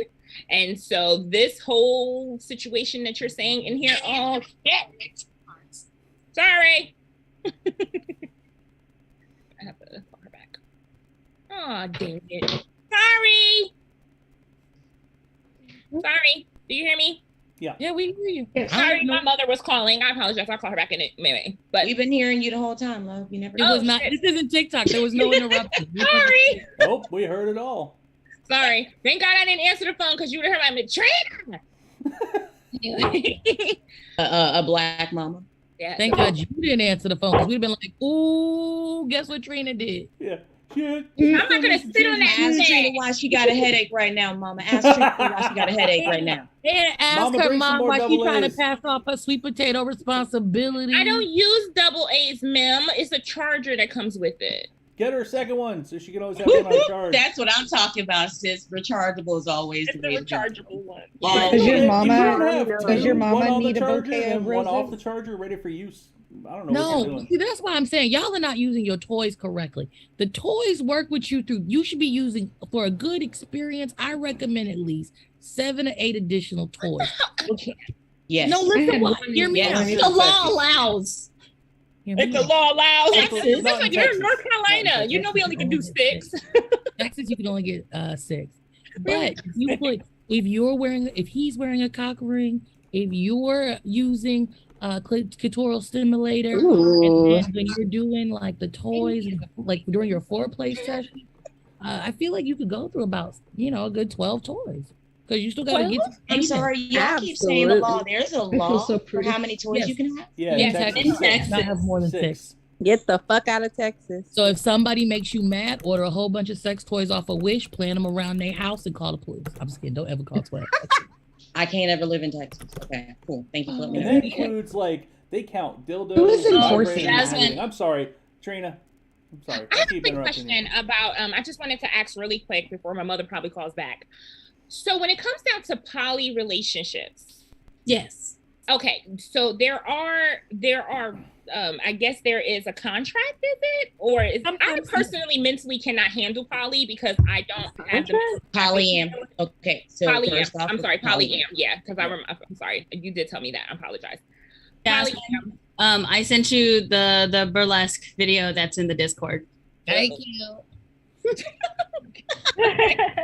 So it has to be like a contract because I saw Mike. He said no. It's just something that is just. So some people It use depends on the relationship. Some people, it really depends on the individuals involved. I like contracts because you ain't gonna tell me I didn't say it. Yeah. I like to have it right here. But there are people that some people do like just the group meetings every week.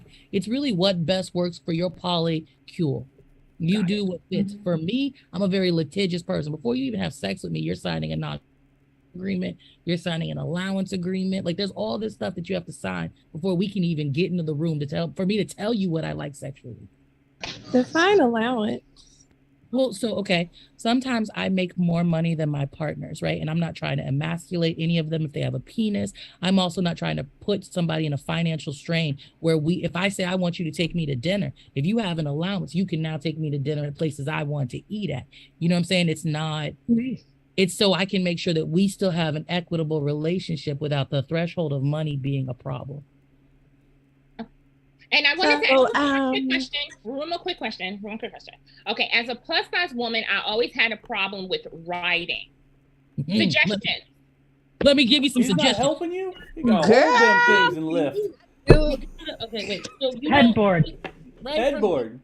Like this. Use his weight, like just use your core. We ain't scared of getting crushed. We know. Exactly. Somebody Katrina. They will die happy. Katrina, I have a question. Sometimes backwards is easier too. It is true. That is true. But this is a serious question for Katrina though. Do you have a problem riding, or are you self-conscious about riding? I'm not self-conscious. I used to be. Okay. But the thing about it is I want to make sure that I think it's more of my balance. Okay, but let me help you. I'm a larger woman.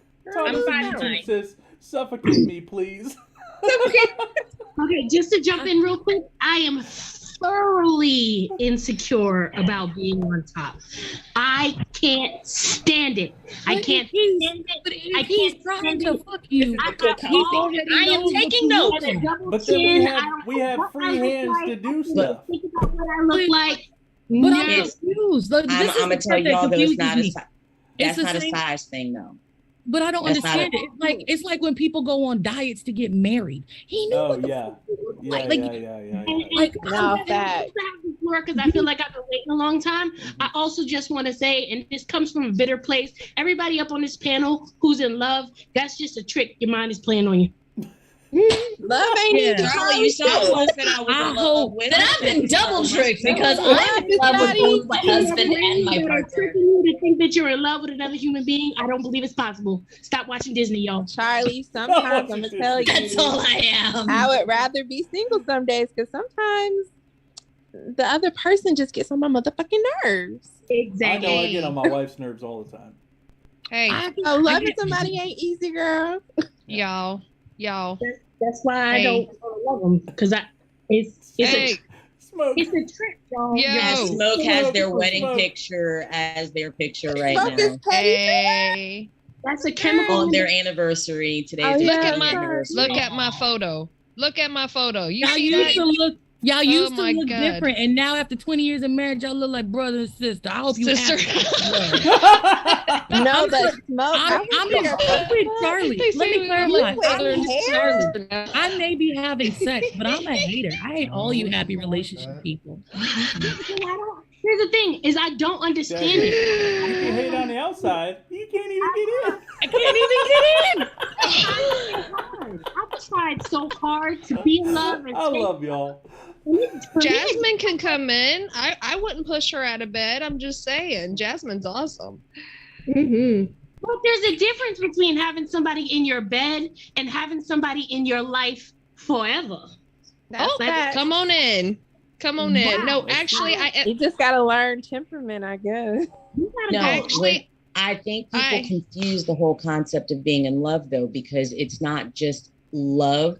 There's a friendship, there's a work, there's people or however many people in these relationships are not doing it, then that exactly. If that doesn't happen, then you're not in love. You're just in companionship, or you're just in some kind of or roommates, or it's some kind of power dynamics. Like why I was giving POTUS a round of applause is because even though POTUS may be in a position of power financially, they have a contract that says that they cannot use that in a way that will gain full control over their partnership. And there's people will say, I'm in love. If you're not in love, you can't leave because you are dependent on that other person for finances or shelter or whatever. So you, in that regard, you have tricked yourself. But to truly be in love with somebody, in my opinion, it takes active work from all parties involved. And it is communication. It's annoying, it's disgusting. Like, it's all of the bad things, but it's also a lot of the good things too. So there has to be a balance. We have like a system to check in on each other. Like if I'm going through something, like I like to keep a lot of it in myself. I have a lot of trauma. That's for a different day. But we have a rating scale, 1 to 10. Look at it's raising my hand on. We have a rating scale. So if my wife's like, "Hey, are you okay?" and I'm like, "Yeah," and she's like, "What level are you?" If I'm like a 0 and I'm normal, then I'm like a 0. But if it's like, hey, I'm like a 7, she's like, okay, what do you need? And we kind of check in on each other without really having to check in with each other. And then we also have safe words, and then we also have like daytime safe words, where if we're like, hey, pause the game, I need fucking minute, and then we're like, oh shit, okay. So like we have these little code words that help us understand our inner workings, because sometimes when we're in these mental states, we can't express ourselves coherently and explain like what we need. So can I cut in for a second? Yes. What actually about 9 years into our relationship, there was from my end, there was emotional cheating going on, and all of a sudden somebody turned us on. This is an adult channel, correct? Okay. Turned us on into the BDSM lifestyle, and we learned about negotiations. Like, you have to have like 100% open communication, and that's what saved our marriage. And we've been into it ever since. But besides that, breaking news: 1 in 2 Americans lied about their COVID status. That's all. Yeah. What? Sorry, so when you're wandering around in public, be careful. Can't say I'm surprised. Can't say I'm surprised. COVID isn't over, y'all. No, and I think this fall we're gonna exactly. Thank you. We're gonna have a bad fall. I think. When I'm elected, if COVID is still an issue, everyone is going to be in the house for 90 days. No one is going anywhere. The service that would be awesome. I love you, POTUS. Every time you open your mouth, I love you more. Can I add a request? Can we make it mandatory where if you take an at-home test, you have to report the results? Yes. Agreed. Those are so underreported right now. But that's why they're able to say to the American public that the numbers have gone down. Yes, exactly. It's lies. But no, I plan to lock all of you in your fucking houses for 90 days. Congratulations, you get to work from home on me. We have in these diseases. I'm not, so for people that vaccine, I don't give a fuck if you get vaccinated or not. We will kill it this way. We could have put a stop to this if everyone had stayed home. What I'm saying is, me personally, when the vaccine started and everything like that, they could have locked this down and saved so many lives if they had not been pursuing the almighty dollar. That's all. I'm not saying about is when you're like 90 days, you're locked in the house. All I can think about is, oh my God, we're gonna have a sexcapade. And we're gonna have fun. Yep. We're gonna be. But it won't be like the last lockdown. There will be actual groceries provided for you. Yeah. There will be bills won't have to be stressed about. This would be an entirely different experience because you won't be panicking that your roof is gonna cave in on you because all of your bills keep stacking up. This is a much better way. Y'all ever think that the ones that was throwing a fit about not wanting to be stuck in their houses because they ain't even like their spouse and that's why they wanted to leave? Absolutely. That's the reason why exactly I think why they're pushing for getting rid of Zoom and returning to the workplace, because all of these elders that we have, they hate their significant other because it's against their religion to get a divorce. And they make. I know that there was a very high uptick in DV situations and all of that. Yeah. I know that is a fact. And child abuse. I'm also but I'm also talking about just the ones that were throwing a whole ass fit that wouldn't stay at home. The ones that were annoying us, the cootie queens and the plague rats. Specifically those that were, I want to leave my house. I miss my favorite restaurant. Those people, those is what I'm talking about. You ain't missing them places. You just didn't like your spouse. You can still order from home. Yeah. Exactly. they just didn't like their spouse. I'm tired of looking at you, and if I'm stuck in this house any longer, I might go to prison for murder. Yeah, That's exactly. what that was really happening. in my opinion. I hate to say it, I gotta go take a tinkle break. So everybody hydrate. Bio Take break. a whatever break. Prophet. After you, I'm gonna excuse myself for a minute. Sweet, yeah. So two things. I just wanted to say I love that we're having all this like sex positive conversation. I think it's fantastic, especially like as like adults like in America and of like the generations that we're of, like this is not something that's like been normalized on like a mass scale. And so that just makes me very happy. But otherwise, this goes back to like a conversation that was happening much earlier, but it made me think, how tall do you guys think I am? Because like nobody ever understands my height. Like what build and size do you think I am? Prof, I've always thought that you were approximately my size, which is around between 5'2" and 5'5". Max. I think like 5'7", 5'8". Oh, you're like 5'8". Yeah. Okay, so I'm 5'6". I'm 5'6", and I'm 180 pounds. But I am very, very broad. You're my size. Like How tall am I? this is my shoulders compared to like a standard door. Yeah. In my defense, you're also usually I'd say you're sitting 6'1", with Franklin Mims. and Preston swaying whenever I and see I make you. myself really small as a person, so that's why I always ask, because a lot of people are like, "Oh, you must be like 5 foot even," and I'm like, "No, I do shrink myself down." I cheated because I But saw my the door dad's behind really you. Tall. I saw the door My behind dad's you, and like I cheated. And I was like, I'm gonna use my engineering knowledge. Yeah, that's what I was doing too. But my dad's like 6'4" or something like that. My dad's crazy tall, so like it makes sense. But How tall do you think I am? I think someone said it in the chat. Somebody already said in the chat. Mike said 6'1". Somebody already said it in the chat. That's what I was thinking. 6'1". Mims I was 6'3". close. I gave you an inch for good hair. Mims is 5'10". Anyone else? 6 foot. I think Mims is 6'2" or 6'3". I said 6'2". 5'11". Short. You're cool, dude. Yeah, I know.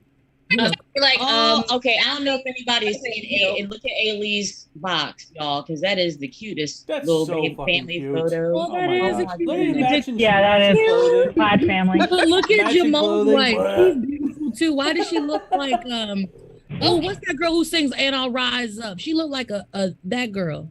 And I rise. Yes, that is exactly who I know who you're talking about. I cry every time. That Day-Lewis. Yeah. Something does. Andra Day. Yes, thank you. And I rise up. I have never heard that. All right, everyone. I'm going to take a bathroom break. Everybody else take bathroom break if you need to. Go get your water. Trina, get your water.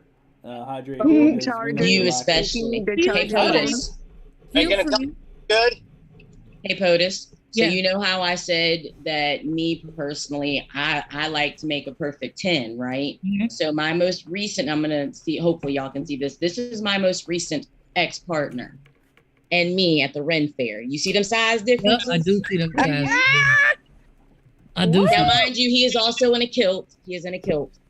So, but yeah, I'm 5'2". In this picture, I weighed 125. He is 6'2". And in that picture, I think he weighed 360. But I'm mad that you are taller than me still. I think that's some bullshit. Hey, how tall is Blue? Wait, how tall are you, POTUS? POTUS is 5 even. 5 foot even. I just want to say, I just want to tell you something that the history books don't tell you, okay? Every great leader has been short. We smell parts first. Oh, we can see from the danger zone. Obama was 6. Going back to what Blue just said, he wasn't a great leader, though. She said great leaders. What great? Oh, gotcha. What did I say? What did I say, Charlie? About the perfect 10, I also agree with. Was it FDR in the wheelchair? He was in the wheelchair because he was taking it. He was doing polio. That's kind of short, right? Polio. Wait, hold on. Wait. Ailey. Okay. Wait, how tall was he? How tall was what? Was he in a wheelchair? How tall was he? I don't know. I was just being funny. He's the same height. He just sitting down, fam. He the same height. He just sitting. I know. I was being funny. Go ahead, A-Lee. A-Lee be on top and she be doing the thing. She need to give me classes. Time my baby got here. Exactly, that little girl, because we make girls, you know what I'm saying? I got a little, I knew what I was doing that night. Oh, wait a second. I just want to clarify. We don't make I know, we know. And we ain't making no more. This conversation right is good. I'm yelling. I'm gonna get kicked out of this man's house. Y'all gonna get me kicked out. This is okay, Charlie. No more here either. Saying, though? I was saying that as a plus size. No more. Don't It's not that I don't like a man with a dad bod. I just prefer a skinnier man so he can listen. I got hip problems. I got breathing problems. Like there's no reason why we both out of breath and you leaning on my stomach, nigga. Get off. It's hot. Charlie. It's always about balance, man. Can we go back to the big always about balance? Because I really feel like if you are a larger woman and you are feeling insecure about being on top, you shouldn't, because he knew what you looked like when he picked you up. And I'm only using the he phrase because I think Charlie's like sleeps with dudes. So, but yeah, like I feel like they know what you look like. And if you are someone who's bigger and you're like, how do I keep my momentum? Use your thighs. Don't push from your knees. Don't hurt your knees. Push from your thighs. That's what I was trying to show you. Everybody in this room knows me pretty well so far. I'm very much in my head a lot. So if I'm on top, I don't get on. Just so y'all know, my youngest is currently on the Twitch right now looking at all of us. Jaden has just shown me the screen where I saw all of us. I'm very much in my head, and so I can't concentrate on what I'm doing because all I can think about is what I look like. So how you gonna orgasm? That's the reason why I asked Katrina if her problem was an insecurity situation, because and I, as a petite person, also do not like being on top, because I don't like, I get in my head when I'm like that, and I'm thinking, because first off, don't nobody have a pretty O face. I don't care who you are. You think your O face is sexy to your partner, but from the outside perspective, y'all don't nobody got a pretty O face. Just like there ain't no such thing as a pretty crier. Depending on who people are. What I would like to say is, after I'm done being the president, I invite everybody to sign up to try and figure out what my old face is pretty or not. Anyway, I'm gonna take it one step further and say that the only time I can really get off if I'm with another person is if I can't see you at all. Exactly. You have to be behind me. We need to get you some therapy. Yeah. We need to get you Charlie, some no. I want to look at you. I want to see your you face. look at me. I want to be able to concentrate on what I'm feeling and not what I'm thinking. I don't want to look at you. I don't want to make eye contact. I will bury my Charlie, face. have you ever had weed? Because all the time. I'm smoking right now. But y'all don't realize, I mean, yes, I'm a nice, friendly person, and but I don't like y'all. Like sensory deprivation. But when it comes to the opposite sex, I prefer to not see you. I just want to feel it. And then when we're done, I don't want to cuddle with you either. It's time for you to catch an Uber. You got to go home, sir. Listen, I'm not mad at that. I ain't on that. I ain't mad at that, but I'm mad at it. I'm not sharing my room. I'm not sharing my bed. I don't like to share. I've been single for far too long. I'm very selfish. You have to go home, sir. If the kids got their own room, you need yours too. Bye. But what's wrong with that, Charlie? Honestly, like, not to be funny, but if you look at how people traditionally in Africa, the continent, lived, we weren't sleeping in the same rooms. People weren't doing that. This is the stuff that comes from colonization. Well, we need people. Well, I mean, but we have people right now. We do have people, but like separate rooms for couples. Yeah, but imagine that house with the joint bridge. Live in the same Stacey's compound. aunt was in her live last night, and Stacey's aunt and her wife. Now, of course, she did say that she has the privilege of this. Not everybody does. But for 22 years, she and her wife have been living in both sides of the duplex. They live separately. They have their own homes for 22 years. That is how their marriage has been. And I told Stacey's aunt right then, you are my role model. That is what I want. I don't want to live with a partner. I feel that is how both of my marriages act. And I've been married twice, to a man and to a woman. both of my marriages, I feel like from my side, it was because I had to share my space and I did not want to. I will share my space with my children because they're my children. But as for someone like they've been here their whole lives. I've had 18, 14 years to get used to them being in the same space. We have an energy, we have our shorthand as parental unit offspring. Throwing another person into that throws me off. And me and my anxiety and my tizzies and I cannot function that way. And without knowing that I was autistic, which by the way, newsflash, I found out last night my mother had me tested when I was in kindergarten and didn't tell me that I was autistic. Oh my God. So she's known my whole life. She's known my whole life. Anyway, like that is part of why that is why I was not able to function comfortably in either of my marriages, because I don't do well with others living with me. So that is one of the reasons why I'm single now. And that's also part of how, like, when people come on to me and we start talking, I let them know from jump, if this relationship moves forward, understand, we will not live together. I cannot function that way. I let people know all of these things from the very beginning of encountering me. If you want to date me, this is how I am. These are non-negotiable things. These are things that I can work with and negotiate depending on your things. These are things I don't really give a fuck. Hard limits, soft limits, green lights. Like when we talk in the BDSM lifestyle, red, green, yellow, all this, I took that and applied it to my relationships. This is a green. We can go if you want to go. This is a yellow. We can negotiate. This is a red. I'm not going to negotiate. And if you cross this boundary, we can't have that relationship. On that list of hard limits, red will not, is people living with me or me living with me. Family, where I am right now, this is family. That's different. Relationships, it's a hard no. You will not live with me. I will not live with you. Occasionally staying the night here and there, that's okay. Living, no. Will not ever. Cannot, because I can't function that way. Yeah, I cannot say thing. I think it depends on if you find your person or not.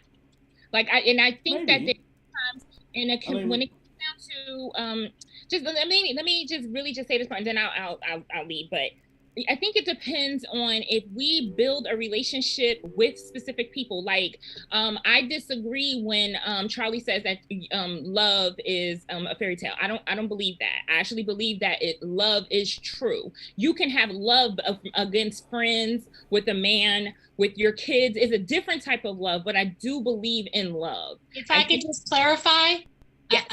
I didn't necessarily say it was a fairy tale. I said it's a trick that your brain plays on you, because love is actually a mixture of chemicals. Charlie also specified being in love, not just love. I love you, but you gotta let me finish or I'm gonna forget what I'm saying. Even when it comes to the love of your children, it is literally a chemical in your brain. The reason why you think your kids are so cute is because if you didn't, you'd leave them little motherfuckers on the corner somewhere. The reason why you love your children so much, it's true. It's literally true. Charlie's saying 100% true. The reason why you love your children and show so many pictures of your children is because you think they're cute. They're not cute to everybody else. Just saying. I'm gonna be honest with you. But they all I don't think my kids are cute anymore. Falling in love, the feeling of falling in love, the butterflies in your stomach, the energy rush, the adrenaline, that's chemicals in your brain playing a trick on you so that you will procreate. Now, I'm not saying that after a long time you develop companionship and you guys are stuck to each other. That's one thing. But the actual love, that's a chemical trick that your brain is playing on you. But I still like that trick. That trick feels amazing, except for people like me who don't like to give control of my emotions over to someone else. If someone is, I don't think it's you don't have. I don't give that over. But I was only cutting in to say that Charlie specified in love. There's a difference between being in love and loving someone. Katrina was talking about loving people, your family members, your children. That is a completely different kind of chemical, and that's why I jumped in, because Charlie was very specific when she said being in love is a trick. So we gotta be mindful of what people are saying as well. Charlie was very specific with her words. Dopamine is a drug, and that's why you get addicted to it. It's a drug. I get a very specific chemical from y'all as well. Like, I'm not in love with every single one of y'all. I'm in love with my wife. I love y'all. Y'all are family. Right. But like, you know what I mean? Give it a chance. Give it a chance. That's companionship, though, right? And that's trust. Sure. I find it much harder. But like, also, if and none of y'all have done this, so please don't think I'm saying that y'all do this. But if one of y'all keep pushing the boundaries after any of us said, "Hey, hard stop," that changes the chemical. Yeah. Yes. You know, but that's because it's dangerous, though, Mims. That's because someone is harming the community. Exactly. But I still want to say, on a Charlie sentiment, like I ride or die with Charlie. All you people who are happy in love and in healthy relationships, I hope you have a terrible lunch. I hope you stub your toe. Really? The baby one. I hope you see an ugly baby today. First thing in the morning on your way to pee.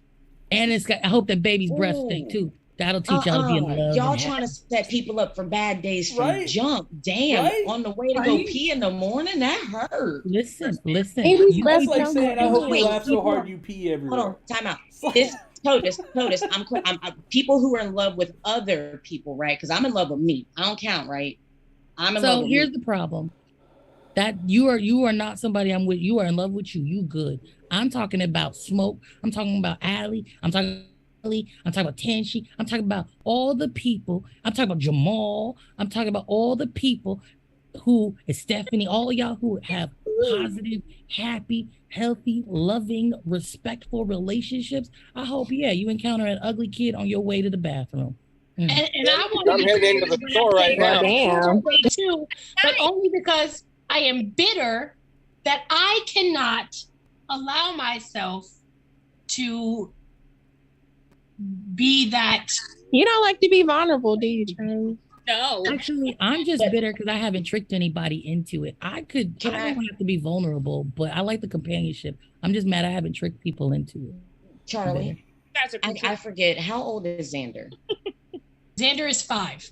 5, okay. So I can actually say that I understand Charlie's bitterness and all of that stuff, especially considering what happened. And like Charlie has told us parts of her story in her previous relationship. That level of trust that was broken, that level of hurt, that level of pain, I understand where Charlie is. I'm not going to say that you're bitter, though, because it's not bitterness. You're not doing bitterness is the next step after petty in my book. This is just me. I'm gonna look up the definition. I now need to know. I feel very bitter. I think because that level of trust for you was broken. That's not a level of trust we give easily already. So, and especially with the state of the world and how fucked up people are and how people like, you could be with somebody for 10 fucking years and find out some fucked up shit. I get it, Charlie. I really do. No judgment. My biggest problem is that I am sexually attracted to cis heterosexual men. And at the same time, while I am attracted to them, I am fucking disgusted by them. Charlie, you funny because it seems to be that you are the opposite of most cisgendered heterosexual men because they are only sexually attracted to women, but they are emotionally attracted to men. So you are the other side of that coin. You said it. Oh, you are the other side of the fucking coin. Sexuality is not a choice because if I could choose, I'd be with a woman. I would choose women. Oh, I know. Every day. But I will say that there's some real fucked up women in the world. My ex-wife is a prime example because that bitch put her hands on me 3 times. Domestic violence 3 times. Yep. So understand that it does not. I got a story because you gotta go. Hey, but that's okay. I got laughed at when I was told when I got assaulted. I got laughed at. Welcome to. That's not cool. Yeah. And if it is, and I will say, if it is a woman, or excuse me, an AFAB person, because she actually was non-binary, she used she, they pronouns. But because how cops see people as an AFAB person, they didn't want to take anything, because I'm also an AFAB person, they didn't want to take anything that I said seriously. 3 times I was physically assaulted in my home by this person. The 3rd time was in front of my children. And they still would not believe me. They would not do anything because she was AFAB. That's just bull. Wow. Tenchi. So I wanted to go back to the whole polyamory thing where, look, my relationship with my husband it hasn't been all this beautiful roses and shit. I stumbled because I didn't know how to communicate. I'm horrible at communicating. But because we went through that dark patch, I know how to communicate with my husband better. So we became better, and he's the one who suggested polyamory. So even though he is not with a partner, he's like, hey, why don't you go and look? And I'm like, are you sure? Because I didn't even trust myself at some point. And he's like, yeah, go ahead, try. And honestly, found Socialist by fluke. I was talking to him while I was going through my rough patch, and it was right before I cut everybody off. And he's like, okay, well, when you get the chance, I'm here. 3 years later, 4 years later, he messaged me out of the freaking blue and was like, hey, how you doing? He had this weird feeling that he should go and message me. And then Always that's actually when it started. Listen to your gut. Yeah, listen to your gut. And he isn't even looking. So he went through a hoe phase. Oh my God, the stories he tells me. And I'm like, babe, I want to know. Like, this is just curiosity's sake and not just because like I'm judging you kind of thing. He tells me all these stories and he's like, yeah, that was my rough patch too. And I was like, oh, so we're almost the same. But it's still the fact that we are better communicators now than we have ever been, not only with each other, but with our spouses. And we have this understanding, and I scold him all the time. I'm like, did you tell your wife? And he's like, no. And I was like, you better go and text her before I text her. Because he's horrible at communicating.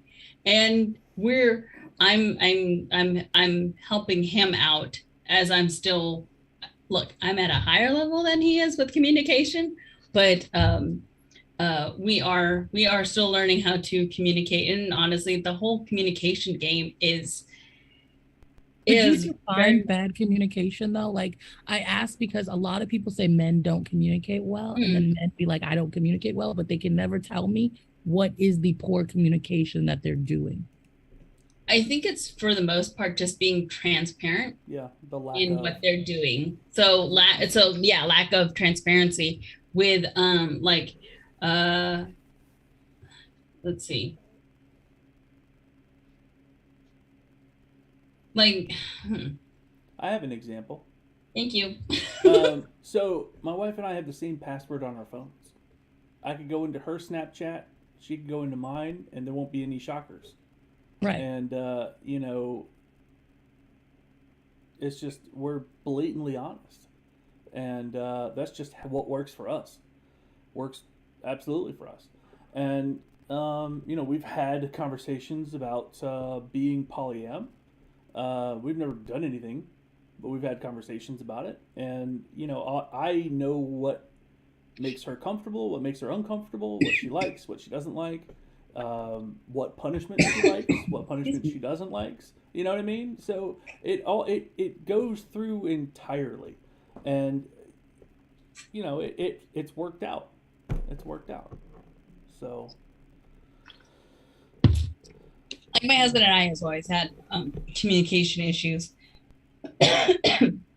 especially when it came to certain people. I don't want to talk about it right now just because we're on the internet and he can find this and I love him. That reminds me. So things were really bad for a while. And that is actually why I went through my rough patch. So it was communication issues on both parts where I thought he wasn't hearing me and seeing me. So I seeked out other people. And I think that's kind of where my issues were with that. Even though I did tell him things and just, but again, now we are better. we're talking and we're talking a lot. And yeah, I'm going to Reno with my partner next week. So I'm excited. Cool. I love how we turned into like a group therapy session. We went from like cars to like butt plugs, and then is that not every single one of our Zooms? Right? Thank you all for sharing and opening up and making this awesome. Yay! I love you So guys. we do need one day where we can do just a trauma dump only type of live. Yeah, if we do a trauma dump, we'll have to not stream it. I'm good with that. Yeah, we can't stream it. We all should have support devices nearby. Yes. And then I don't know if that would exclude Jasmine, because I don't know if they're allowed to. We could do it in a Zoom, and we could not talk about anything political. Like it would only be you as a person. Okay. Who's next? Cool. Prophet.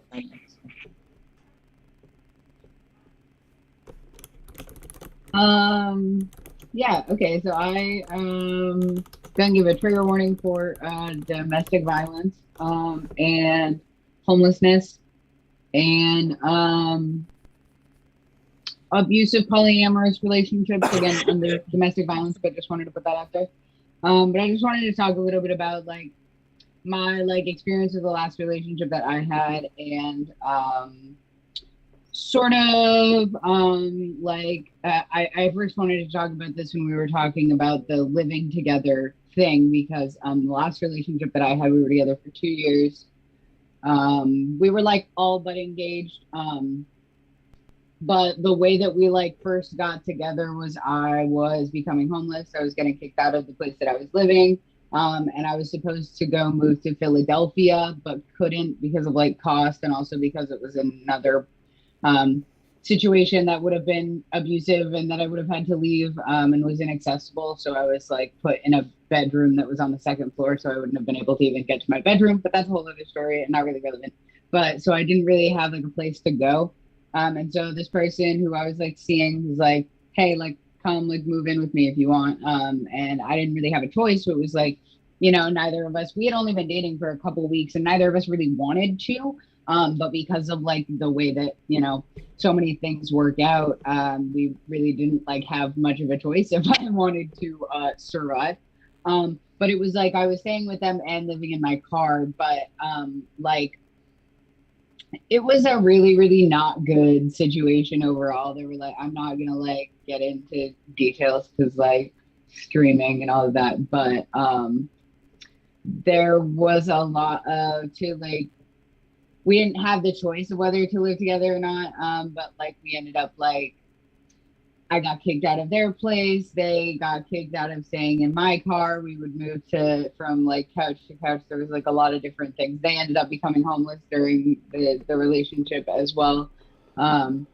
So we had no choice but to cohabitate in order to survive. And I think that fundamentally changed the way that I will ever look at living with a partner ever again, or just being in a huge commitment relationship, when you are really wanting to see someone be a partner with someone, the way that that cohabitation exists for me is so different. But also to move to what Jasmine had wanted to talk about jealousy and poly, and so we had we were polyam from the beginning. I mean, we met the first time we hung out was a foursome, so that that was very much the beginning of our relationship, and we're both have identified as polyam for a very long time, and we at the beginning were very much seeing other people,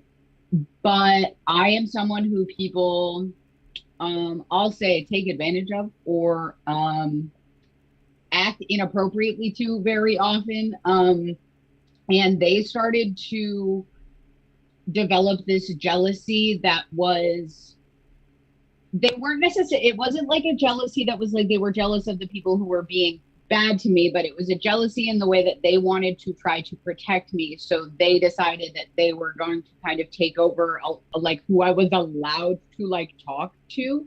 And like they framed it in a way that was very much like, I'm worried about you. I want to like vet people. And like we were in like a kink relationship. And so I was like, okay. And again, like there was a lot of like layers of abuse and like necessity and like mental indoctrination that happened within this. So like, I'm not going to explain all of that, but I was very much in a mindset of like, okay, this person has what's best for me. And I have no choice but to accept that in order to survive so that I can keep staying with them so that I'm not like going to go freeze outside in my car or without like a place to stay or like connections to like fundraisers or money. And there was so like all of those kind of things were connected. But so I just kind of accepted it, even though I knew that it was like not cool. And then eventually like it got to the point where like and like I had still like talked to people online, was still like flirting with people, and they were like okay with that. But it eventually got to a point where they were like, I don't want you like talking to people in any like sexual or romantic way without me literally interviewing them and like vetting them. And then I would be like, hey, like there's this person I want you to talk to. And then they just wouldn't. And this was like, there was, I think like it's 7 or 8 months where this, I was like completely not like seeing anyone. And I didn't really have like the autonomy or the ability to like question it and be like, hey, this isn't cool. But like in retrospect, that's wild. But like, I think that it came from a place of like deep insecurity. And I feel like I've seen that so many times in the polyam like relationship spheres that I've been in. I've been polyam and out since I was like 14. But I have had a lot of experiences with people, particularly people who are either like new to the community or who haven't like actively done the emotional education that you have to do for yourself, that get very lost in sort of their own ideas of toxic monogamy, but brought into toxic non-monogamy. And that's something that I've observed like so vastly across a lot of different spheres. Yeah, that's all I have to say. That's the, yeah. That was what I had. Yeah. Thanks for sharing. Blue. Hello. Blue, hello. Prof, first off, fam, I am super, super, super sorry, and thank you for sharing that story. I have a question. First off, were you in the S side of the slash in that relationship? Yeah. Yeah, we were we kind of switched, but that was the primary dynamic. Yeah. I have witnessed those types of abusive types of relationships. I've also found that true, not how people use this word, but true diagnosed narcissists, they come in to the BDSM lifestyle a lot and the polyamory lifestyle for that very reason, because they look for the ones that are already in vulnerable places emotionally or mentally or even physically, and they exploit it and they take advantage of it, and it is disgusting. Like I have gone blow for blow, like literally almost got arrested because I fought somebody over something like that at a dungeon, because if you're looking, you can see it. You can clear it. Maybe it's just me because I've been in abusive relationships with a narcissist that I can see it, but I clocked it. And when I called it out, I, as the submissive in the relation, in that particular, setting that I was in, I was speaking out of turn. Well, you got me fucked up because I'm still a whole adult, and I'm still going to call it like I see it. And they also go for those who are younger. Like if you were fresh into the lifestyle, either you're new to the lifestyle or you're younger, i.e. 18 to I'd say 25 even. Grooming. So that exactly means grooming. It is another. Yeah. It's horrible. It's I also wanted to go back a little bit when we were talking about communication and not what I would like for people to start thinking about when we talk about transparent communication. My definition of transparent communication may not be yours. You need to start with your partnerships, your friendships, whatever. You need to start specifying what level of transparent, because I really am that person that I will overshare and make you really uncomfortable. I've had people more often than not go, whoa, whoa, whoa, whoa. That's not what I meant by transparent. You're telling me too much now. In my polyamorous relationships, when you say you want transparent, I need you to tell me what that means, because I have gone so far as to tell you how deep it went, and I mean the physical, the sexual. We went all like throat deep. Some people don't want to know all that, but you ask for transparent. And if we're talking about the emotional aspect, are you talking about transparent enough to where I can tell you I don't like you right now? Is that going to hurt your feelings? Can you handle that? You got to be real.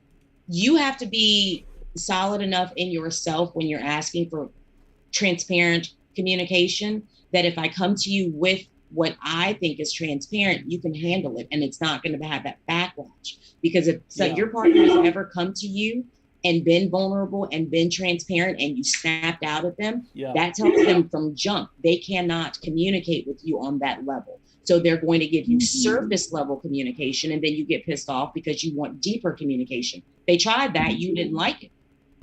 And I'm not being there, because I myself have been on both sides of this line. More often, I've been on the side of I'm not going to give you that. I'm a very closed off person emotionally. I don't like feeling emotions. I don't like crying. My children used to tell people that I should have been born a ginger because I have the soul. All of these things. I don't like emotions. I can handle people when they're experiencing them. I don't want to feel them in myself. So having that, I was that person in my relationships where my partners were always coming to me complaining. I had a partner that told me I had the emotional capacity of a teaspoon, because I just wouldn't communicate in that way.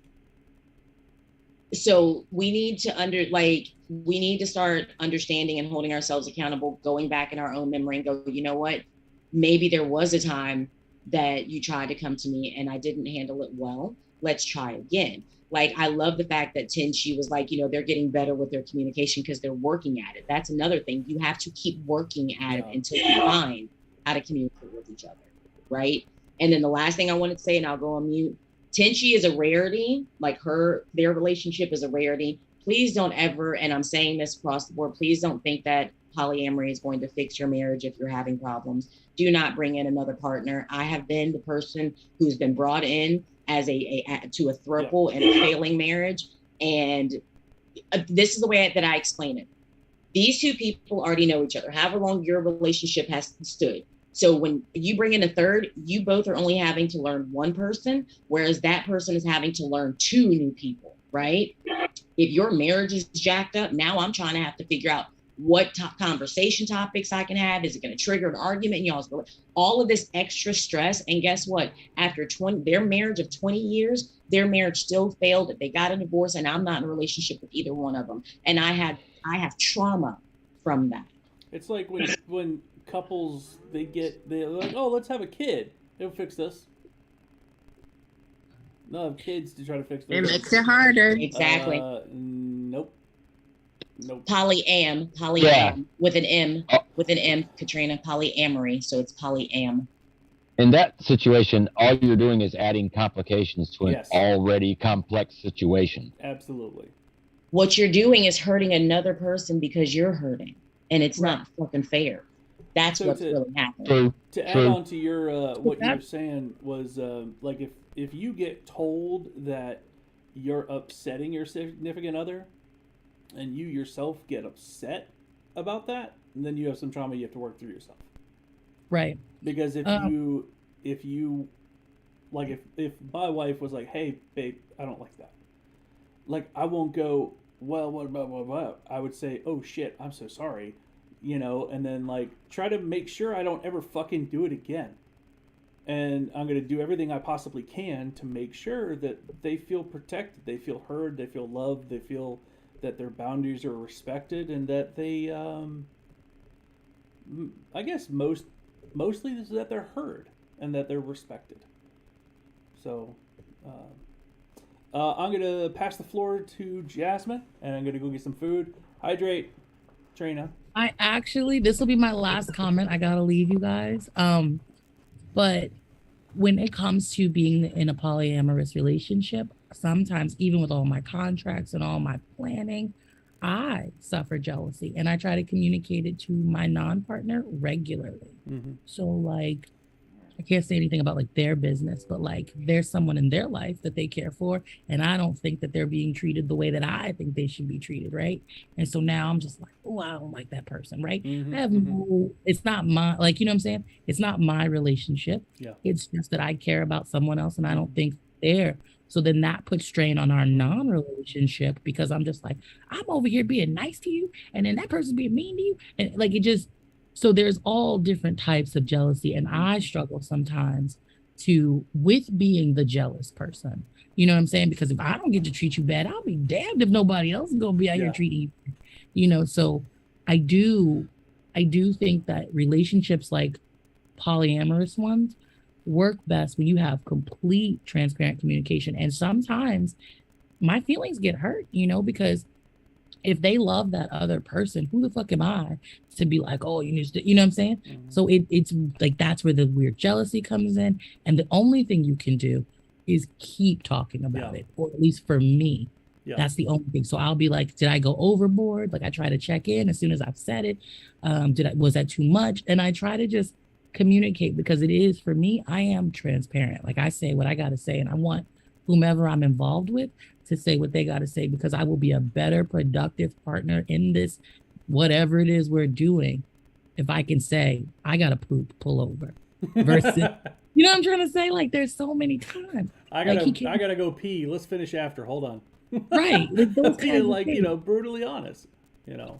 And so that's the hardest problem. part is to not get your own feelings hurt. At least for right. me. It's like, you know, like if I get triggered or start to like snowflake out, like I have to like pause and like try to like internally deal with it. Regulate it. And that's the hard regulate part. it. Because the minute I interpret something as disrespect, I'm not a talker. I'm not a pacifist. I have anger. I'm 5 feet tall. I'm angry too. Right. And so like, especially because I'll get a text message and I'll be like, motherfucker, like, and just be going through it in my head, and I have to respond and then delete it. I already know the first response is bad. You got to respond in like a blank chat though, so you don't accidentally send it. And then, and so I just say, like, I struggle. So I do think it's situations like Tenchi is beautiful, but I feel like the more you add people in, the more your house has to be in order, because you don't want to fuck around and lose what you have or hurt or traumatize someone else. Because a lot of times people with trauma, and then you have a third person with trauma, like it only makes it work, but it might work. But but I will see you guys tomorrow. I gotta go to the doctor's office. Have fun. Though, can I just interject? Am I the weirdo that not get jealous? No. I don't get jealous. No. I am more of like jealous. No. Get your shit on. Like I'm sitting here. I'm actually, I've never experienced jealousy in a single one of my romantic relationships, but I have experienced jealousy when it comes to my friendships. Oh, I feel that one. Experienced jealousy, and I've had that too. So weird. Like I've had somebody tell me that they were jealous about, things happening around me, but like it was just so weird. I'm like, I don't know what is there something wrong with me? No. I tried. We went to a party. My husband and I went to a party, and my socialist ended up being there later, but he was there to go and meet up with somebody and talk and have their first like face-to-face conversation. And I was there to just eat and drink. I was like, I'm here to eat and then meet people, but not like really get into anything. I was like, as soon as I get here and I get my food in order, I don't want to see you. You can go somewhere else. And luckily his partner showed, luckily the person he was meeting showed up while we were in line waiting to order. So yeah, I mean, am I weird for wanting everybody else to be happy? than It's called compersion. Angry? Compersion. I get jealous over time spent. So like for me, like if my wife was going out, I'm like, I want to spend time with you. I want to have that family time.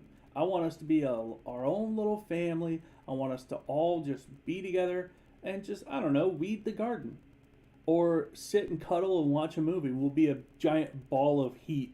Then I'm like, okay, get the fuck off me. I'm sweaty. Like, you know, and then I'm like, okay, come back.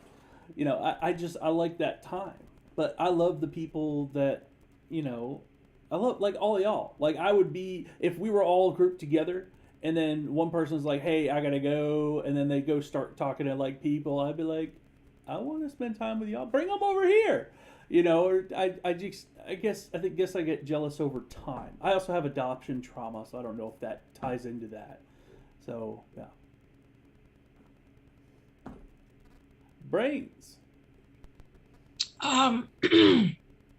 So I wanted to share something because it's something that Ailey said in the chat, and something that Blue said when we were talking about my problems with like relationships and stuff. What I do, I talk about, it's hard for me to talk about, but I do talk about the fact that when I got pregnant with my daughter, I found out that her father was married, which was traumatic enough. But what I don't talk about for fear of judgment is how I allowed that person to then gaslight me to stay in that relationship throughout my pregnancy and some time after. And what happened was I allowed this person and I allowed my feelings to override my judgment and turn me into somebody that I do not like. And why am I getting emotional? It's okay, Charlie. I'll tell you why. It's because, wait, let me get it out. It's because of the guilt that I feel for people like Ailey, who was in the relationship and had somebody do it to them.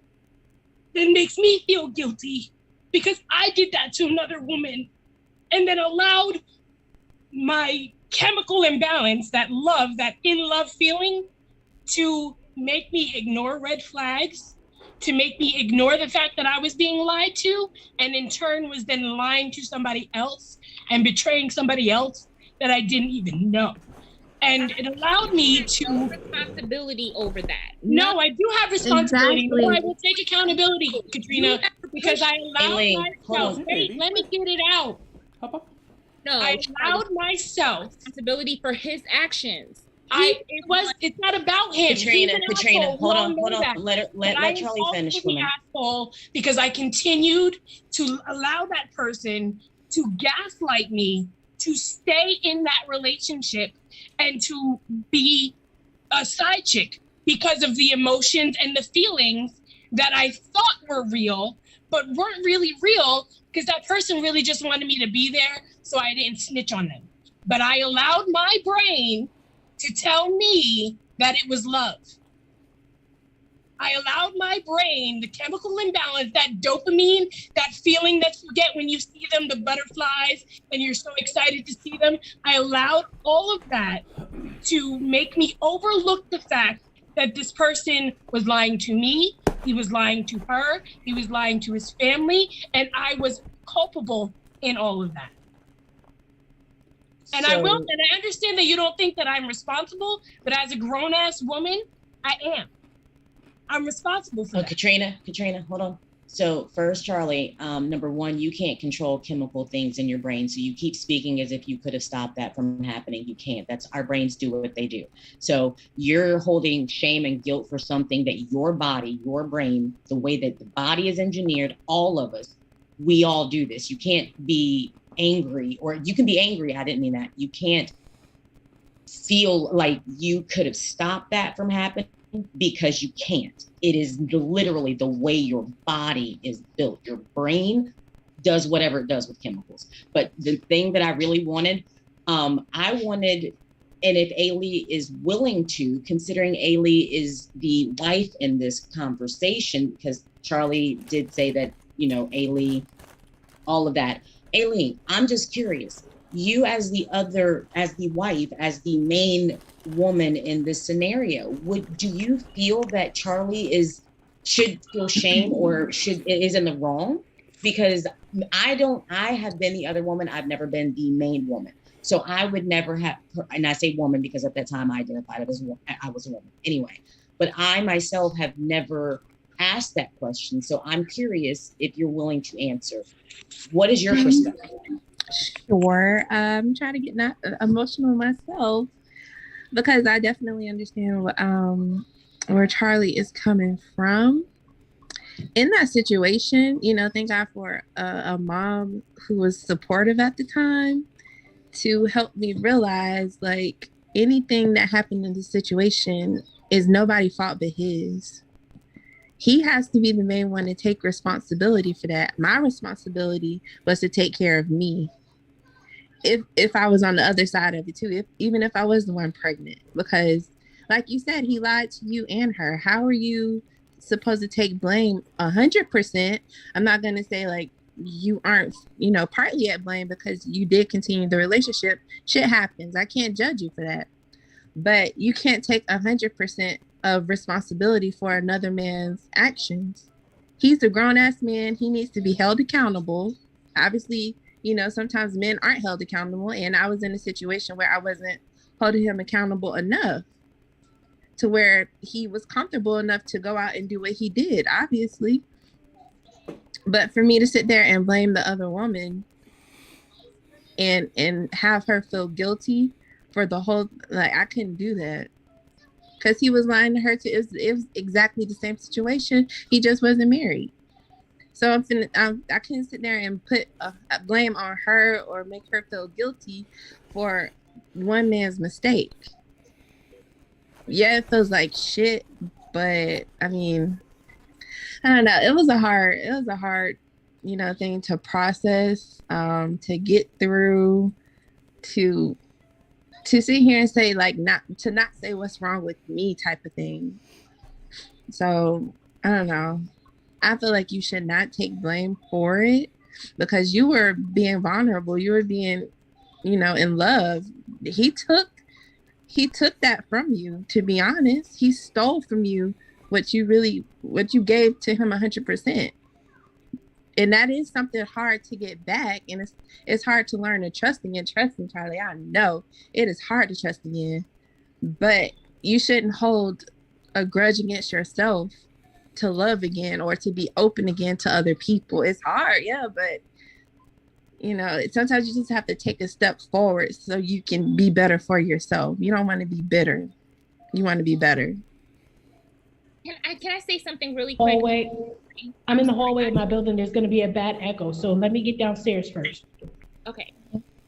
Because I just want to get this off my chest because I don't want it to come off like I'm being combative, but this is something that I'm so passionate about. And it bothers me, especially in the people of color community. Yes. Take on so much over someone else's actions. And it really bothers me because Charlie was just being a good fucking woman. Exactly. And he did not value her. And I would be damned if I have to tell every day that you was good. You were good, boo. It was him. He stole that. He stole it from you. From you. And that's the thing that it's just like, I don't mean to be combative. I don't mean to be nasty. I say you're not thinking that. I just love my sisters and my brothers too much for them to take accountability.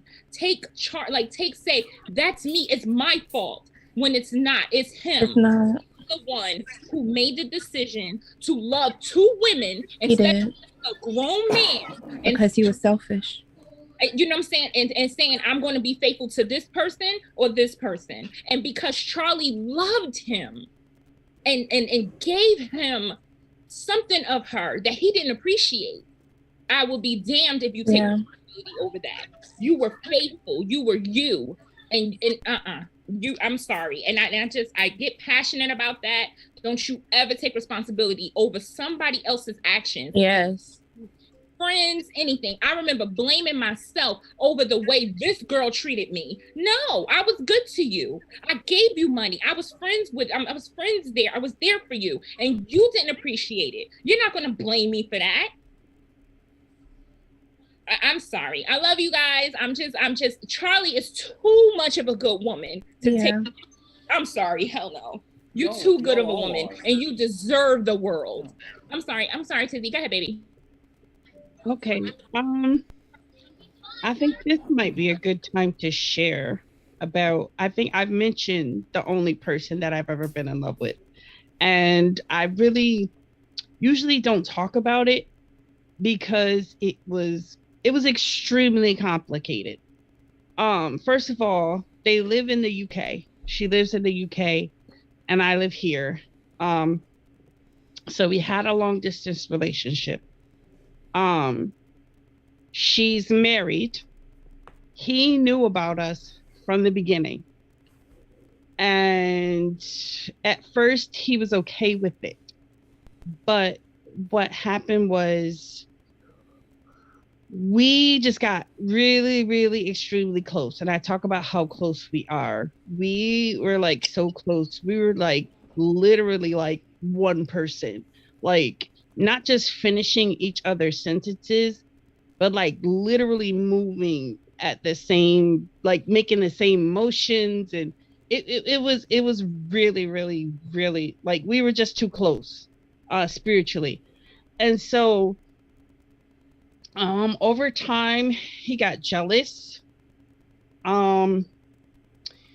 We actually had a marriage ceremony. We were married, and we just spent a lot of time together. But like I went over there twice, but then things kind of went downhill. There's kids involved. Like me personally, I didn't hide it from anybody in my family, not even my kids. Like when they were of a certain age, I told them about it. And it just got to a point where I just started to slowly realize the toxicity and the abuse that was going on. And that like, but at that point, like I was just like so wound up. It took a long time for me to unravel myself. I literally almost didn't make it. Like when we broke up, I literally like almost had to be hospitalized. And it's been like a long recovery, but one thing I had to do is I had to like, you know, do like a ceremony and do something spiritual to lift the burden off of me so I wouldn't just like die. And then I had to just have like conversations with myself about the situation. And you guys, like how Blue and how Katrina is talking to Charlie, I really didn't have that. I had to do that to myself.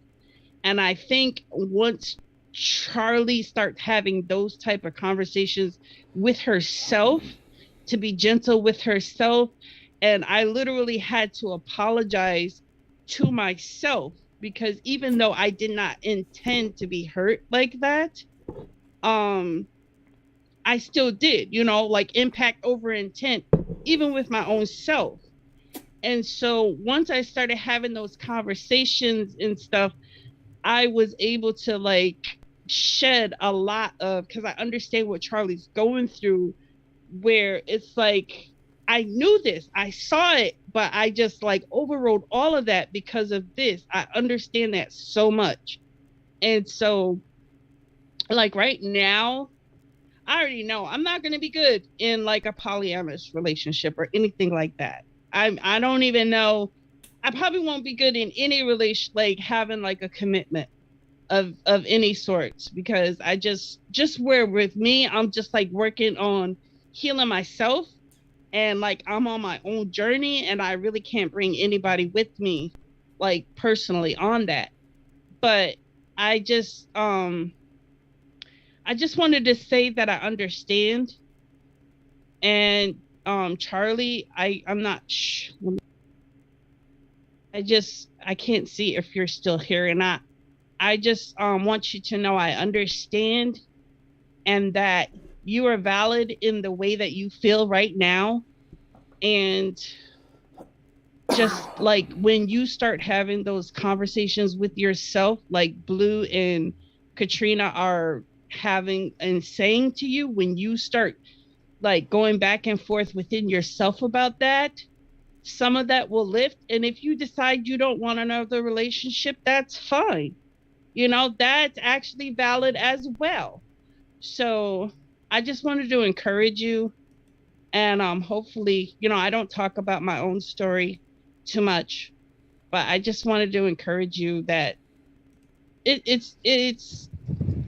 sucks in the moment, but you're still here, you're still breathing. So there's still hope. As long as you have breath, there's hope for whatever kind of life that you want. That's all I want to say. Thank you. If I could just respond real quick before anybody else goes. I just want to say thank you for all the love and respect in the room. I don't talk about it because of that level of judgment. Like we judge the side bitch. We know we do. And yeah, that's why I don't talk about it, because I judge myself. Why am I so fucking emotional? Get it together. I'm outside. Because Charlie, cry. It's okay. Hey, I can't, girl, I am standing on the corner of fucking in the Bronx. Girl, I cannot cry. Truth. In current location, crying with Charlie is right now might be dangerous. I understand, fam. Dry it up. Suck it up. Look. You see where I'm at, bro? Yes. Yeah, get them eyeballs and suck it back up. Suck it back up. But girl, cry. No, not out here. But when you get inside, I'm gonna need them tears to fall. No, I don't do that. I don't do that. But that's part of the problem, though, Charlie, is that because you're not around. Okay, you know, when you and I, when all of us have had the spirituality conversations, crying, it's cleansing. Even though we don't like it and we don't want to do it, we don't see the necessity for it. It really is necessary. And when we stop it, we are holding in the energy that our body is trying to expel out of us. That's why I'm saying it is necessary, because those tears are carrying energy that your body is trying to get out of. Carly, can I ask a question? Yeah. Are you in therapy? This is my therapy. So no. That's what she meant. No. Yeah, that's what she meant. Do you think you would consider? We'll be a stepping stone to your wherever you need to go. We're here. We'll listen. Like I said, I feel like this is my therapy. Like I talk to you guys. I'm not a very, especially after my last relationship, I'm not a very trusting person. So when it comes to talking to strangers who are getting paid to listen to me, Yeah, but you know that we have like 8 people watching on YouTube that you don't even know who it is. Right. But it's just 8 people. It's probably the same damn people that are in this room. Therapist is one person. Therapy is scary. I won't lie. Therapy but is scary. You know, it helps you unpack a lot of stuff you hold on to. And when they start pulling on threads, whoo, buckle up, because those threads make you feel away. But once those threads are straightened out, they have Zoom meetings now too for therapy. I should probably be in therapy. That's not something. Everybody should, not just you. Time out. Everybody should. Everyone should, but there's I understand the hesitation when it is a person of color. I get what Blue's saying. Yep. I understand the concept of what. No, it's not even that, because you have some Black therapists that have completely accepted and fed into the white supremacy mindset. Therapy can be very dangerous for people. It's a vetting process. So exactly. So when you're looking for a therapist, in the meantime, stuff like this is a form of therapy for us, because Black folks have it's people of color. Let me say people of color, because I know my Indigenous siblings, it's dangerous for y'all, like all people of color. being in spaces like this with non-melanated people, and y'all make us comfortable enough to open it up, and this is for us to open up like that. Yeah. This is a safe space for us. So even though there are 8 people in YouTube that I don't know, I can see y'all, and I trust y'all enough to where I feel comfortable enough to be vulnerable and have these conversations, because I know it's no judgment. Going to therapy, and this, I've started therapy when I was 8. And I'm 38 now, so 38 years of therapy off and on. And I'm saying I have been more traumatized than I have received the actual help I have needed, because those are not safe spaces for people who look like me. So I get Charlie saying this is her therapy. Respect, fam, because at least you're in a space that's safe for you. Yeah. You have people that have different knowledge in different ways who are not going to fucking judge you for the life choices you've made or whatever else. And you can cry if you need to, you can scream, you can do whatever, because ultimately that's truly what therapy is. The only difference is they give you the medical paths, the medical advice. We're giving you the same information in a way that you can understand, that's practical, because we are you. We live the same kind of situation. We broke, we working class, we people of color. We are not talking to you. We're not talking at you or above you. So for those who say stuff like this is not therapy, for some people, it really is. It's the same real concept. And that's exactly why I asked all those individual communities if they want them to be isolated, where it's just members of those specific communities in the Discord, or they want it to be open to the public. So, right. Yeah. My thing is, I'm so distrusting of people in general that sitting down with a therapist, like, not only do I not want to tell you all my deepest, darkest secrets, but I want to know yours. Yeah. And you know what I'm You saying? can know mine, girl. And you that can't doesn't tell me happen. that. Yeah. Therapy is one-sided most of the time. Your therapist, It like, is. this is an equal exchange. Like, I tell you guys something that's going on with me, somebody in this panel will be able to relate and give me information back, opening up. Therapy, I tell you all my business, but I don't know shit about you other than your business hours, your name, and where your office is located. Yeah. To me, that Exactly. automatically says, and I've been, again, You're I a stranger. advocate for therapy, but at the same time, I understand precautions need to be taken, discernment, and if you just don't, I am not comfortable going to any therapist way, honestly and truthfully, especially since I'm in the South. That's even more dangerous, because I know that any given moment, there is involuntary commitment that happens more often than not. And if you get sent to certain hospitals, they make money off of you. So if I give the wrong information to the wrong therapist, done. I'm gone. I also have a fair amount of medical trauma and mental diagnoses that I don't agree with, and I think that we're fraudulent. And times that I was put on medication that didn't help me at all, that just made me feel worse. And so I don't really, it's not that I don't believe in it. If it works for you, it works for you. I'd rather just find a group of friends that I trust that I could rip off of. You know what I mean? Like, we're having this chat right now, and it's therapeutic. Knowing that I can, I appreciate you. Knowing that I Right. can talk It may about not what be I just therapy, talked but about. it feels like it. Knowing that I can talk about what I just talked about in a room full of uterus owning people and not be judged on it or torn apart, or, you know, having you guys talk about me behind my back like I'm some kind of trash bucket or something like that. Like, that's my biggest fear. Yeah. Is like, I don't want to be seen as trash, because obviously I'm not trash, but I did some trashy shit, and I judge myself for it. Yeah. But being in the room with you guys and being able to talk about it and seeing your reaction is not to judge me, but to accept me and love me anyway, and you know, try to tell me the truth about the situation. That makes me feel better. I don't think anyone in here would, if I said, if you've never done trashy shit, put your hand up, I don't think anybody would put their hand up. Yeah, my hand holds My knees, hands everything my in hands there. are staying folded. You can My go ahead ass and in the air, cut me off from the shoulders. Agreed. Cut me off from the shoulders. Mm-hmm. Yeah. It will be up. Yeah, but it's And Trina, again- don't you dare even think about it. Charlie, I just want to say that I have been the side piece in more than one relationship, more than one.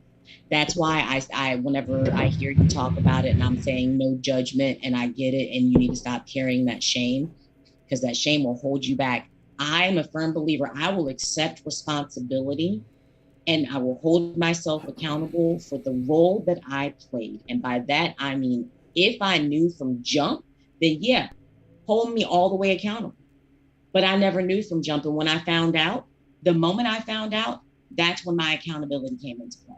Yeah. Anything prior to that, I can't. If I didn't know, I didn't know. Yeah. Yeah, but the that's moment what you I'm talking find about. out, hold on. That's what I'm Now talking your about. It's the moment I accountability. found out, I kept it going. Well, okay, hold on. You didn't let me finish though. I get that because I've done that as well. I have done that as well. I found out and I was like, well, I mean, I've been in it for this long. I'm already here. I'm already here. Feelings are already, formed, so on and so forth. That bond is already there. So my accountability started the moment I found out. And I can truly say that I can be blamed and expect to be held accountable for everything from that point until the point where I said no more.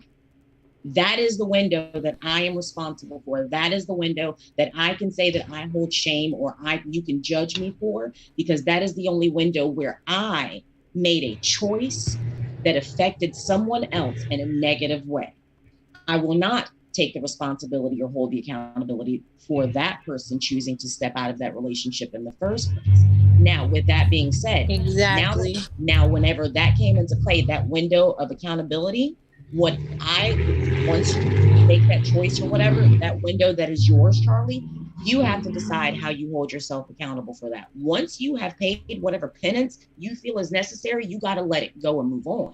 You can't keep re-punishing yourself. This is something else that we do in the Black community. We do something, and because the world keeps punishing us, we're just going to keep punishing ourselves emotionally and mentally. We're going to keep beating ourselves up over and over and over again.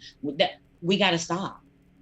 Once you pay your penance, you pay your penance. This is called transformative and restorative justice. We have to internalize that as well. I know they don't do it in the outside world, but once you have what you did the time, you did the crime, you pay your time, you pay your penance, whatever that is internally.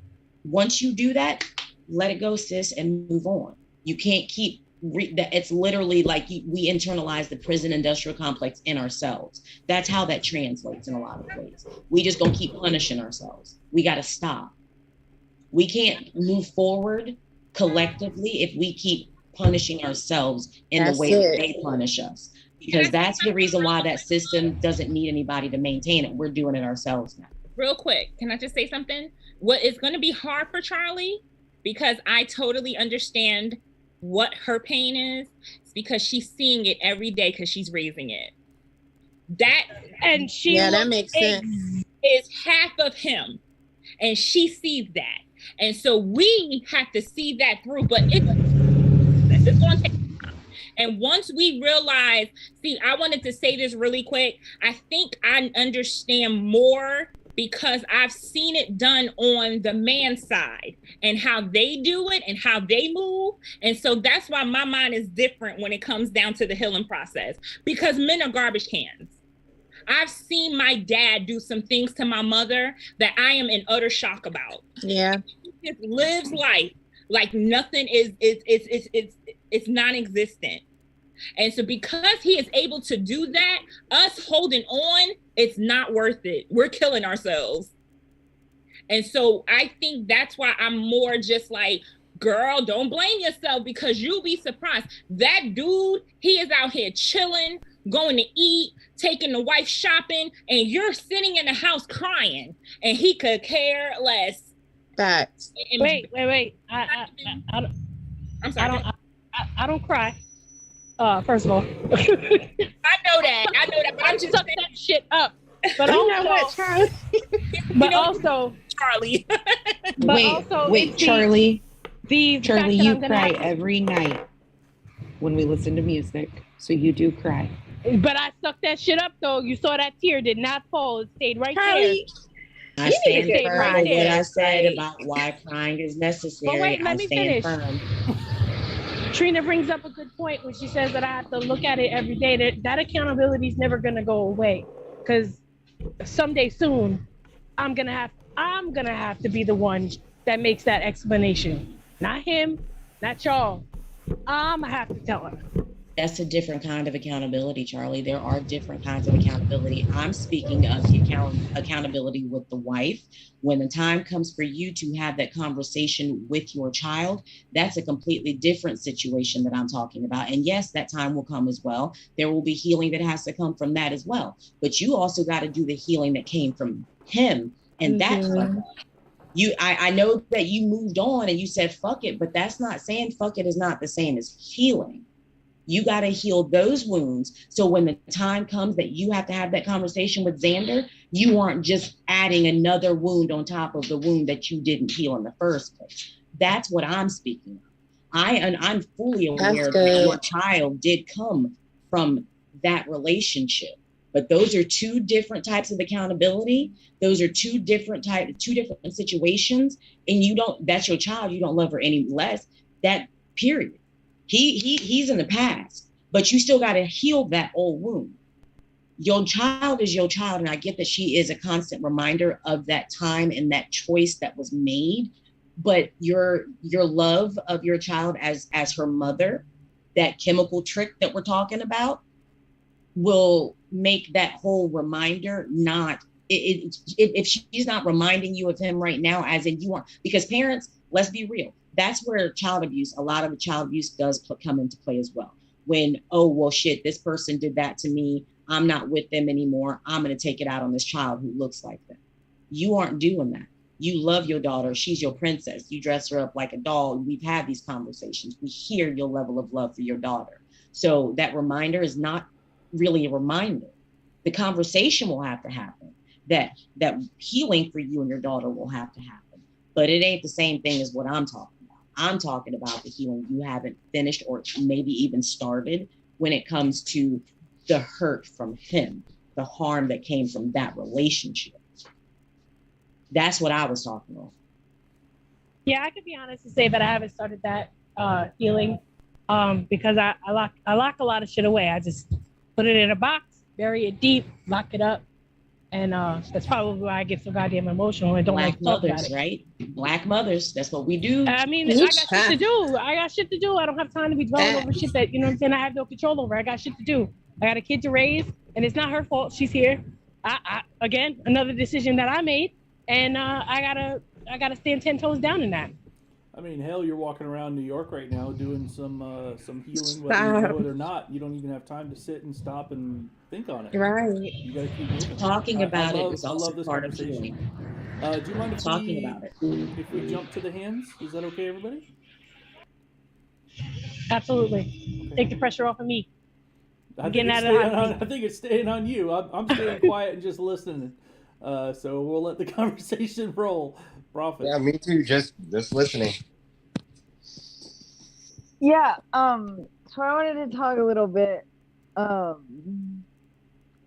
What both like Charlie and what Tizzy said. About like the guilt that sort of like is associated in being like in those like complicated and like often like abusive like spaces and dynamics with people like very much resonates with me and like is very much something that I went through with like the person that I was talking about earlier.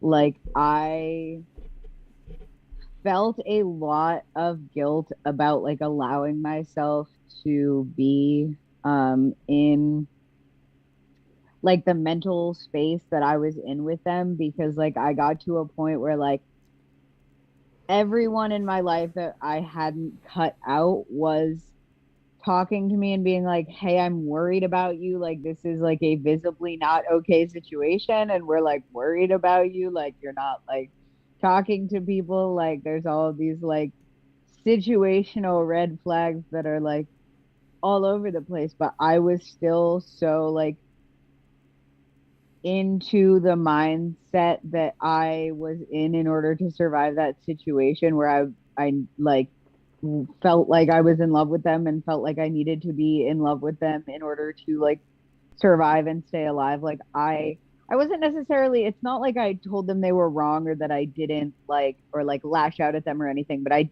didn't believe them. And like, I didn't allow myself to see that, and that hurt them. And like, I went through an entire, this situation ended in July. They actually broke up with me. Like, I was so deep into it that I couldn't even break up with them.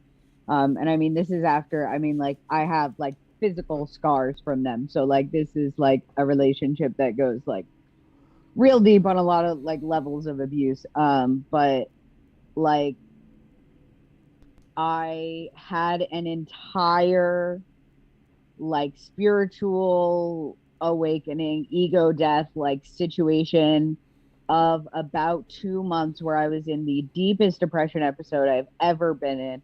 And my body was actually also shutting down. I ended up in the hospital 4 times in 3 weeks. This was in August. And they found out that I had like an incredibly low level of like thiamine, which is like a really necessary like vitamin level. And if I hadn't gotten out of that relationship and gotten back into medical care, I would not have survived. Because I was so like had cut off everything and was like dedicating my entire mindset to like surviving in this relationship that like I stopped going to like doctors. Like I stopped like taking care of myself in any way because I was just trying to take care of them and trying to like get by in like the mindset that I had to. And there's also like other people that I know that got hurt through like my relationship with them and like the way that they had created my mindset and like manipulated my mindset. And I still feel like a level of guilt with it, but I went in that depression episode, went through a reckoning with all of those different things and like thought through all of them and like worked on poetry and journals and like mentally worked through a lot of that stuff to try to take accountability within myself to say like, okay, in this situation, in this abuse, in like what I was experiencing, I had very little choice in what I was doing. Realistically, there was very little autonomy that I had over making those choices, but I still did those things. And that's still something that I still have to reckon with. And so I went through really like, okay, you know, in this situation, I can't go back and change the past. I can't go back and fix any of the things that I did in that situation. But like, how can I like mentally not do this again? And how can I take responsibility for the things within myself and like the emotional patterns like brought about by like trauma or by my upbringing or by like any level of like grooming that I've experienced or things like that? What are those like emotional patterns that I can identify that led me to that situation? And how can I work on myself in order to like set myself up for like a better chance if I were to, you know, get dropped in that situation exactly again or something, if that makes sense in like a metaphorical way. But yeah, yeah, that's all I was gonna say.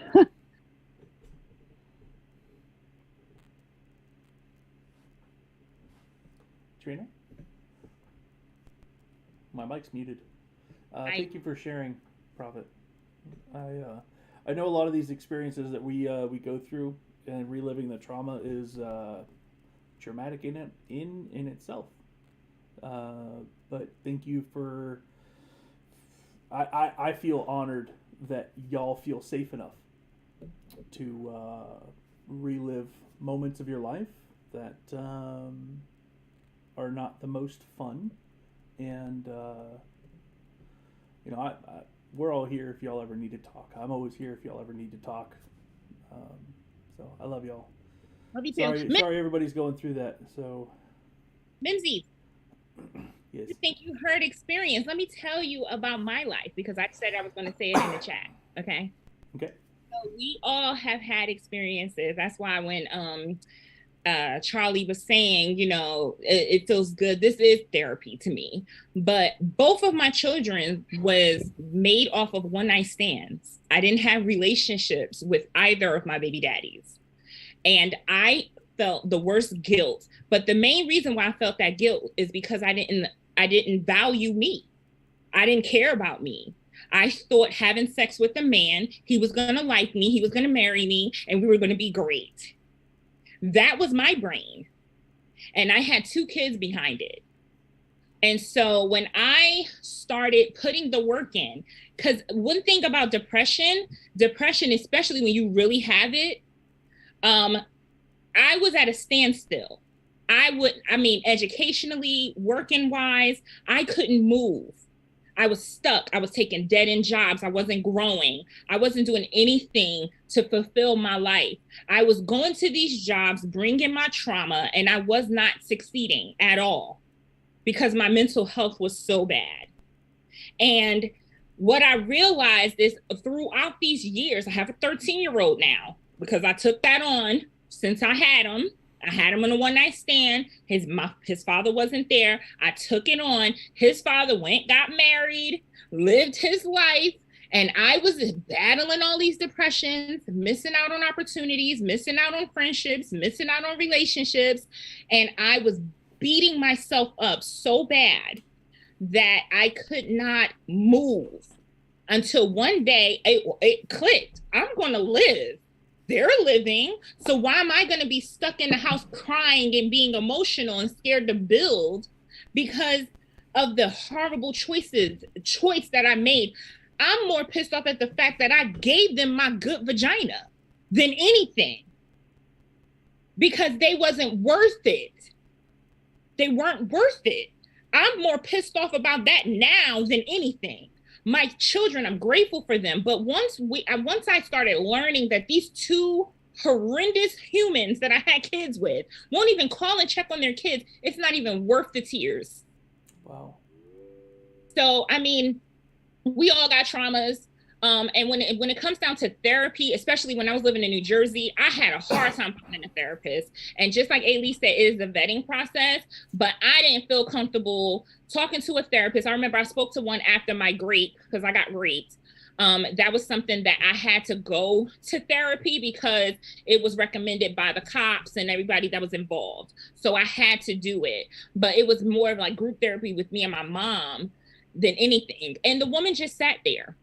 She just sat there. So it was not really anything. I get more therapy and more feedback going on TikTok than actually being in therapy.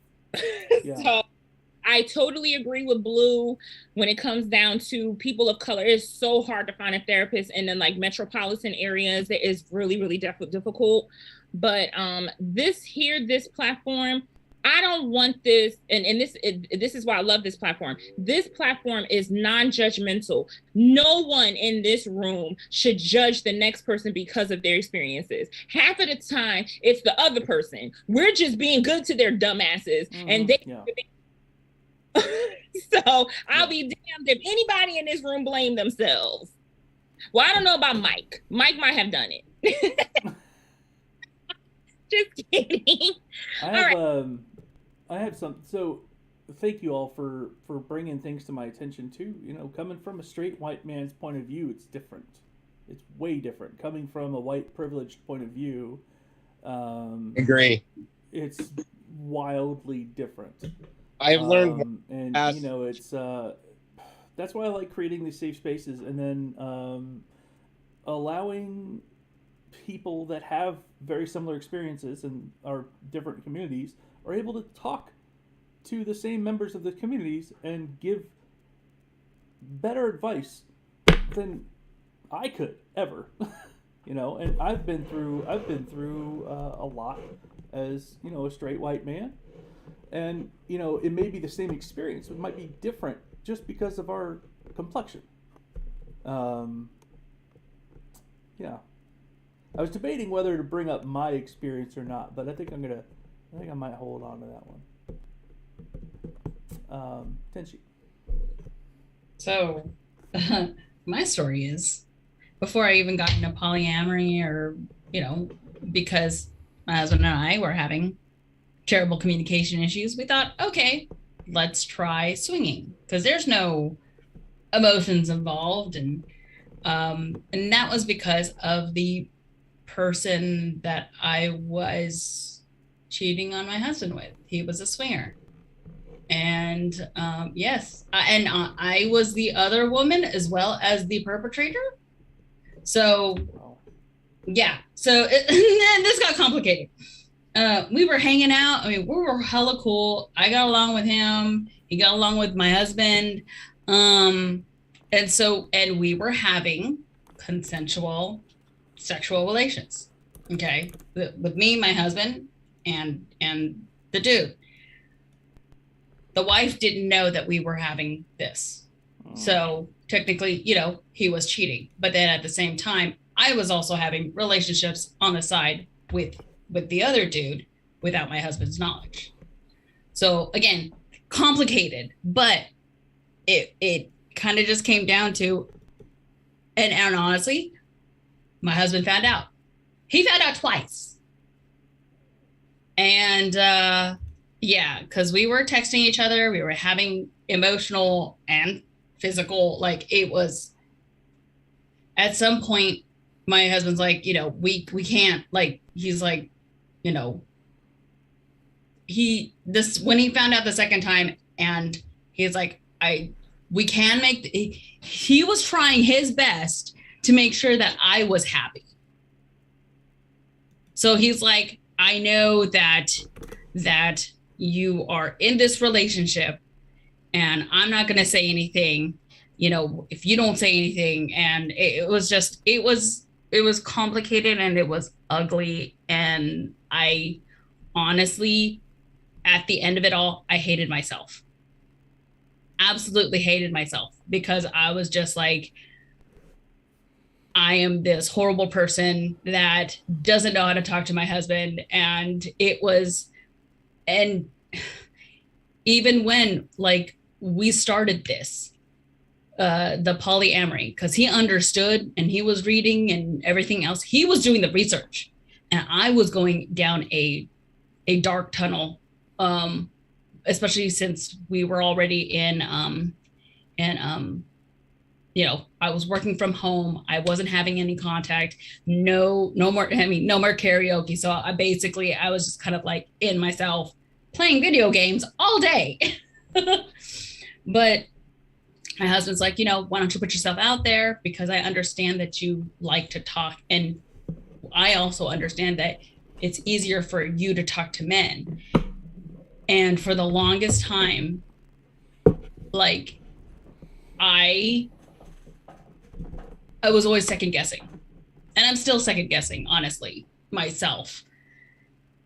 Because I love my husband that much to be like, I don't want to hurt him again. I want him to be happy. If I'm fucking miserable as hell, it's fine, because he deserves everything that isn't me, basically. But then I've also put myself down as well for the longest time. So it is a battle for me to even forgive myself. But that is the first step in like healing. Yeah. And I guess it's also kind of the thing though too, where, I've said this before, and where you have to take care of yourself before you take care of somebody else.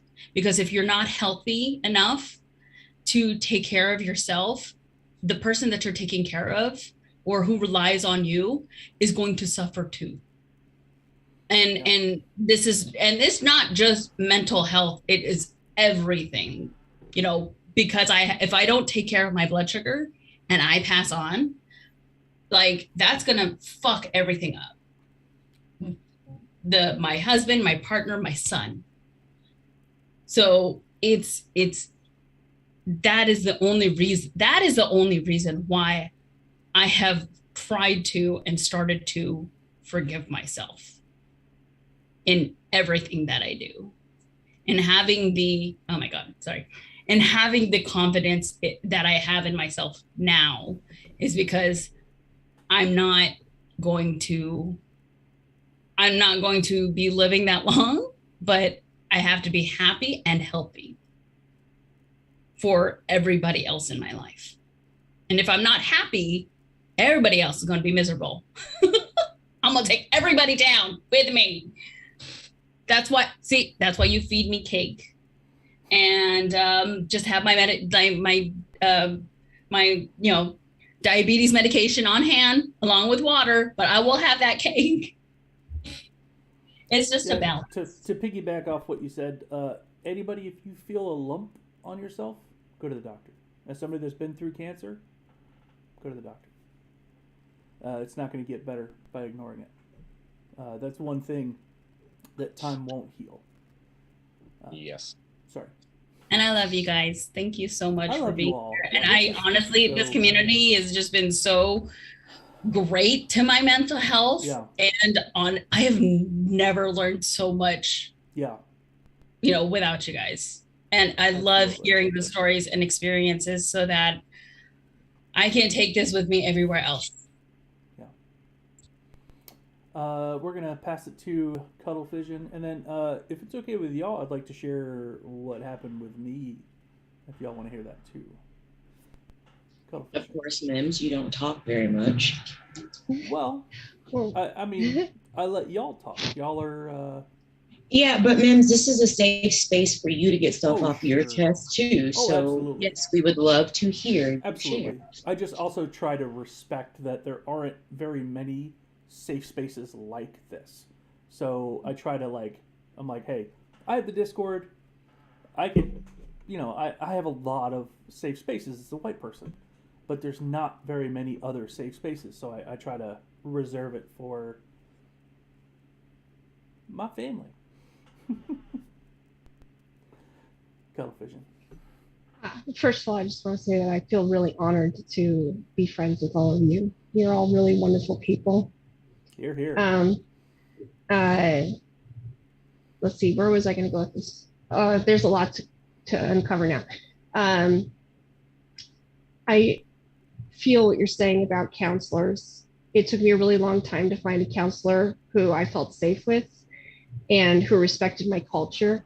And I mean, I'm light-skinned, I know that, but my culture is really important to me. And I lived with my mom for a really long time. It was really important for us to have an elder in the house, and a lot of people didn't respect that. And that was really hard. So it's really hard to, do your counseling when one of the main people in your life is somebody who they're continuously saying, no, don't have that. So you can't work through anything. But the thing I was going to say is, so 9 years ago, after 9 years of being without anyone, I got into a relationship and I really put all of myself into it. And it slowly became abusive. And because of that, my kids saw some of that abuse. And at the same time, I also ended up having a mental breakdown because along with having this abusive relationship, disability decided to cut me off for a while. And it was a really, really rough time for me and for my kids. And when I finally started coming back to who I was and healing, I went through a huge amount of guilt for how it affected my kids. Because it wasn't, I didn't have a lot of control in what happened, but they definitely had no control in what happened. And eventually, after saying I'm sorry a million times, and validating, certain situations and everything, I came to the understanding that I had to stop feeling guilty and just do my best to do better for them and for me. And because there was no way we were going to have a healthy relationship if it was all based on me constantly feeling bad about myself and fueling their ability to put me down and have no respect for me. So, but I understand what it's like to feel that guilt and the importance of coming to a point where you can be able to say, I can't feel that anymore because it's not healthy for me. And realize that rather than feeling guilty, you just take responsibility for what you did and move past that and better yourself. So that was what I wanted to share. Thanks for sharing. Well, we'll let. Oh wait, we got some more hands up. Mikey, floor's yours. Oh, mine was kind of off the subject. I mean, I have a pretty hardcore story from my younger youth, as well as some of the stuff that's been added to the conversation about the polyamorous stuff. But mine was off the subject of the matter of. I was just thinking earlier, driving back from the store, I was like, you guys wanted to have the chill Friday, right? Chill vibes Friday.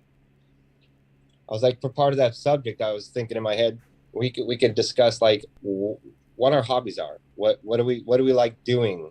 What do we like making? What do we like creating? What do we like, stuff that we could share amongst each other, like me and my t-shirt stuff, I or whatever I'm doing, t-shirt, socks, or, prints, I'd love to share that with everybody in the group. And part of it also is I don't talk a lot about my past and stuff like that. And it's real hard to, because I'm not a real open person. I'm open when I feel that comfortability, you know what I mean? And hearing you guys and knowing that I can open up to you guys and not have that judgment. You guys, it's more than a safe space for me. It's yeah, like everybody's saying, it's therapy. It's because therapy failed for me, like horribly. Like I went through a real bad therapy thing because from I'd say about 8 years old till I was 15, it was really traumatizing in my life, like intensity. And that's hard to talk about because, like my wife says, I still hold some of that animosity and that anger in me, and I do. And I think part of it is because that therapy failed for me so hardcore that I bottle stuff, I keep it in. I'm like, I don't want to talk about it because, it's not going to help, and after hearing some of these, heartfelt stories and it's just amazing that we have all come together like this. And I'd really like to talk about it sometime because maybe you guys could help me with that anger and that hate that I have, because I don't like hating. It eats at my soul. But I do have some hate in my heart towards what happened. And it's been a long time, my wife makes the joke, you're going to be 50 before I'm 45, and I've been holding on to it a long time. And maybe that's why I've been brought into this, I love you guys. You guys are amazing beyond comprehension. Love you too, man. We're it's like I have so many family members that are not even friends, and I have so many friends that I count as family. Right. Right. And I can't talk to my dad or my brother or my sister. Oh my God. No. My God. Every time I do, I get disappointed. Exactly. or more trauma. Like, ready to that part of my life. Other people know. My wife knows because she's my wife. But not many people know because I keep it so bottled up because I do have that anger and that hate still. Yeah. And I hope I can talk with you guys about it sometime, We're always here. We're always open. Yeah. So thank you. I love you all. We love you too. Blue.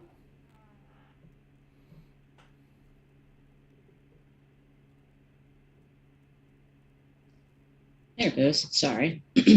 So this is going to kind of go back to what Tenchi. Real quick. Yeah.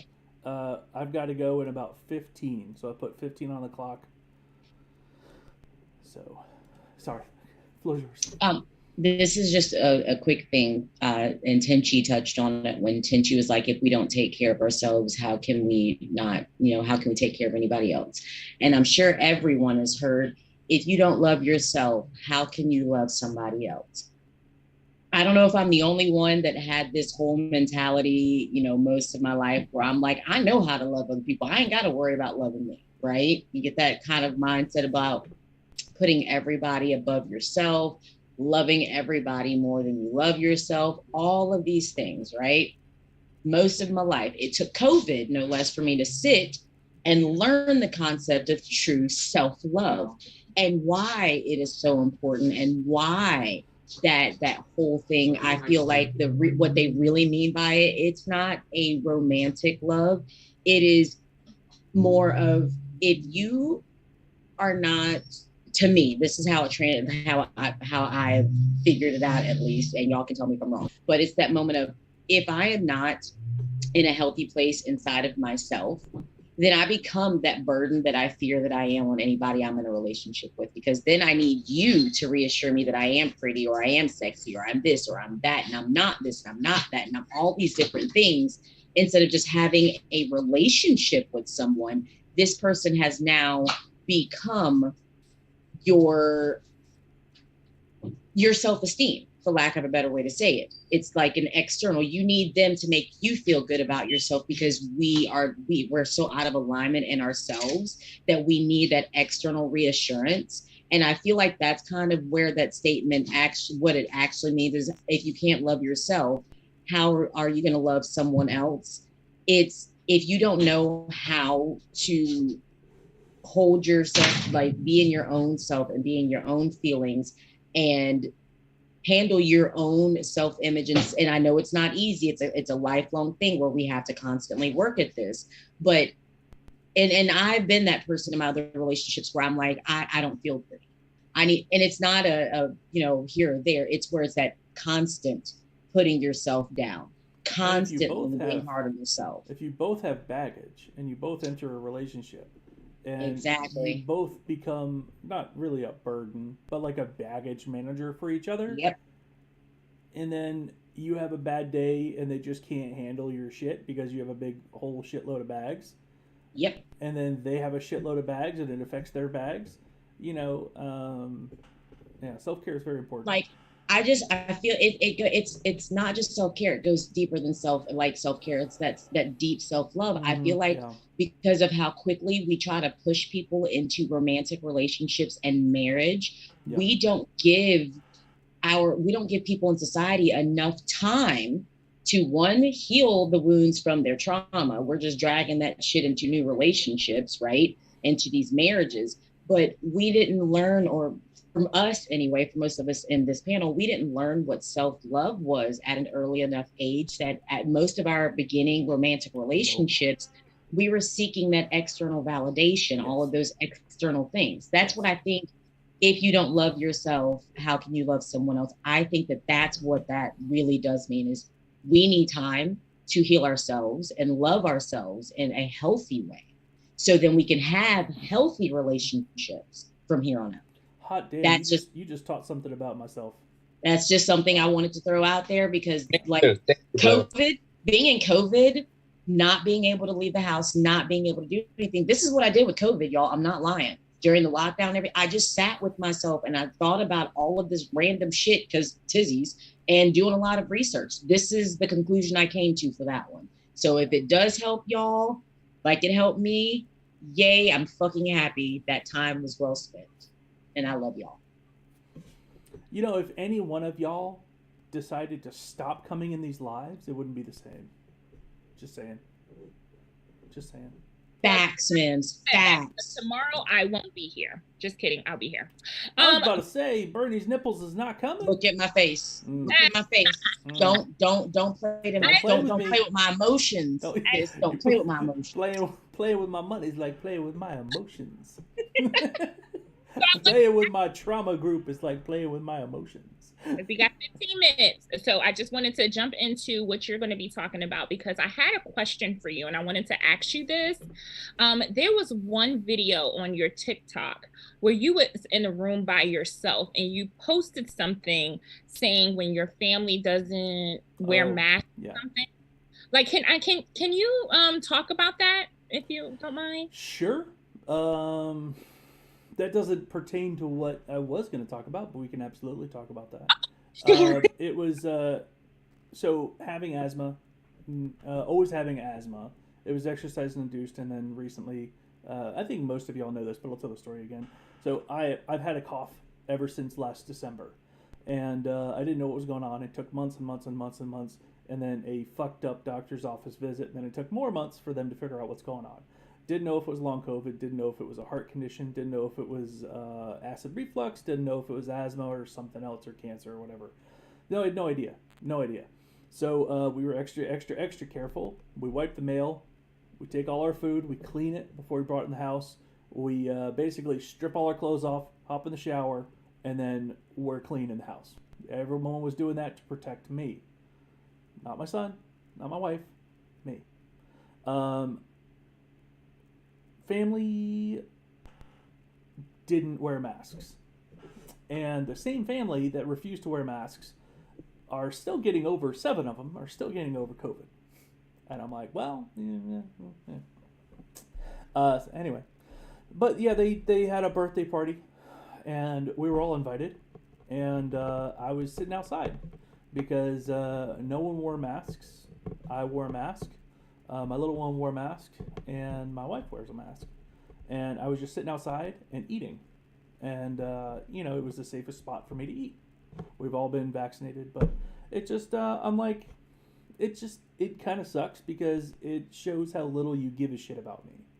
And, I'm going through a health condition. You don't know what it is. I don't know what it is. Haven't been able to go to the doctor. And yet they still didn't do something simple like be inconvenienced to wear a piece of fucking cloth over their mouth. And, it kind of made me go, interesting. So, yeah, that was basically it. I was confused about that, and I wanted to ask you about it, but it just came to my brain. But yes. Yeah. That's what it was. And they knew. We, we're like, hey, well, we're going to be wearing masks in the house. And everyone's like, oh, okay, that's fine. But not a single other person wearing a mask was there. So, yeah. Y'all want to hear about what happened with my ex? See comment in chat first, MIMS. In this chat on Zoom. I gotta figure out Zoom a little better.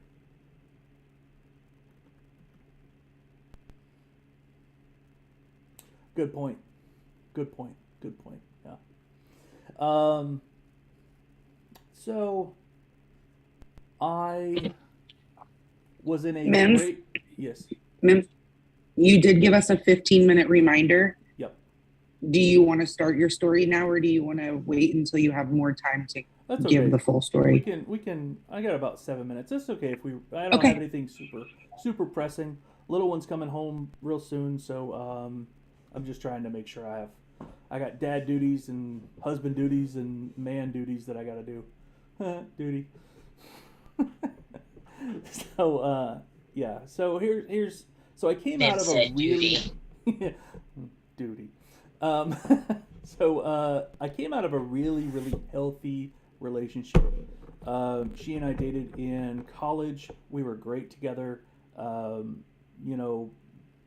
on all 4 cylinders. Everything was great. I'm not really going to get too much detailed. We always knew she was going to be becoming a lawyer. And when we first started dating, she was like, when I leave school, I'm going to have to go back to Colorado. And I was like, yeah, that's fine. That's not a big deal. We got closer and closer and closer and closer. We ended up moving in together. And I went to visit her in Colorado. She came back here. She took the bar in Colorado, passed, and she did a great job. But when we split, it was heartbreaking for both of us because we weren't ready to split. There was no tension. It was a healthy relationship getting split apart because of careers. So that was really painful, and I had to get over that for some time. But the next relationship I went into, it started out as a fling. She even told me it was supposed to be a fling. And then we moved in together, and she ended up getting pregnant. And we weren't expecting it. And I am pro-life. I'm also pro-choice. I still am pro-life. I still am pro-choice. Not my body, not my decision. She wanted an abortion. I didn't want an abortion, but it's not my body. So she went through with it and got an abortion anyway. And when she was there, she was told do you want to know if it's twins? And twins run in a family. I'm like, first of all, why would you say that if it wasn't twins? Second of all, yeah, they would be teens by now. They would be teens by now. So that whole thing happened. She ended up buying me Sophia. It was my puppy. First dog I ever had. And we ended up getting Xander later on. Well, we ended up moving in. Her and her ex kept talking back and forth. And I'm like, I don't mind talking because I trust you. I started like getting red flags when it started to get sexual. And I'm like, I'm not comfortable with that. And if she was like, okay, I understand you, we're not going to do that anymore, that's one thing. But it was more of a, stop worrying about stuff. It's not a big deal. It's my ex. We've already seen each other naked. And I'm like, yeah, okay, whatever. She ended up cheating on me and went back with him, got back with him. And sparing a whole bunch of details, I almost took my own life right after that. Gun in hand, 1 round in the chamber, ready to roll. And Sophia came up and saved my life. She put her head under my hand and started giving me lots of kisses. I'm going to start tearing up talking about this. But yeah.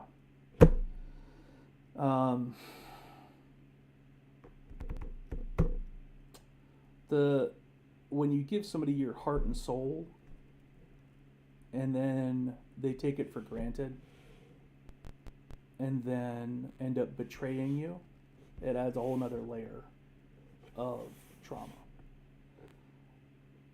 Her and I and my wife and her ex used to go on double dates. We all used to hang out together. We knew each other before. So if it wasn't for my ex, I wouldn't be married to my wife now. So after my dog saved my life, I found her on OkCupid, and I was like, hey, what are you doing on here? What happened to so-and-so? And we went for sushi, and that's it. And that was it. And so it's still a traumatic experience. And with the adoption trauma that I've gone through and some of the abandonment issues that I have, it was really hard to even trust my own wife at the start of all this. And it's really hard to give yourself 100% of almost like your soul, your being. And it's hard. And it's work. It's not easy. I don't remember where I was going with that, but that's kind of my little watered down story. So I'm so sorry. Don't be. That's rough. It's okay. I mean, this is why I talk about when I talk about the pain that comes from the heartbreak of another person. It's literally like the worst. Yeah. It's the worst. Because you put a lot of that blame on yourself, like I was talking about earlier, like a lot of guilt because I allowed, and I know that Blue says not to say that, but for lack of a better way of putting it, because that's what I've been telling myself for so long, you allow yourself to let go and be lost in these emotions that you let rule you. And then when that is all snatched away, it's like being left in an empty hole. Yeah. Yeah. And you don't feel like you'll ever be able to do that again. With you'll never wasted time, wasted energy, wasted resources. And you don't ever want to be that dumb. You just wall yourself off. Trust, fam. Charlie, I know that there's no better way to say it, and I agree. I don't even have a better way to say, honestly, that we allow these things. It's because we don't have terminology, because we have all been taught to say things like, I allowed the love to happen as if we ever had control. So I understand what you're meaning, and I understand the feeling. One of the days where we have more time and we're having one of these circles, I will tell you guys about my story of where I was not only the side piece that became the main piece, but how all of that transpired to find out I was in a relationship with a full narcissist. Yeah, I think that's what mine was too. Most times, more often than not, they are. Yeah. I also have another story, sort of being on the outside of. So my wife and I had a good friend, and we always hung out. We always hung out. If nothing ever happened, we just were real close. We were real close. Like we would come over, we would all watch The Walking Dead, and then fall asleep in the same bed, and just wake up and go about our day. You know, it was that's what it was. And then they ended up finding somebody, and eventually said that they're not allowed to talk to me or my wife, ever. And it was slow. It was, hey, you know, they're uncomfortable with me coming over alone. I said, okay, fine, yeah, I understand. And then they would come over together as a couple, and then it became, oh, I'm not comfortable with the relationship that y'all used to have, and so we're just gonna stop coming. And they just stopped coming, stopped showing up, and then, you know, stopped talking and stuff like that. Blue, yes? Mims, are you polyamorous? We are not. But you are. Yeah, That's an entire polyamorous relationship. I don't really know what we are. I wouldn't ever do anything. So polyamorous is the word that people go to, but ethical non-monogamy is what I prefer. And the reason why is because somebody, and I don't remember who it was earlier, said, and I think it was Smoke, was talking about emotionally cheating. Oh, yeah. Mm-hmm. Ethical non-monogamy. So you and your wife, in fact, did have a polyamorous relationship. It doesn't always have to be sexual, because I'm gray sexual. I'm a borderline asexual. So that's why most of my relationships, my twin flame right here behind me on the phone outside, that person, 30-year relationship, no sex. Yeah. That is my heart behind me though. Can I? So it's like I didn't really know what we were doing. You know, I was sitting in the bed, you know, thinking like a man. I'm like, oh my God, is it happening? Is it happening? And then I was too much of a chicken shit to do anything about it. You know, I didn't want to mess up what my wife and I, or my girlfriend at the time, and I had. I didn't want to risk that. And nothing ever really ended up happening. I respect that. And but see, that's still a polyamorous relationship, though, doesn't it? And I respect you for owning the fact that you had a whole dude on it. Is it happening? Oh my god! Yeah. You know, anytime it was even to the point where I would sit like this, and they would both curl up, and we would be watching The Walking Dead. And in my head, like sometimes I'm like, I don't even remember what the fucking show that we just watched, so I'm gonna have to watch it tomorrow.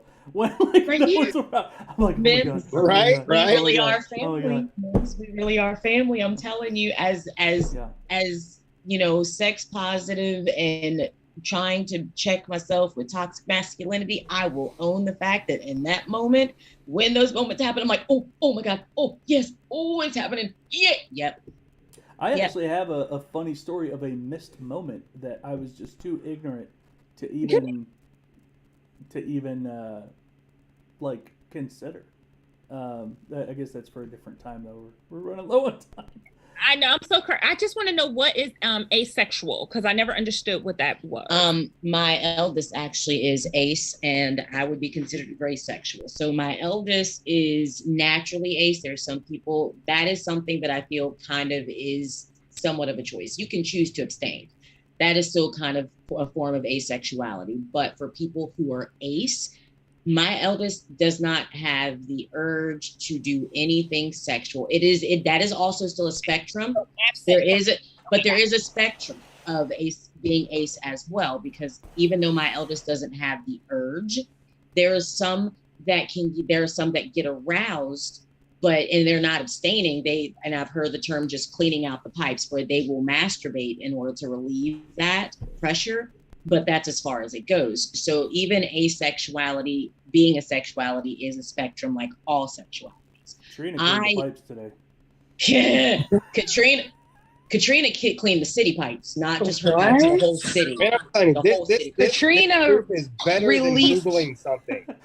You know, you learn Katrina that may in have a month. opened a portal. Katrina may have opened a portal. So Has if anybody it's else- even a little wonky for everybody, especially MIMS and POTUS and whoever else is in North Carolina, if y'all got some weird stuff happening, understand Katrina opened that portal. So only Katrina can close that portal. Don't call me. Don't call none of the spiritual You need to keep it community. open, Blue. I think All I that can I think am on of that is spectrum of when asexuality. I'm sorry. I'm sorry. Nope. Floor's yours. All I can think of with the Katrina thing is when the city opens up the fire hydrants and lets it run out into the road. That's all I can think. Gotta clean out the gunk. I think that I am on that spectrum of asexuality. I call myself a non-sexual because it's not that I'm not interested in sex. I just don't want to have sex with another human being. But I think I am on that spectrum because I have absolutely no desire to be intimate. Because I told you that already, that you were you are in fact asexual. Even though you may masturbate, and I don't know that if you do or you don't, but even if you do, that doesn't change the fact that you are on that spectrum. Even like I said at the beginning, even like people who abstain from sex, it is a choice for them for whatever reason, that still puts them on that spectrum of asexuality. In order to be homosexual, heterosexual, that means engaging in sexual activities with others outside of yourself. So if you were just flicking the bean and ain't nobody else involved, that puts you on that spectrum. You can call it non-sexual if you want. That's up to you, but it's still the asexual spectrum. Yeah, because I have no desire. I'm good. I am a person who I'm considered gray sexual because I do have the urge and will sometimes actively seek out sex, but it does not happen often enough for me to. I'm not really that person that needs sex. Sex has always been at the bottom of the list when it comes to my relationships, like the importance hierarchy in my brain. Sex has always been on the bottom, if ever on the list. I prefer to connect with people in every way that's not sexual.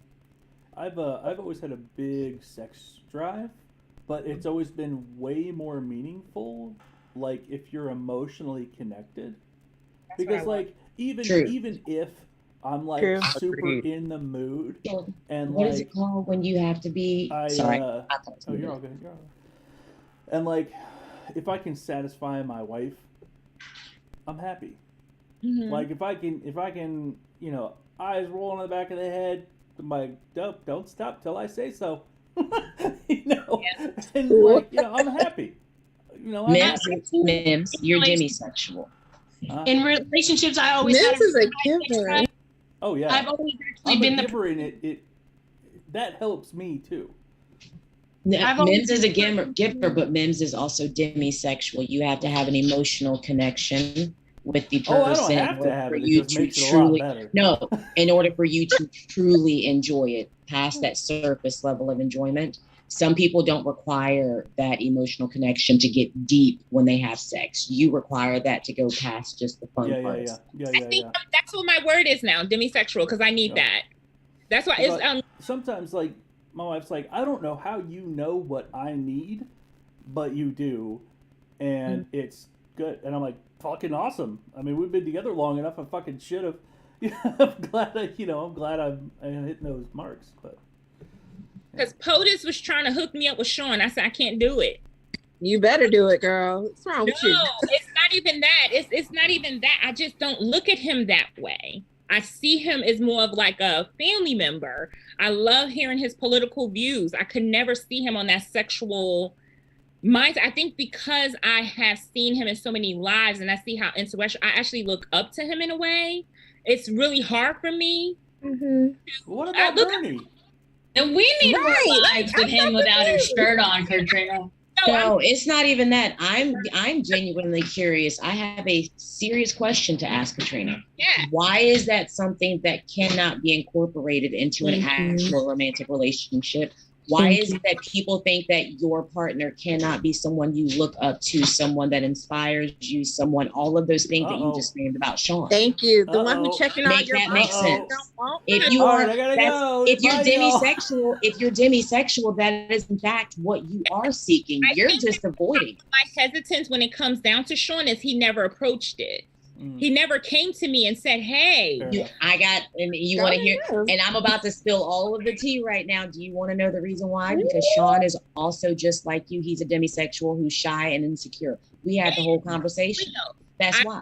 So both of y'all on the same level already from jump. So we did. We playing matches. Okay. No, Jasmine. We'll get there. Jasmine literally opened up an entire Zoom that night to set you and Sean up.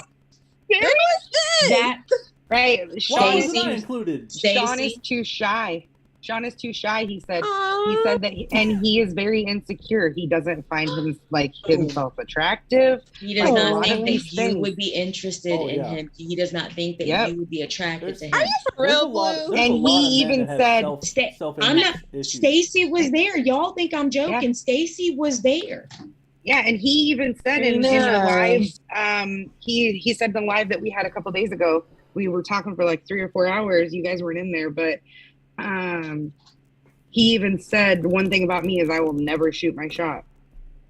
And I'm looking at Katrina's face right now because I'm seeing all the gears turning. I'm seeing the steam shooting out. And I'm seeing all of the doing things. air balls. Wow. But the crazy thing about it is we're so similar because I would never shoot my shot. So well, here's your opportunity. So can we have consent to shoot y'all shot for y'all already right now? Like, damn. Look, can I mention something? So, I love strong women. My wife's one of the strongest women I've ever met. I love it. Hey, sorry guys to interrupt. Sure. My dog is having puppies right now, so I gotta go. Oh, okay. Hold on. Okay, we need to see puppies. You may need pictures later. Oh, wait. Wasn't ready. Oh, the puppy. Wow. Is this an expected litter or? Yeah. Moment now. Yeah, some people around town wanted some puppies from this litter of chihuahuas. So cool. How many can chihuahuas I love you all. lay? Thank you. Like how many puppies can they have? 3, They're 4? not eggs. Last time she had 5. 5. Okay. They can have larger litters, MIMS, actually, believe it or not. My mom, she has one of her chihuahuas actually had 9 in the last litter, but they were really small. That poor baby. Shit. Look, believe it or not, women, y'all better be happy with those who have birth children. Be happy that you don't have a heart-shaped uterus because we, in fact, can get pregnant more than once, despite what they tell you scientifically. And be happy that it's not the same way that dogs go into heat too. I don't know if y'all know the way dogs go into heat. Their bodies I saw you have Maple in a diaper to be pregnant. So all dogs, their bodies expect that they're pregnant. They start feeding the uterus, and if it's not taken, then period time for your pup, heat time. Okay, well, I love you guys. I'm gonna let you go. I'll send you guys pictures and everything afterwards. All right, bye, guys. Bye. I have a tilted uterus. Back to Trina. What? Now, hold on. My other best friend has one too. What is that?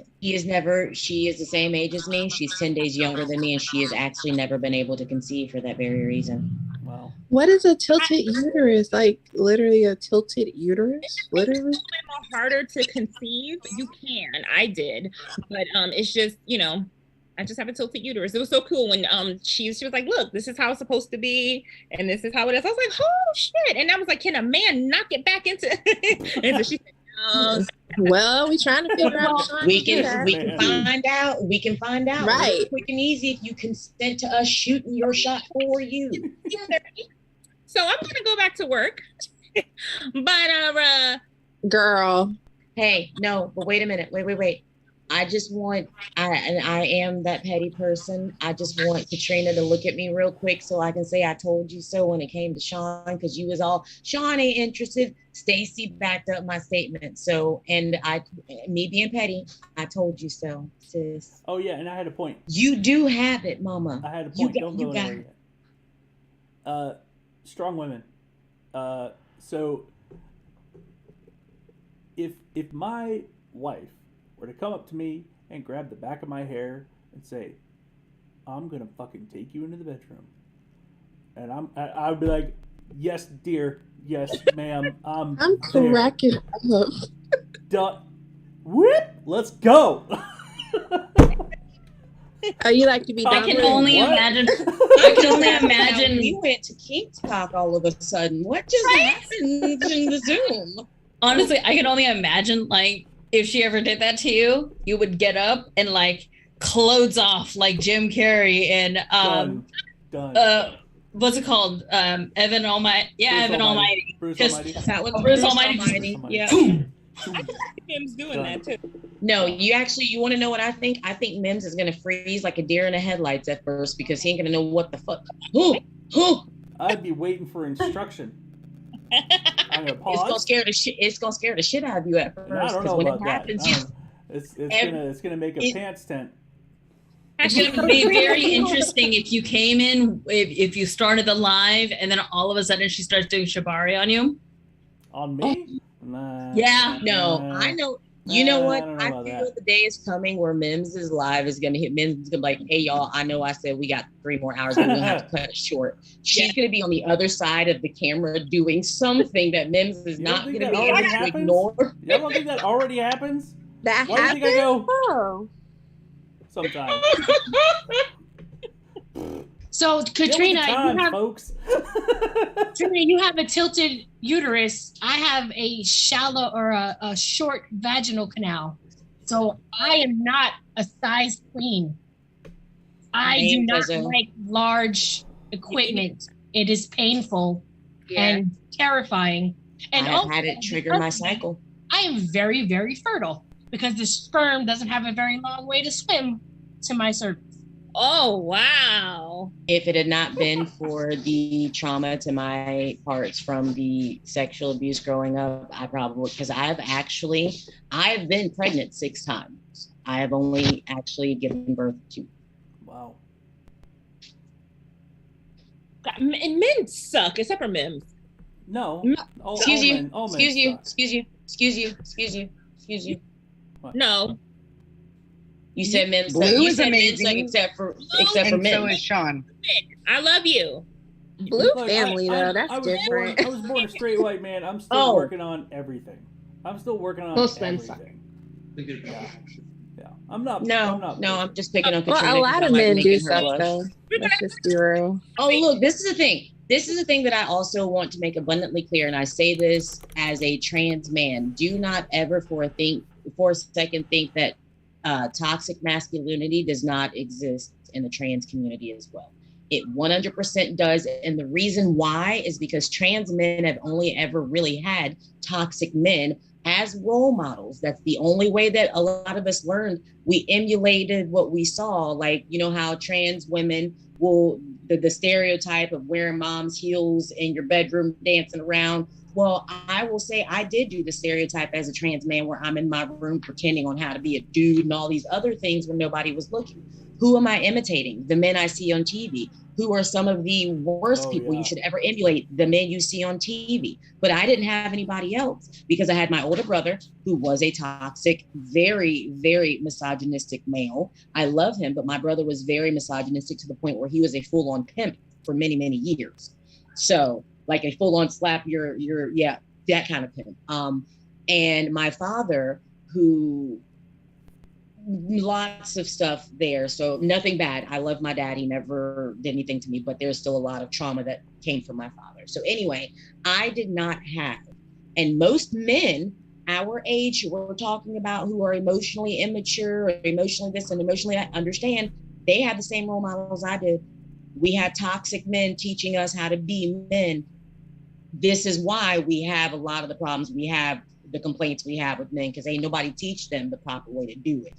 I'm not excusing the fact that they ain't going out there and seeking the information for themselves, because I'm doing it my damn self. So they can change that if they wanted to. I'm gonna say that. But I want people to be just very cognizant that toxic masculinity for my entire life was the standard. It was the model. I didn't know any better.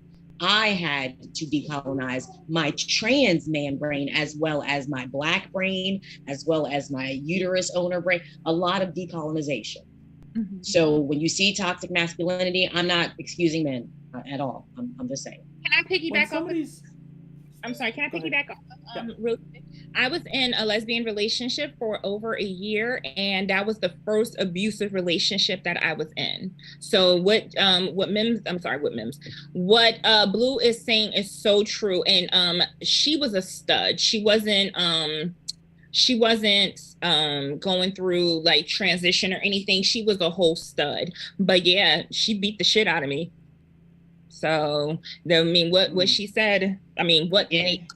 Oh my Fair God! Warning. AFAB abuse. Sorry, AFAB abuse is real. If we're ever hanging out, any of us, and y'all point out a previous abuser, I'm windmilling, fucking them up. Ailey ain't even hesitate. Mims was trying to choose his words carefully. Ailey jumped in. I'm windmilling and fucking them. I'm beating the brakes off that bitch. I was debating saying I'm going to turn into a toxic male over that shit, being protective. But I don't know if that's an appropriate thing to say. But don't. Actually, no, that's the thing, Mims.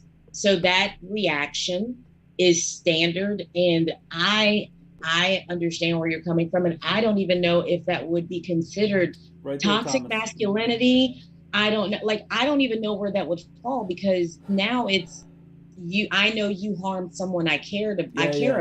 Yeah. You need to pay penance. You need to be punished. So where does that fall? I'm asking. I think it's toxic because it doesn't come from toxic. Still. Yeah. And I'm asking because that whole thing of two wrongs don't make a right. So this person harmed me, you're gonna harm them. Where is the, you guys get where I'm going, because that's always confused me. And don't get me wrong, I'm beating the ass. I'm beating the brakes off the bitch, period.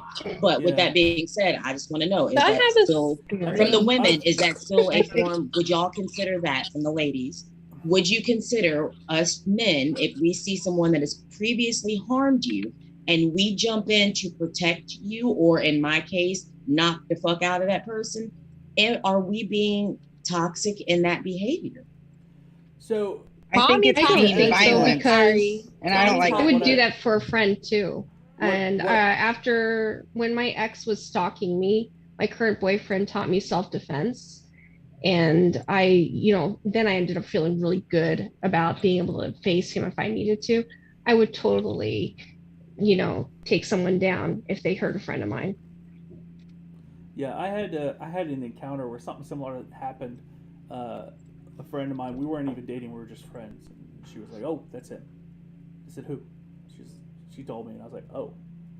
So I waited for them to go to the bathroom, and I knew that there was an exit out the back, and they didn't know me. And I stood in the middle of the hallway, and they walked towards me. I was like, "Hey," and I was like, "You need to go out that door. And you need to go home or to a different bar." And they were like, "Who the fuck are you?" And I said, "A friend." And I was real calm. But I was just like, "You are not welcome at this point." They also kind of had a restraining order. Or not kind of, but they also had a restraining order. And I don't know if he was there on purpose, but he definitely showed up after we've already been there, and she had seen some of his old friends. So I was like, "You need to go out that door." And I wanted to pose that question to the ladies who are here and more mature, and they think about things differently, because I have encountered younger women in their late teens, early 20s, mid 20s, who will get mad at their partner, their current partner, for defending and or whatever from the ex-partner who harmed them. Well, you didn't have to fight me. You could have just, that's why I get confused. Do you want your partner to protect? And I'm not saying that women need protection at all. You like, better protect but- me. I'm sorry. Okay, thank you, I Ailey. don't know That's about the that last part, Blue. sorry, You may not No, be I'm just asking saying- for protection, but if you're No, around I'm just me, saying- I carry, so y'all No, don't have to. no. That's different. What I'm saying is that whole stereotype that women need men because we are the protectors. It's bullshit. Women don't need men to protect them. But if you were going to put yourself in the position of being the protector, which I do, that's me. I wanted to ask the ladies here because I trust you guys. I trust your opinions and what and your thought processes. That's why I asked, is it still considered toxic masculinity, or is that Not doing what men are supposed to do? That's what you're supposed to do in my eyes. If you're not protecting me, I can't be with you. I gotta go with somebody else who's gonna be protecting me. I don't need your help. Let's be clear though. I need Protect help. everybody. That's me. I've also had friends that similar situations. There wasn't like a restraining order, but like I stood up because I saw somebody and I knew them, and my friend put her hand like this on my chest and pushed me back. It said, "He's mine," and I was like, okay. I sat back down and I'm like, I'm sitting here like this. I'm like, let one of his friends stand up. Fucking go. And that's what I meant. And But that's I what feel I like meant it's when I vice said women versa. don't need men to protect them. That's what I meant right there, because he caught that. I know women can throw hands. I done caught a few of them in my day. Trust and believe. I know y'all don't need me to protect you, but I'm here to protect you if you want me to. Just so you know. Sometimes it's really appreciated though. Oh, you go ahead first, Katrina. Sorry, I just want to say something. Blue was my partner, knowing how we're the perfect 10, because I'm 5'9", and they are 5'2". Bye, Katrina. Give a shit. Me and you fighting together. Man, if Blue was your man, you'd need a whole new set of bed sheets, a whole new fucking You need a whole new bed, Katrina. Just buy a new bed. Katrina just said. Just put the mattresses on the floor, baby. We just gonna take this back to like the whole. Do it outside. Mattresses Do it on outside. It's the. easier. I'm about that life too. Water the garden. Just saying. Wait, what did you say? I'm sorry. I'm just saying, like, you're my partner, so I'm not gonna. Any person, if I'm in a lesbian relationship or if I'm with my partner and my partner gets into a fight, I'm fighting with them. But that's me. I'm from Jersey. You're not gonna touch my dude. I don't care. Me and you we're gonna be in the hospital together. I'm going to fight you. And while we sitting in beds next to each other, giving each other fist bump, like, yeah, we fucked him up. You right? We going to the hospital together, or we going to jail together, but we both getting in that fight. Period. Yeah. Hey, listen. One night when I'm I was Bronxian. We come from the mind frame: if you swing, we swing. if you're in my presence and you in a fight, we in a fight. Period. Yeah, I view myself as fairly harmless, but I am very capable to protect those that I love, if that makes sense. I'll put it nicely. I'll put it nicely that way. He's like, don't underestimate. Your story reminded me of one night when I was at the bar and my ex showed up and I was just enjoying time with my friends, and it was a bar he didn't like going to, so he knew he showed up just to annoy me. Yeah. And he wouldn't stop following me around until my friend Logan interceded and threatened him quietly. And then my friend Logan walked me home later. And I appreciated that so much. So I just want to say things like that, cool.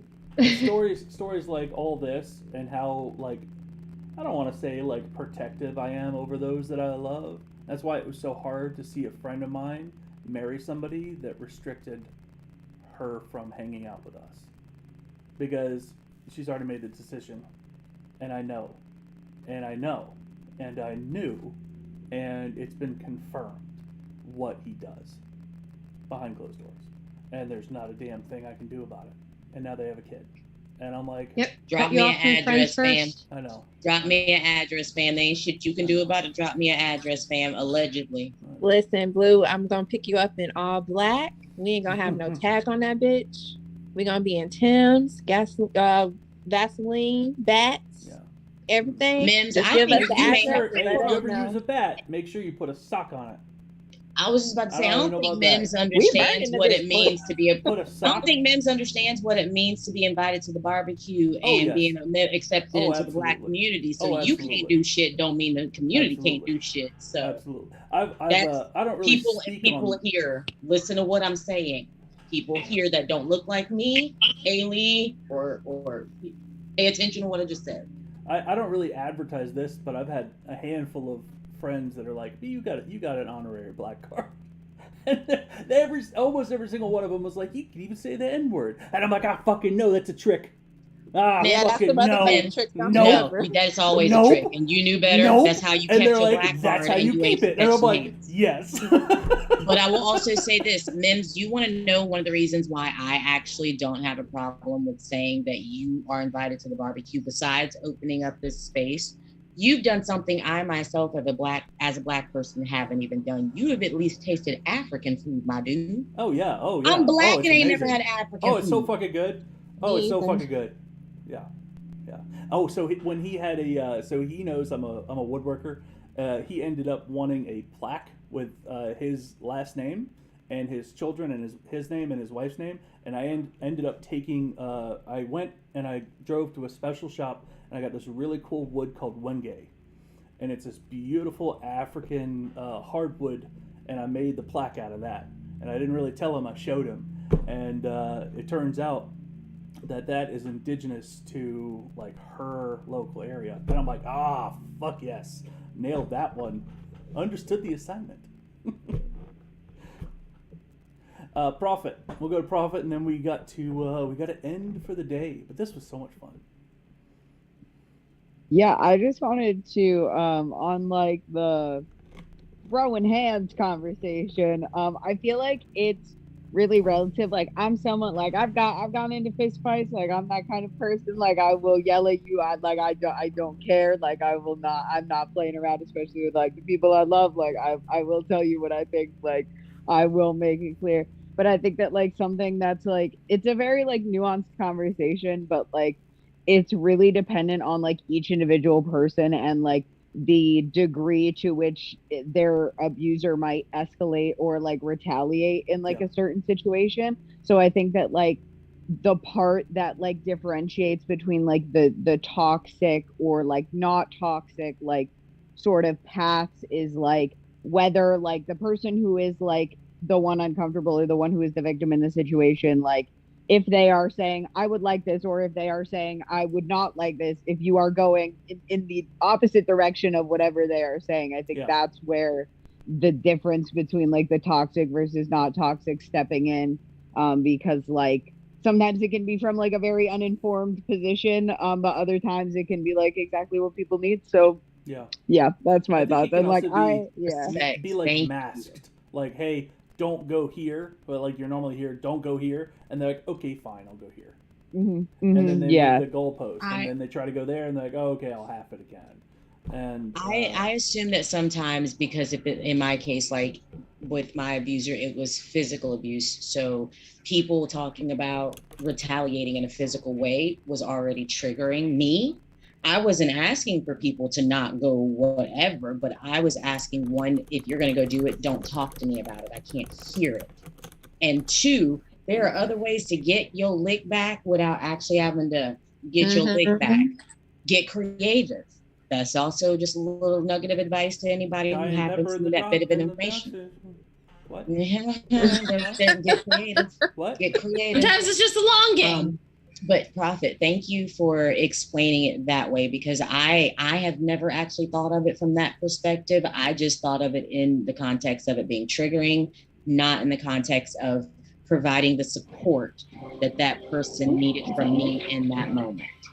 I always come from a place of protection. I must protect, not I must support. So thank you. I agree with that, Blue. I think my protection comes from me not being protected when I was growing up, probably. So I think I overextended. I probably still do to this day, overextend my protection because of that. I do too. Yeah, that's a common reaction to people who were either abused and or neglected in their youth and their childhood. a lot of times we become hyper protective and hyper vigilant over those who we love hyper vigilance all the fucking way. 100%. All the way. Between all the trauma, like it's a trauma response, by the way, for anybody who didn't know, that it is 100% a trauma response. Yeah. That's how your brain now associates anything that may be dangerous. It's not even about self-preservation. You don't want the harm to come to those who you care about. Yeah. So that's where that you must protect everyone else because you weren't protected. You are the protector. But you are the adult now that your child would have felt safe with, hopefully.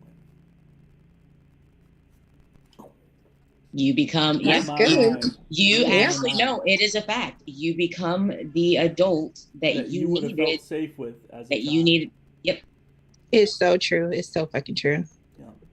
I love y'all so much. Y'all are Which, by the way, can in fact be irritating and annoying to your offspring, as so I have been told by mine. Just putting that out there. As my eldest gives me the look. Of course. Mikey, how are the pups, man? He's back. So far, so good. She looks like she's getting ready to have number 2. Number 1's still just sitting there. Very cool. Very cool. Okay, so what I'm hearing is tomorrow we're gonna see your camera just directed like at the puppies the entire time you're here. That's what I just heard. Fuck all y'all. It's just gonna be puppies. I want to see the puppies. Just a whole dose of serotonin. Heck yeah. I love it. So real quick. Yeah, if anyone else has any topics they'd like to speak on, I gotta go. Yeah, real quick. I'm sorry, it was something fun. Really quick, I just want to say, because I gotta drop, because if I don't, I'm gonna catch a child abuse charge. I just want to tell you all that I love you so much, and thank you for giving me a safe space to talk about my trauma, and just thank you for not judging me and making me feel safe with you guys, and loving me regardless of the shit that I've done. So thank you. Absolutely. Of course, no judgment. Thank you, Charlie. Thank you. You guys are amazing. Hey Lee, even though amazing. your baby pictures and stuff like that right now, because Ali, your family is beautiful. Thank you. I've been looking at this Your little one is absolutely beautiful. I'm not gonna lie. When y'all see my eyes today, when you see my eyes moving around looking at the screen, it's because I've been chasing A-Lee's picture as it shifts. The only time I have not been looking at A-Lee's picture is when there were puppies. Oh, thank you. I worked so hard for that family, okay? I'll tell y'all my story one day. Y'all are all beautiful, and I love you all. And if y'all ever have any of your special photos, if you put them in the MIMS photo editor, I will edit them myself. MIMS did one with me and my crotch goblins from when we went kayaking. And this was when MIMS first started opening, or was about to open that channel. And I will pull up that picture. It's my baby. So I may be away from my phone or my computer, but I will do it. I love doing it. I love watching photos transform and bringing them to. Well, we have some colors. Christmas pictures coming up soon. So my mistake. That's cool. It was when maybe you can teach me a few things too. Because it was when we went to Utah. I've just started using this program. So this is, I don't know if you can see it, but this is the original. Oh, hey, guys. Oh, go handle your business. They're coming down the driveway. Love you guys. Y'all. Bye, everybody. Love you. Bye.